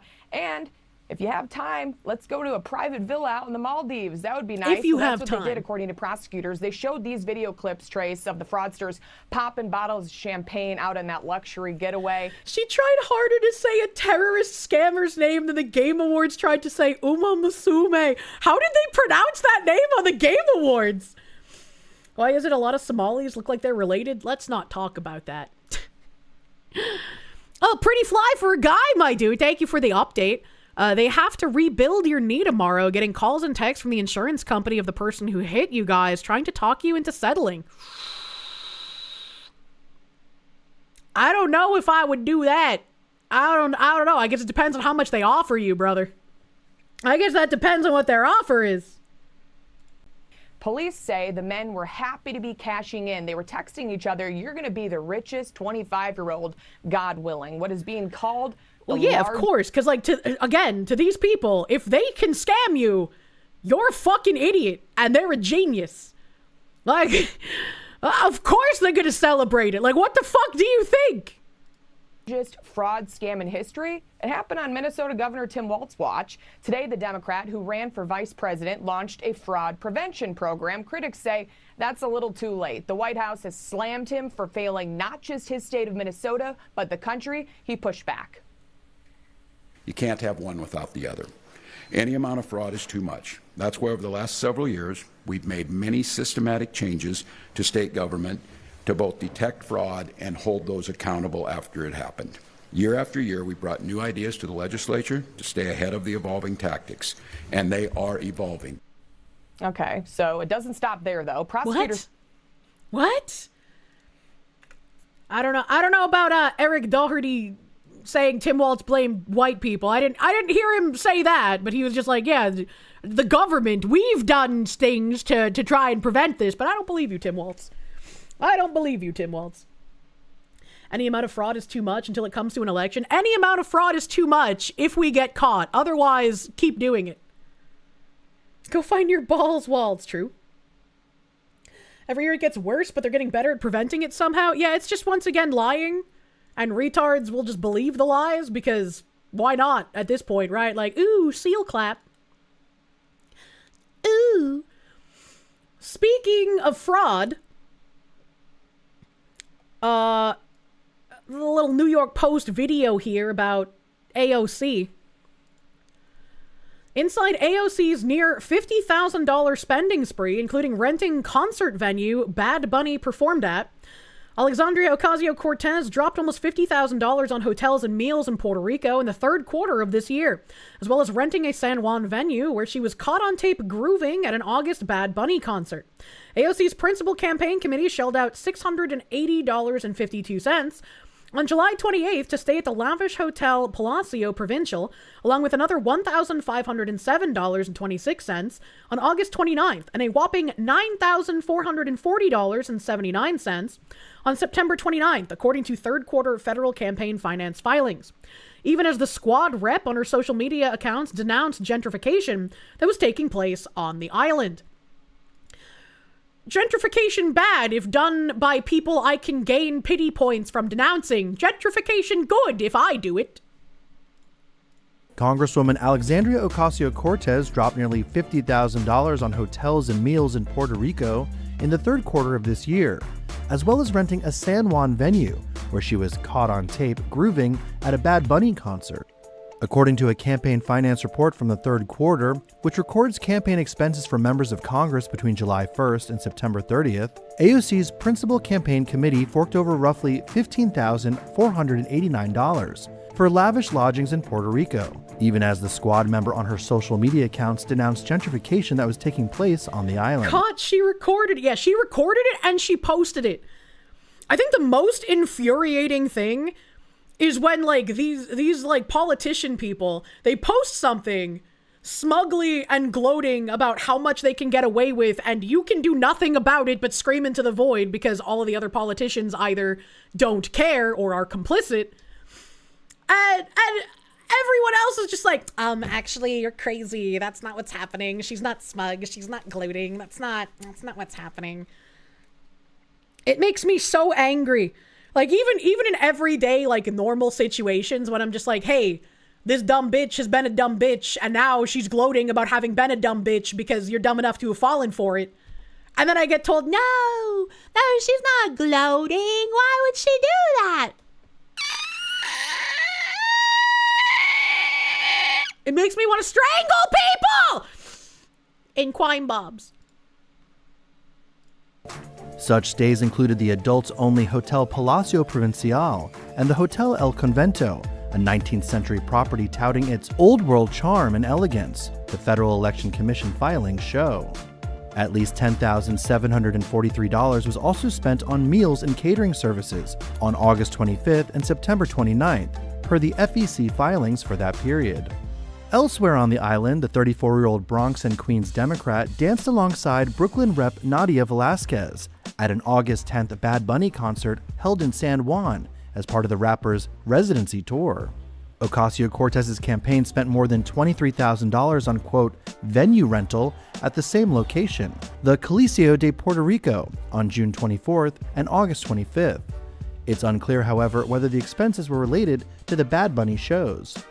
A campaign manager for the Congresswoman, Oliver Hidalgo Woliben, responded in a statement to Fox News, who first reported the filings, that Ocasio-Cortez regularly travels to Puerto Rico to support local causes and host events that require both staff and security. She is deeply proud of her investment in grassroots organizing and will continue to be active in advocating for both people on the island and the millions of Puerto Ricans in the diaspora, Hidalgo Woliben added. Throughout the third quarter, the Ocasio-Cortez campaign spent thousands of dollars more on various boutique hotel stays and expensive food vendors on the U.S. mainland, including as part of her Fighting Oligarchy tour with Bernie Sanders. Those outlays included $6,600 for stays at the Hotel Vermont in Burlington, while other expenses included $6,300 for a meal at Italian restaurant Ama in the capital's Navy Yard. I will never understand how you spend that much money on food. Like, if it was like a massive fucking party, I guess I could understand it. But it's still just like, that's crazy. That's crazy to me. Bernie and AOC are the oligarchs, yeah? Yeah. It's always very amusing just how materialistic and above everyone these self-identified, like, socialist communist people find themselves. Like, every single commie always thinks they will be a part of the elite ruling class and they can do whatever the fuck they want while making lives miserable for all of the plebs. Caviar's not cheap. Neighborhood. Another $11,500 was shelled out for dining in D.C., Vermont, the Bronx, as well as Latham, New York ice cream company Mr. Dingaling. Was that a gay ice cream bear? What the fuck? Just got flashbanged. I'm not very surprised that she's spending taxpayer money that way, to be fair. Fuck a crime boss, they're Judas and should fuck off. I mean, I don't disagree, but you know. A single bottles of wine can cost that much, so it's not that hard to do if you're trying to. When you're spending other people's money, I guess you're not paying attention to how much things cost, you know? Furry ice cream company. Always the first thing you hear coming into stream, gay ice cream bear. 'Cause there was a gay ice cream bear. What do you mean? And speaking of gay ice cream bears, I have a video of Jasmine Crockett. Spicy cat raid. What the hell is this spicy cat raid? Wyoming doesn't exist. Thank you for the raid. Welcome, Raiders. Welcome, Raiders. Jasmine Crockett said, we need illegals in the U.S. because, quote unquote, we done picking cotton. It's a very interesting thing to say, Miss Crockett. Very, very interesting thing to say, that we need slaves. Just, my race shouldn't be the slaves. It's very interesting. Maybe that's why countries in Africa still practice slavery. I don't know, lady. That's a very weird thing to say. So I had to go around the country and educate people about what immigrants do for this country, or the fact that we are a country of immigrants. Right, right. The fact is, ain't none of y'all trying to go and farm right now. Okay, so I'm lying. Raise your hands. You're not. You're not. We done picking cotton. We are. You can't pay us enough to find a plantation. I know that's right. So I had to go around the country. I can't believe someone actually hit her with a, I know that's right. Oh my god. Oh my god. Oh my god. Please. What an insanely tone-deaf thing to say. Like, how this woman gets elected is just crazy to me. This could be the new Kamala act. It does sound like an SNL sketch. It sounds like an SNL sketch, but unfortunately this is just real life. Ma'am, when is the last time you picked cotton? She says that, but Texas uses inmate labor to pick cotton? Oh, man. She's unironically arguing for slavery. Didn't you know? Slavery is only bad when it's my people being enslaved. Slavery is good if we are the enslavers. It's like such a fucking crazy worldview to have. A Reverend Uncle Ruckus, thank you. You remember this episode of the Boondocks? You would. This woman makes more money than the people she's leeching off of will ever see. Yeah. You think inmates should absolutely do labor? It's the only opportunity that benefits society. Engage target, thank you. Tired of the rhetoric? We're a nation of settlers, not immigrants. Yup. When you have an Izzat-style worldview that's unironically true, I am never going to forget the Izzat. That was such an enlightening thing to learn about, dude. Yeah, help! Let's see here. What else is in my tabs today? I am unfortunately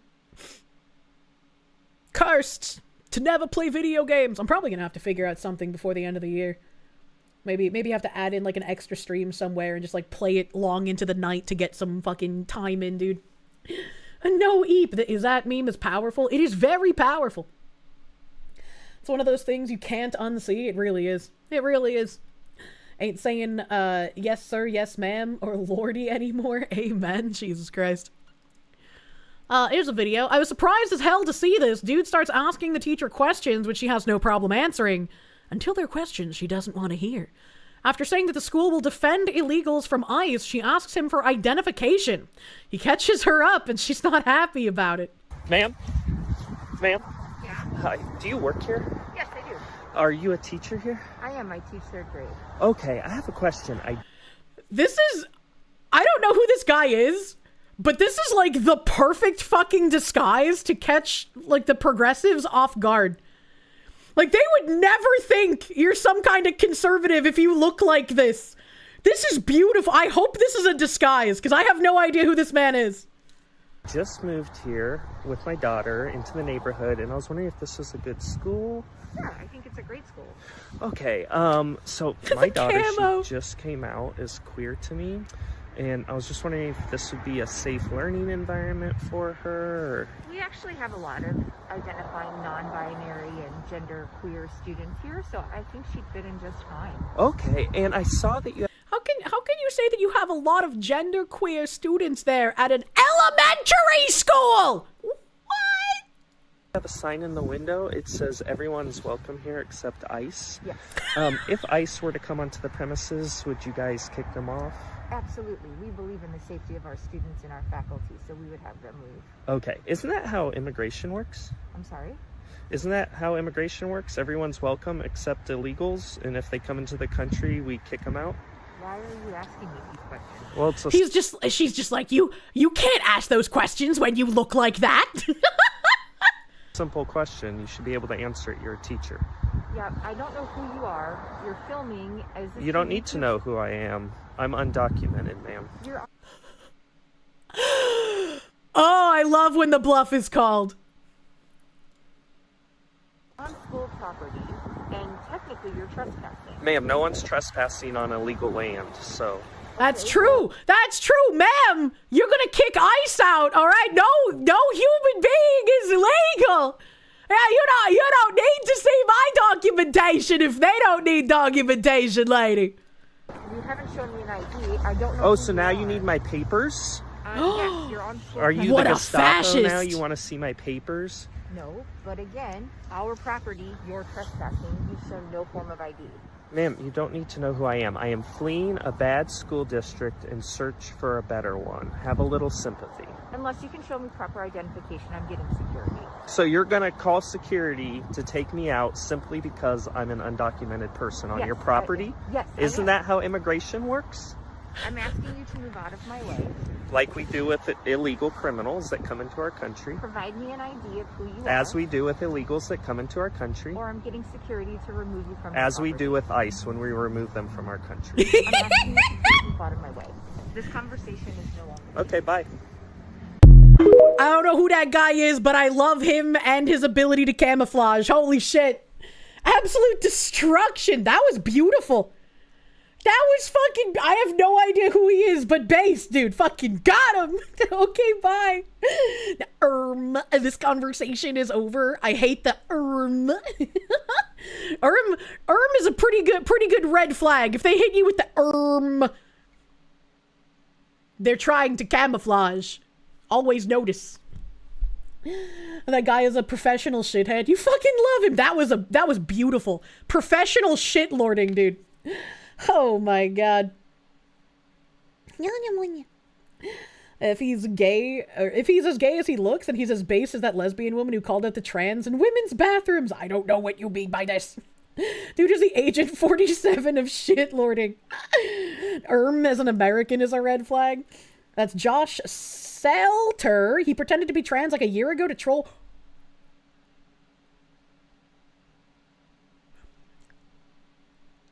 Wait. Is that the, like, weird fucking bodybuilder guy who, like, started just taking pictures of himself in, like, teeny tiny dresses and then went on, like, a podcast circuit? Is it that guy? Oh, that guy's weird, though. That guy's fucking weird, though. There was something I remember watching after he did that. And I remember thinking he was really fucking weird for it. And I can't remember what that video is anymore. Fuck! Certified weird classic. But you know what? He gets a pass for this video. This video's kind of based. Kirsche had a brain blast. Oh shit, weird shit, Lord. And TDM Dylan, thank you. First time hearing us shitlords and you absolutely love it. Major League Shitlording was probably one of my favorite videos and I can never find it online. I'll type it into Google. Maybe someone's posted it somewhere now, but Major League Shitlording.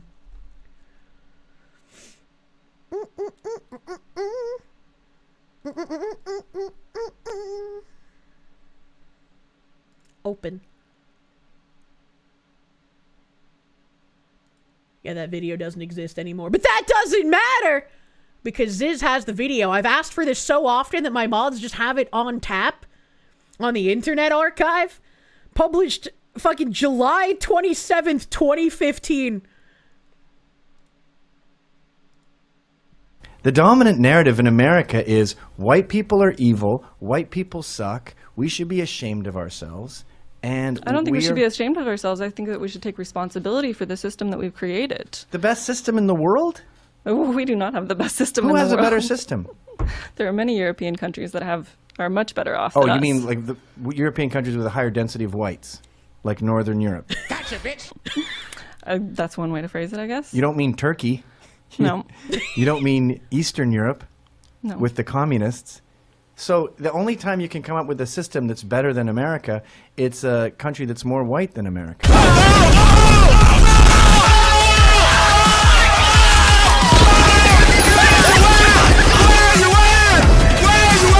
Smoke weed every day. Fucking right in the pussy.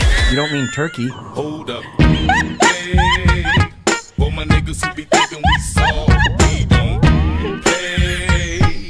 Hope you're ready for the next episode. Hey.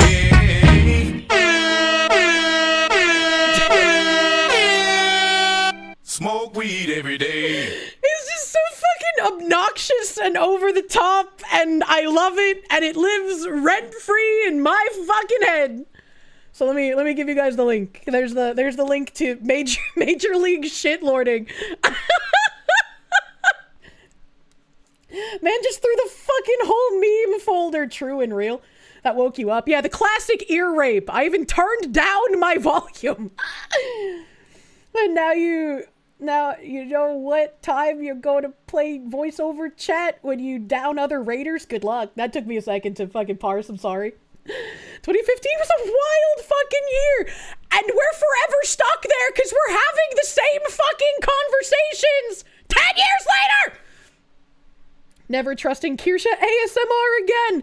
I didn't say ASMR. Who do you mean? Massive Doge, thank you. Are we back to the 2010s again? Can we just be sent back to like I don't know. Let's go back to like 99. All right, let's just stay there. I'll deal with the AOL. That wasn't ear rape. That was ear memory. Except instead of this stuff, we have nonsense like 6-7. I miss the like high quality, even if it was ear rape, just like fucking shit lordy meme garbage. There's just something about it where it's like, it's just so fucking goofy that you can't help but giggle at it, man. How is it that Angie Foxu ear rape is still so cute? This reminds me of the pwned SJW compilations. Remember when they used to send you the internet on a disc? I'm still sad that I never collected a bunch of AOL discs to make like one of those hippie beaded curtains in my doorways, but out of AOL CDs instead. I've seen a couple of people with those, and I'm always intensely jealous of it. You don't want to go back to 99? Dial-up fucked you over so many times on RuneScape. About 2004, you can play Final Fantasy XI together and starve to death. No, we can eat my burrito bread sandwiches. We can have the burrito bread and the cheese and the mustard and the ketchup and the oregano and the pickles, and that's our nourishment. Holy fucking jump shitballs. Eve, we're asleep. Skill, thank you for the Canuck. Didn't expect to be brought back to 2011. Oh my god. I'm sorry, the what sandwiches? Burrito bread. When you're an MMO goblin, you don't have time to actually make food. A pie eater, thank you for the 15-month member. Can I please talk about the furry running for Congress in Michigan? I'm sorry, what? Skill, thank you for the Canucks. He'd be laughing and rolling on the ground if you were with that guy. That was pretty fucking funny. He was Major League shitlording. Have I heard about the mass riots and protests coming out of Britain? I have not. Zero Vice, thank you. Have I considered Digimon Time Stranger? If I like Digimon, it's probably the best Digimon game. Make sure to watch the 4-minute prelude anime. Interesting. I don't know if I own that one, but I do have plans on playing more Digimon games whenever I can find time to play games.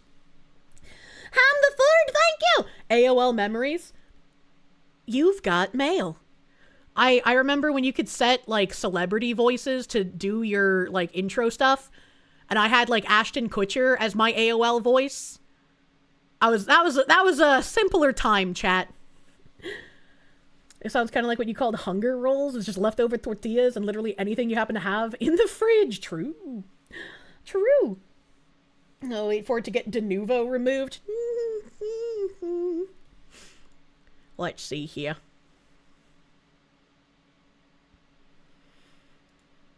Well, speaking of the UK, I guess I do have a tab on the UK. A police sergeant in the UK is unable to sleep, drive, or even dress herself after a Palestine Action activist bashed her in the back with a sledgehammer. This morning, Rashida Tlaib voiced her concern over members of this group being detained. You're Get on the floor! It's crazy how the British accent can be so undecipherable sometimes that this just made me think that I was watching that fucking, what is that show called? What is that show called with like the racist princess and the sassy black cat lady and the racist Pokemon stereotype? Chat, my brain, I need help. Drawn together, thank you, chat. You're beautiful, you're wonderful, thanks for being my memory. I just sounded like she was part of Drawn Together, and she was sounding, but she's British. So, you know, I don't know, fucking British accent, man. Right. Can you just please? Stop. messing around. That really hurt. Yes, you're messing. Ow, my Taser, taser! Come, we need more. We've had 2 tasers. We've been hit with hammers. We've had 2 tasers. We're being hit with hammers. How can he still sound so gay? What is the British police force? Excuse me, Stop educating me. You're literally standing on me. Right. Yeah, if you're attacking the officers with hammers, I don't really think I care if he's standing on you. I'm gonna be real fucking honest. Right. Yeah, Kate, you right? What the fuck, you idiot?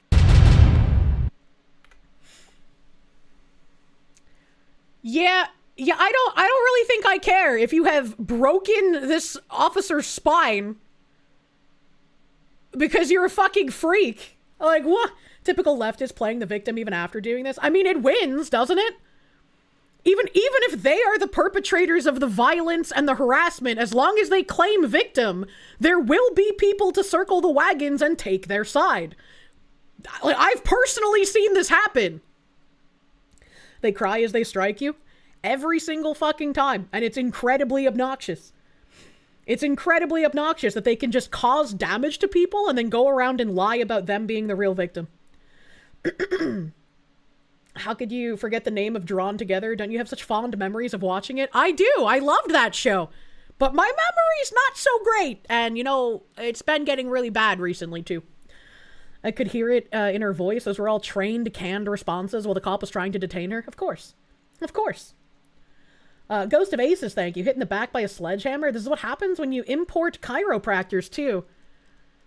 If I ever could do, like, a crazy collab, it would probably be with that weird bald chiropractor guy who does really good cracks on YouTube.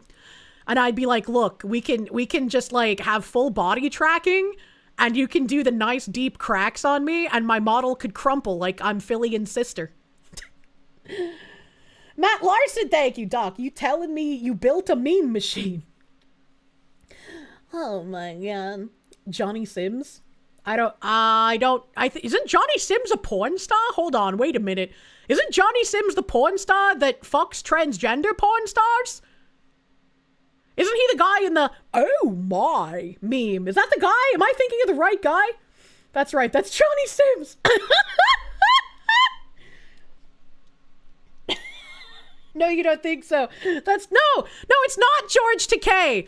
Gundam used the oh my meme all the time, and it's not George Takei. It's a really ugly white guy who's also a porn star, and that same guy was in an episode of some, like, porn industry docuseries that we watched as a community.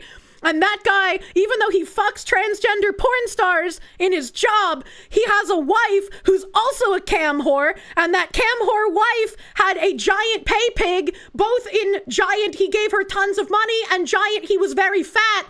And she flew to Australia to meet him, and when she got there, he was expecting to sleep with her, but she was like, oh, I think I'll actually just sleep in a hotel instead. Johnny Sins is the bald one. The oh my guy had hair. Oh, okay. So they are different people. Shut up, silly woman! What are you watching, dude? You can remember all of that, but not the name!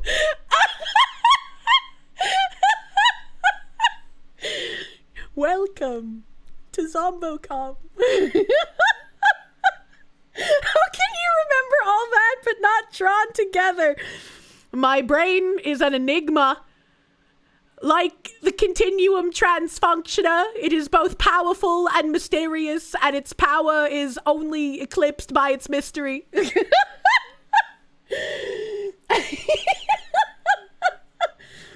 need more Zombocom in this trying time. True.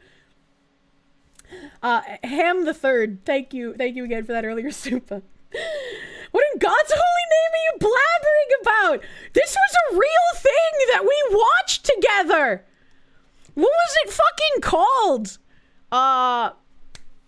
It was docu-series about porn industry. Was it on Netflix? I don't know. Let me just type that in and see if I can find it. Documentaries about porn. Was it Hot Girls Wanted? That sounds familiar. Hot Girls Wanted episodes. Episode guides. Woman on Top, Love Me, Tinder, Owning It, Money Shot, Take Me Private. Oh, wait, is that it? Is it the Take Me Private one? That guy doesn't look fat, though. Rape and kidnapping charges fall upon an 18-year-old girl after she live streams one of her friends being raped on Periscope. What? Woo. Okay. All right. Mods, ban the streamer. Okay. I think it might be this episode.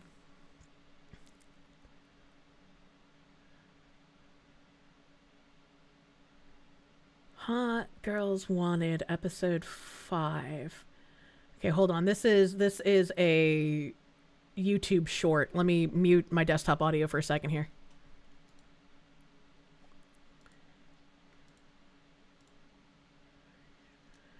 This is just a fucking French guy talking about it. Never trust the French. Okay, well, I guess, hold on. I'm just gonna fucking go find this shit.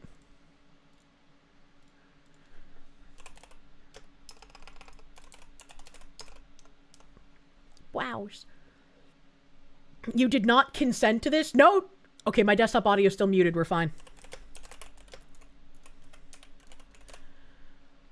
Okay.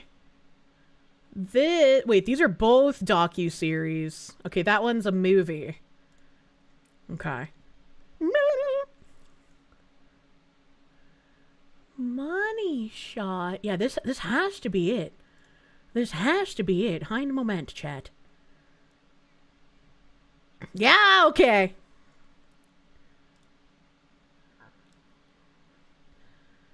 Where is a scene with, like, her and her husband thing? I'm looking, chat. I'm looking, chat. I can't play much of this at all. Oh, here we go.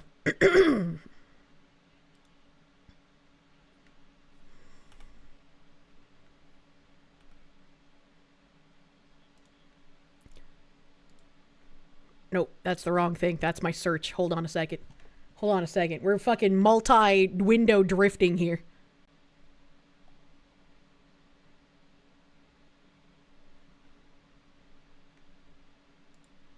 Help, I'm retarded and I forgot how to stream.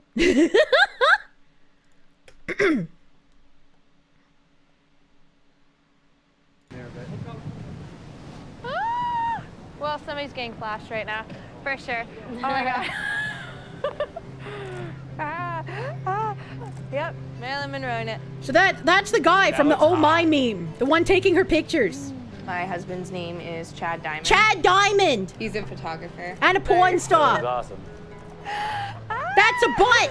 That's okay. We'll be just married chatting 2 women years show in more. September. Alright, we're good. It was just a feeling, and he had it too, and it was just one of those, like you look at them and you're just like, wow, I'm gonna marry this person. Wow! Okay, hold on, let me mute that again. And then let's go find her pay piggy.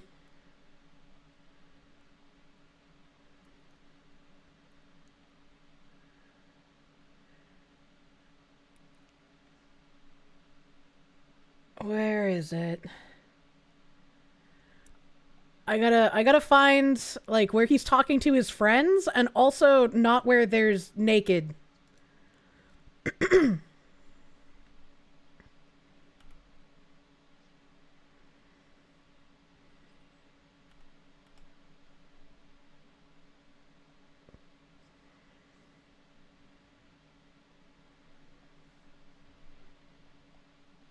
Oh god, I forgot about this. He has a D&D group with his friends, and there's like a nerd woman who's into him, but he's too busy like trying to fuck the cam whore instead. Oh, I forgot. It's so fucking sad. No survivors. No survivors. So the one that's paying for the cam whore is this one with the glasses. And the, like, ice cream banana fish I've never met aliens. anyone like him. He strikes me as being such an imaginative person. He gets so far into his characters. It's brilliant to watch him and the way he reacts. Club him over the head. Yep, he's down. Nice. Down or dead? Whatever he's got is ours when he's dead. He's a good friend. He's a good person. That's so sad. I forgot. I forgot about that fucking side story, chat. I forgot about the side story, but yeah, this is exactly where I thought it was. And if you're interested in watching this train wreck, the docuseries is called Hot Girls Wanted. There's like 6 or 7 episodes, and they all focus on like different aspects of the porn industry.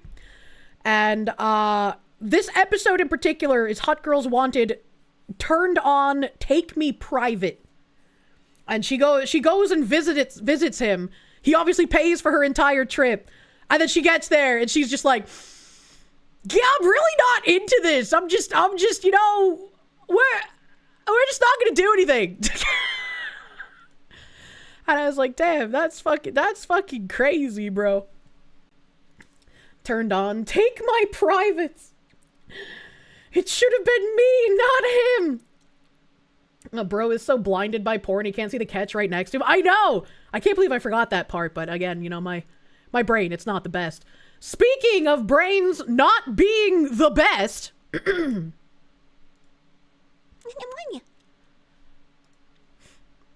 I saw this on Twitter and I was highly confused. Reuters put out, scientists in the UK poured cold water on a long-standing myth that people of African, Caribbean, and Asian heritage cannot float because of heavy bones.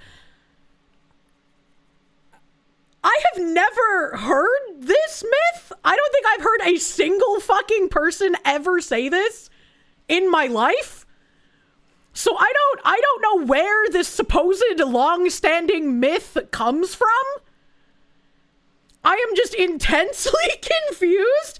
First post, best post, though. I can't float either because of my heavy bone.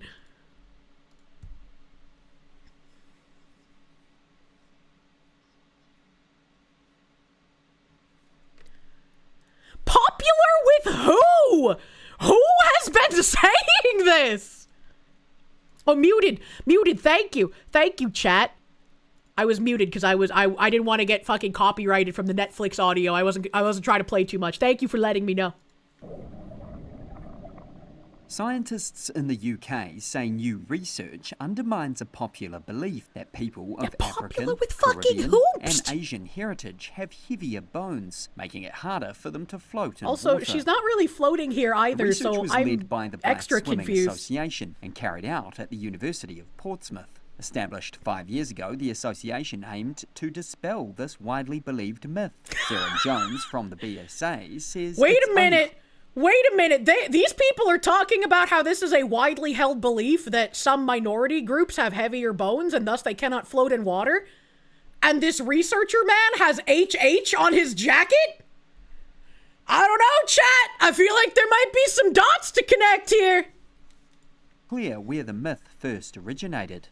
Now, we thought if we could put this myth, which over time felt more like a belief to science, and prove that this is not the case. It's so popular believed that people just thought it was science. Who? Where was this coming from? We could actually remove an obstacle that exists between black and brown communities who feel disengaged with swimming and aquatics. And not just the aquatic sector, but we could also change their relationship. If someone told me, Kirsche, you're a fox, your bones are too dense, you can't swim, I would be like, fuck you, I'm gonna swim if I want to. Like, how would that discourage people? With the water. Dr. Heather Massey from the University of Portsmouth says on average people with black heritage do have a higher bone mineral density. So, this may be where the myth is, or perpetuates that myth, but we've proven with this research that even individuals with...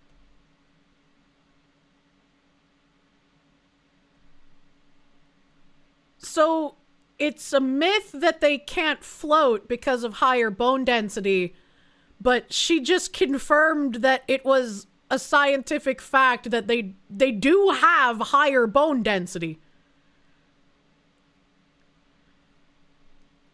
The more I listen, the more confused I become. Higher bone mineral density are able to float successfully in water. Statistics show black children in England are 3 times more likely to drown than white children. That's not, she's not floating. This isn't floating. Show black children in England are 3 times more likely to drown than white children. We know that 96% of adults in England do not swim regularly. We know that water safety isn't prioritised in schools, in local swimming clubs. Water safety wasn't prioritized when I went to school either, but like, my mother is a terrible fucking person. And my mother, when I was a child, took me to swimming classes for children at a local high school. We would use the high school pool to, like, I guess continue our knowledge from floating inside the womb and learn how to swim that way. I was terrified of the water when I was like 2 years old, man. I was fucking terrified. I cried a lot. I don't know. I was a fussy baby. And in after-school programs either. So when we're looking at the broader picture of things, Black and Asian communities face a higher risk of drowning. The study found with proper instructions, 90% of participants could float successfully for 2 minutes. Which makes sense, right? Like, I feel like even if that lady said earlier that some races of people have like a higher bone mineral density, I can't imagine that density would be enough to cause them to not float. Minutes. Body composition analysis assessed factors that See, this affect is floating. buoyancy and tested different This lady's floating. techniques. That other lady was not The results floating. indicated body fat percentage rather than bone density is a factor in buoyancy, though not the sole determinant of one's ability to float.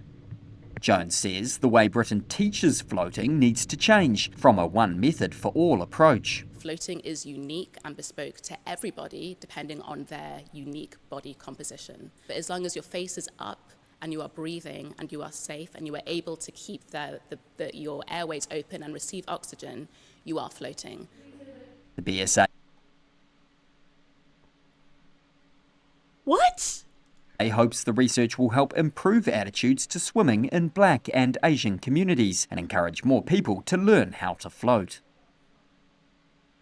I have another question. What Asian communities don't swim? What? I know the like stereotype of like black people don't swim, right? Like I've heard that stereotype. But what Asians don't swim? They mean the Middle Eastern Asian? Oh yeah, that might be fair. That might be fair. But why? I've never heard that stereotype either. I forgot that fucking in the UK they call them Middle East Asian. Assume the ones who are inland a bit more than coastal? Your friend is Filipino, or your friend has a Filipino wife that won't swim. Weird. I feel like if I live in a country that has a lot of like tsunamis and hurricanes and typhoons, I would want to know how to swim. That just like you might not be able to survive because of the force of the winds, but like knowing how to swim would be a good idea, would it not? North Korea, you can't escape. Tibet, because no fun allowed. Only enlightenment. If you get hit by a tsunami, you just die.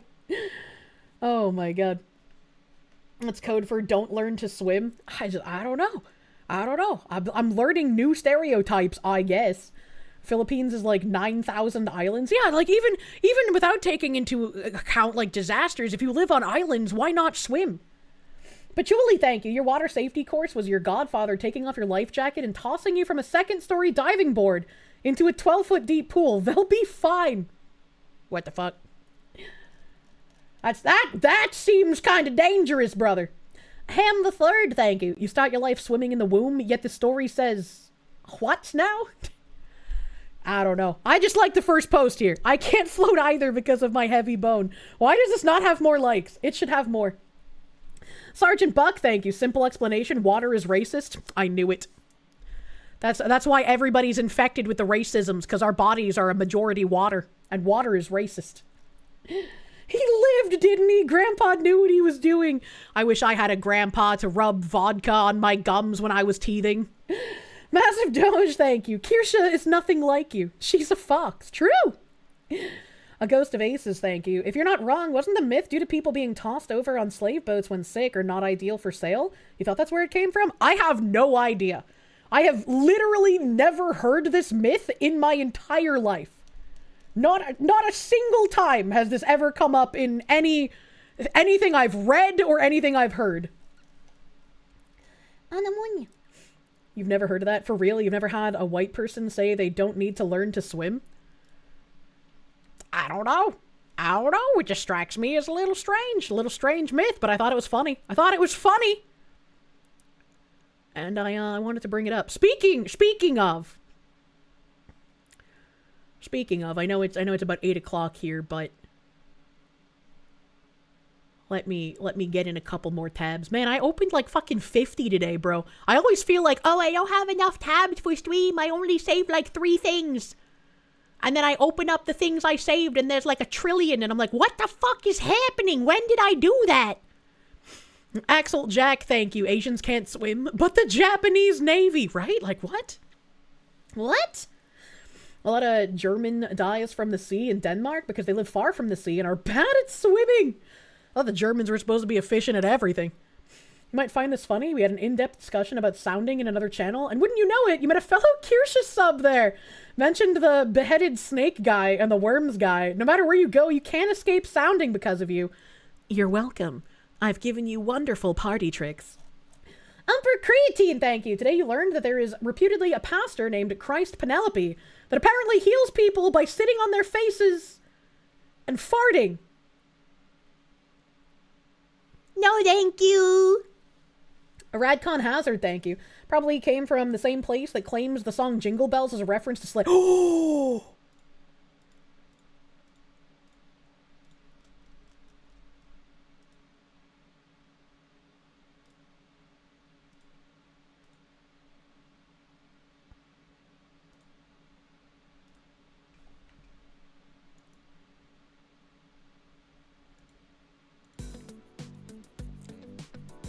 Zoom Africa, 593.8 thousand followers, 24/7 on beautiful animals, places, people, tribes, lifestyles, news, and fact historical stories in Africa.